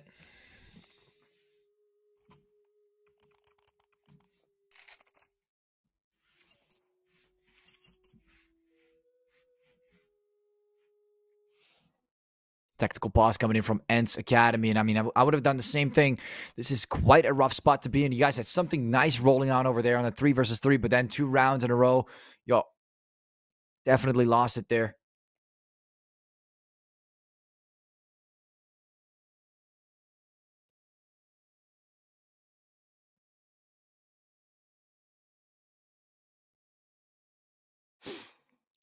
And there we go. Pause is now successfully has gone through, and we're seeing Millard sticking to his guns on that. M-Force coming in, a little bit of utility, but they cannot, if they lose this round, it is really bad. It is really, really bad. And of course, Anonimo, look at that. 5 mollies, man. Good morning. 5 mollies. Millard, early takedown, not bad. They really need that. He's going to run through the fire to get out of that situation. I'm not sure if that was worth it, though. But, you know, as a sniper, you're going to get tapped if you miss anyway.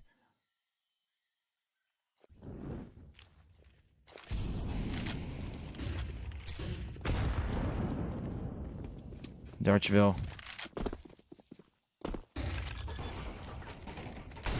Chuddy planting the bomb. Again, that molly's going to hurt a bit. Still able to get the bomb planted, throwing in another molly. They're out of utility after this flash. We see that push here from Miltsy. Not too bad, but Teme, Miltsy all get taken out. Millard also down in this process.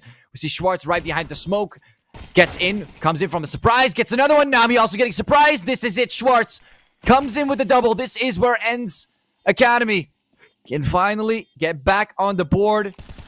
Someone has to go for the defense. You see the attempt on the wall bang, but it looks like he's not going to be able to catch Schwartz. Oh my god, that was a close call. He does get taken out. But he does get the defuse. Messes up the wall bang on which area it was. And that mess up on the wall bang costed them the round. That would have definitely still been a possible win from Anonimo. Man, they were able to snipe the sniper as well. This was crucial here for Ents Academy, but they're still in the game, ladies and gentlemen. Because that eco after that would have been terrifyingly bad for them. And Anonimo still has somebody to work with, which puts them on an even playing field again. Malavi rocking the sniper this time, though. This might be a little bit more interesting. Too high, quite aggressive. Quite aggressive here on mid. Darchville. Moving forward, you can see Miltsy. Right. Besides that smoke. Again, another quick bomb plant. They're really leaving the B side open. They're not bothering with any type of recoup. We see two players with a Schwartz and Teme with the defuse kit. So they have to play around too high and Miltsy to go first. Or make an entrance first and then recover. Using Schwartz and Teme, which would be the best, most obvious approach. Millard coming in with the sniper. Takes down Malavi. Schwartz taking out Wakwar, but look at that. Chuddy comes in, shutting down Miltsy. Again, not too bad. We've got that defuse kit. Schwartz is attempting the defuse, but look at that. He gets taken out. Teme also in the bad spot. Completely on fire. Time is running out. He has to go for the defuse. Someone has to cover for him. No one's covering for him. And they're not going to be able to defuse the bomb. And look at that. Full takedown. Again, Anonimo. Make it so hard. Once they get the bomb planted, it is really hard, if not almost impossible, to get that takeover, it seems like, for Ents Academy. They have to prevent them from planting the bomb initially.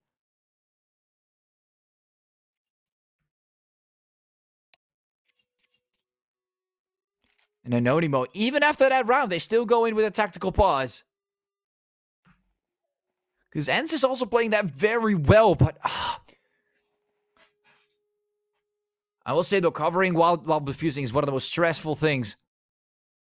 Even though you can only do it in 5 seconds, it is really, really, really stressful.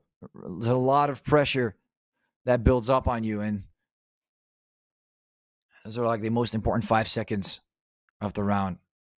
All clamped to this small area. So any mistakes made there, I mean, try them yourself in the same position. It's not easy at all.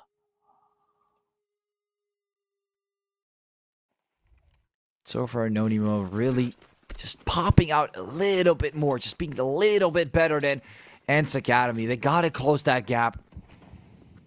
They got to prevent them from planting the bomb on the site. See a push here. Look at that complete surprise. Pretty aggressive push. Malavi gets one, but that's taken down afterwards. Enzo coming in for the refrag, but is being surprised. Gets shut down by Teme. Miller also spotting a few. Gets one tap away. Goes for the second. Gets the second. Miller cleans it off. Easy peasy with the deagle.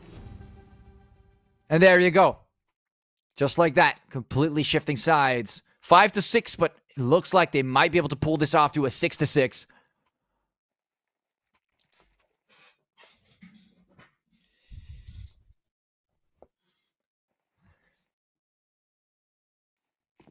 See pretty decent buys coming in. 2 AKs, a Galil, and 2 M4s. We all love to see some diversity. Tech 9, Mech 10, 2 Deagles on Anonimo's side with... I'm seeing 2 flashes. Is that it? 2 flashes. Very low on the economical side. Definitely not their strength on this round, which is not going to help them much, but now he gets the 1 Deeg in there. Teme backing off. Again, has the AK, has the advantage. He's going to probably win that one out, Malavi. 1v4 Deagle. No utility, absolutely nothing. The only thing he has is some protection and a Deagle. That is how he's playing this. It's like a challenge map.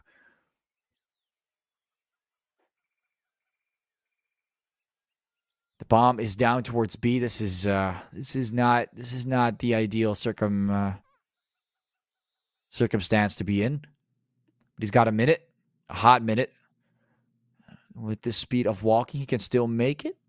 If he needs to take down this first one, does take it down. Teme gets shut down. Malavi picks up the AK. Look at that. Moves around. Kind of hoping there's no one here. 35 seconds. You can see Schwartz and Miller and Too High really locking down the site. Are they aware of that bomb drop, though? Yes, they are. Yes, they are. And you can see Malavi from a distance gets taken down Too High. Shuts him down. Nice attempt. Not bad. Not bad at all. Not much he could have done in that situation, but off you go. Ends Academy switching sides. This time on the T side with Anonimo on the counter-terrorist side.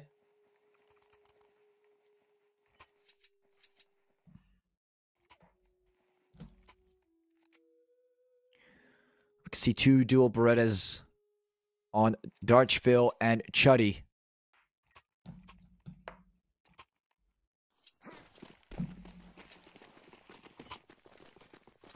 Bomb being dropped around Teme. Being responsible for this one. We can see a little bit of util. One flash on one end, two flashes on the other end. So some buys coming in from high.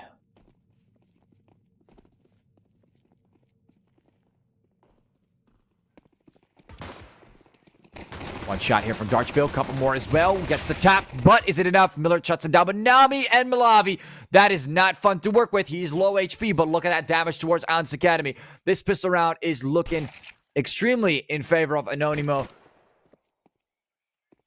And look at that last player standing. Schwartz does get the tap. Does get another tap. What's going on? Schwartz trying to change the momentum. Enzo is right behind him, though. I'm not really sure if he's going to know that. Oh, look at that. What? It's actually a shame that that happened, but he got so damn close. But he completely forgot about the possibility of Enzo being still near the site.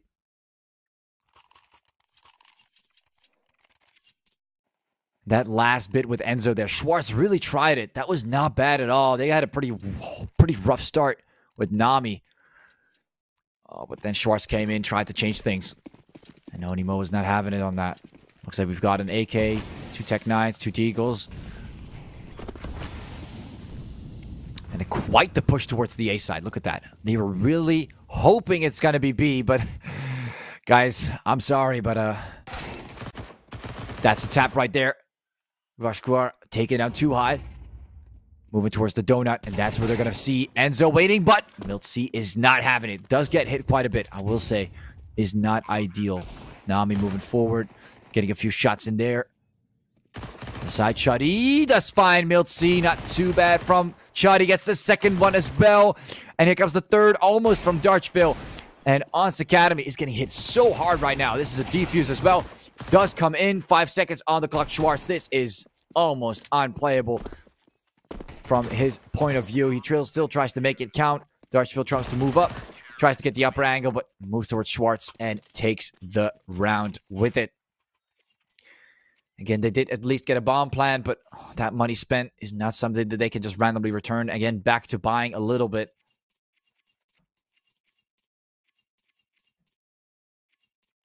Two rounds behind, still echoing somewhat on the third round. You know, I would love to see Decider. Ens Academy, I would love to see one. But it looks like Anonimo.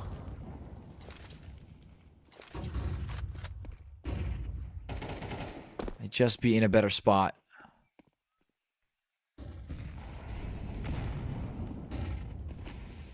Moving forward, Schwartz. Darchville. Looks like Miltzy planting the bomb. Enzo getting the takedown there, but Schwartz quickly follows up on that. Schwartz does not let it keep him going. Chuddy coming in with the fire damage towards Schwartz. Teme with the Tech 9. It is a 2 versus 2, and that bomb still keeps ticking. But Teme, look at that. His teammate goes down. He's in a tough spot. Very low as well. Malavi shuts him down. He had to pick a side, and he gets it out of the way with the defuse kit as well. Quick defuse coming in from Malavi. Ens Academy got pretty far. They get 3 players down. Not too bad, but they're not going to be able to win this round. And we see the sniper quick. Look how fast they're buying up the weapons. Finally getting to the weapons.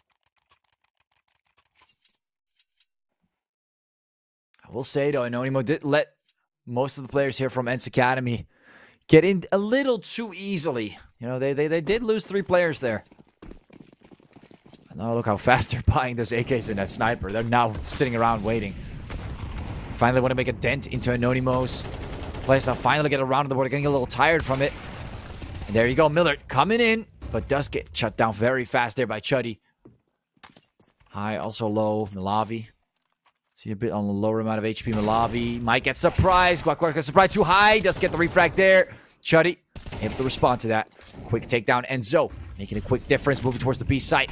And you can see that rotation coming in from Anonimo. Oh, that was actually not a bad spot to wallbang, but it did not connect the Dutch. Schwartz taking on Malavi. And Chuddy has to move back, but Teme is right there. Surprises him behind the smoke with the flashbang, and Enzo being the last player standing. The bomb is still ticking. Gets one. Schwartz is down. Enzo moving towards the bomb. Defusing. Teme, where is Teme? Where is Teme? Teme, he's defusing. Time is running out, Teme. What are you doing? And off goes the defuse by Enzo. It was not a fake at all. And Ents Academy lose that round to Enzo. What is going on, ladies and gentlemen? What? What? You let Anonimo defuse like that?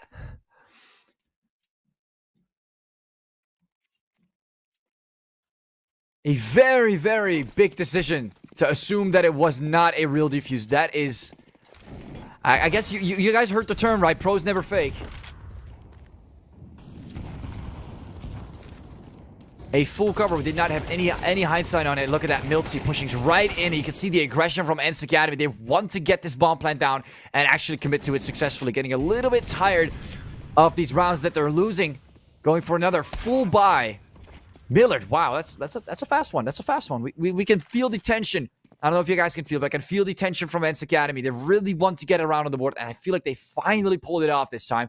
Looks like Malavi will be saving his weapon, bringing this to 10-7. But that costed way too many rounds, way too many attempts. It looks like they're using the same strategy that Anonymous used. A very fast push towards the B site. Although, I'm not sure how many times you can use the trump card before it becomes a little too hard to use. Malavi will be sniping the sniper. And Ents Academy moving forward with just at least one more round on this half. Onimo, though, 3 rounds ahead. We're able to save that sniper, but you can see economically they're not doing too great. Miltsy still needs to buy. We're waiting for that to happen. Look at that. 5 mollies. Not a single bit of utility on the end of Anonimo. We do see 1 molly. And another very fast push. Of course, a smoke to sort of attempt a blockage. And a molly in the direction of the B site. Really stopping them from going for that heavy push. Double nade. You can see High is in a bad spot. What is going on? Enzo gets away with that. No one's retreating for that refrag. He had a clear area because of that molly as well. Comes in, tries to get the refrag too high. At least responds to Guaquar.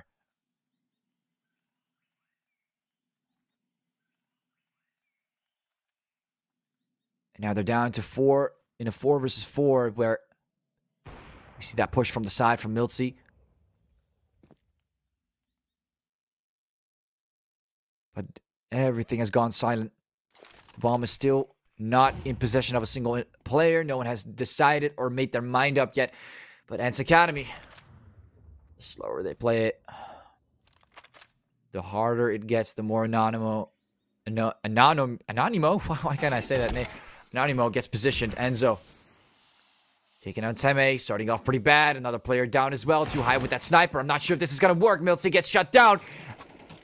And just like that, too high, picks up the AK. In 35 seconds, I'm not sure what he was trying to do there.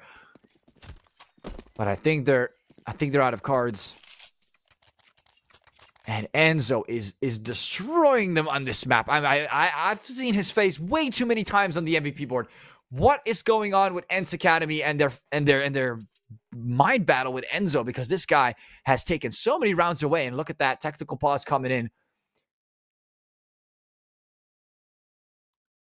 from Ents Academy. Full-on loss bonus. Look at that. 3,400. And Anonimo. Only up to 11. 2 more to go. And it is all looking so close, within reach.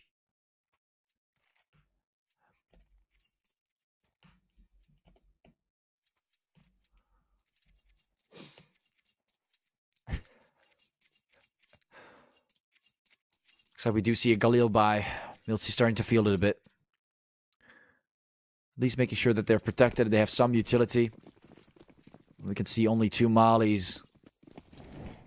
At least a decent amount of flashbangs, but other than that, Anonimo does have the upper hand. And Malavi, I haven't seen Malavi hit any shots yet. Miller also coming in with the AWP. Holding down this angle quite tight. He seems to be pretty proficient at that. Coming in with another engage. Miltzy comes from the side, surprises Chuddy. Picks up the weapon, or what weapon? Moves forward. A little bit of a choke point, and Enzo's gonna use that as a catalyst and move forward to take him down, but too high comes in. Guess that. Refrag. Moving forward, Teme. Not too bad. Quick little takedown of Malavi. Again, not a single frag. Not really on the map, but we might see something here. Let's see. Teme's right there, near the box. Malavi just has to spot him. He hasn't spotted him yet. He's kind of confused. He can hear him now. You can see he knows that he has to be somewhere near those boxes, but not spotting Teme yet. Look at that. Beautiful takedown by Teme. But, I mean, it all came down to timing. It was a bit of a rough spot for Malavi, but Malavi also did position himself very well. If there were to, in fact, to be, of course, based on the noises he heard, to be the player there. But you can see that he buys another sniper straight away. Malavi sticking to his guns on that one. Now, if Ents wins this, and they really need to, if Ents wins this, they're going to put them in a bad spot economically. That should give them at least a 10 to 11, but after that, it's really in the hands of Ents Academy.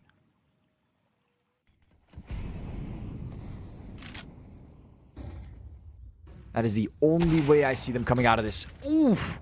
Miller taking on Guaquara, but Malavi compensating, shutting down Miller, and there goes their sniper.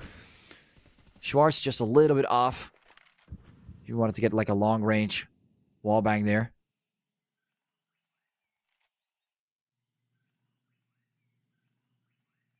I'm not sure if this exchange was as equal as you might think. Schwartz going down. Already not looking too great. See one player towards Donut. Nami might be spotting our little friend Miltzy soon, or not. Actually, we do see a rotation from Chuddy coming in. He does take him down, and this is it. Ents Academy, I'm not seeing it happen. This is a difficult spot to be in. They have to make that rotation towards the side. Chuddy, key member, another takedown. Putting more salt into the wound. Chuddy takes them all down. What's going on, Ents Academy? Oh, boy. And off we go, 12 to 8. Chuddy. For some reason, he got away with 4 takedowns near Donut. I'm not sure why, but there was no one that could refrag from Ents Academy. We saw that equal start, but I mean, sort of equal start, and after that, Anonimo still takes over. See another 3-man push towards the left side of the map. Ents Academy kind of out of options here. We do see a attempt at a push, but we see the smoke coming up. Full control over the B side. Nade coming in. Flashbangs. We can see it. They still rock with a lot of utility on their side. Darchville also low. Chuddy getting one early on. Miller already getting shut down. And there's no chance they're getting towards that A side as Chuddy again. He got 4 kills in the previous round. He can do it right again. And Darchville does get hit quite a bit. Not gonna lie, that could have been a kill, but again, if it's not a kill, it's not a kill. He's still alive. He still has some sort of an impact on the game. That's going to cause issues. Teme with the sniper. As Miller is down, he's the only one that can really use that. Enzo as well. We see a dual snipe actually set up. Enzo and Malavi. Ooh, if they slowly peek this, that is a big no-no. We see, oh, okay, Tamu. Oh, misses the shot. Bit of an attempt. Molly coming in. Enzo getting burned a little bit. Now Enzo retaining, but kind of thinking about where to position himself. Malavi trying to compensate for this. Finds one. And there goes Seme. Sniper down, but Milty comes in, gets the headshot. Too high, picking up the sniper this time. Wow, they're just throwing that thing across every single player. Nami taking on Schwartz. It's a 4 versus 2. And Academy again in the same bad spot they were before. This time from the other side. Nami taking on Mills. Too high, the last player standing. Can he do something about this with the sniper? No, he cannot. And off they go, Anonymous.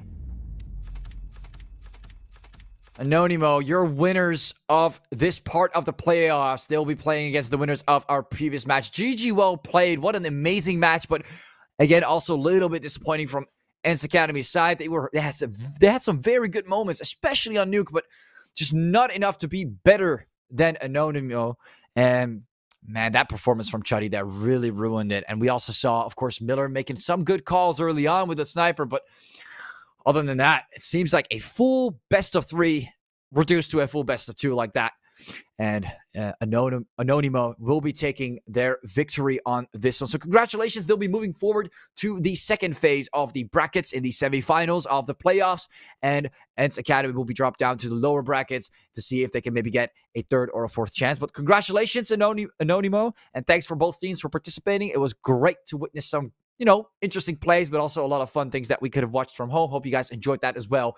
And we'll be seeing you guys on another United21 stream or any other time. Please stay followed. Make sure you follow us on Twitch. Also check the social media in the description of the stream below. My name is Arde, also known as Artist here, and it was a blast for me to cast today's match again. And I would thank United21 for having me. Have a great day, everyone. I will be seeing you guys on the next stream.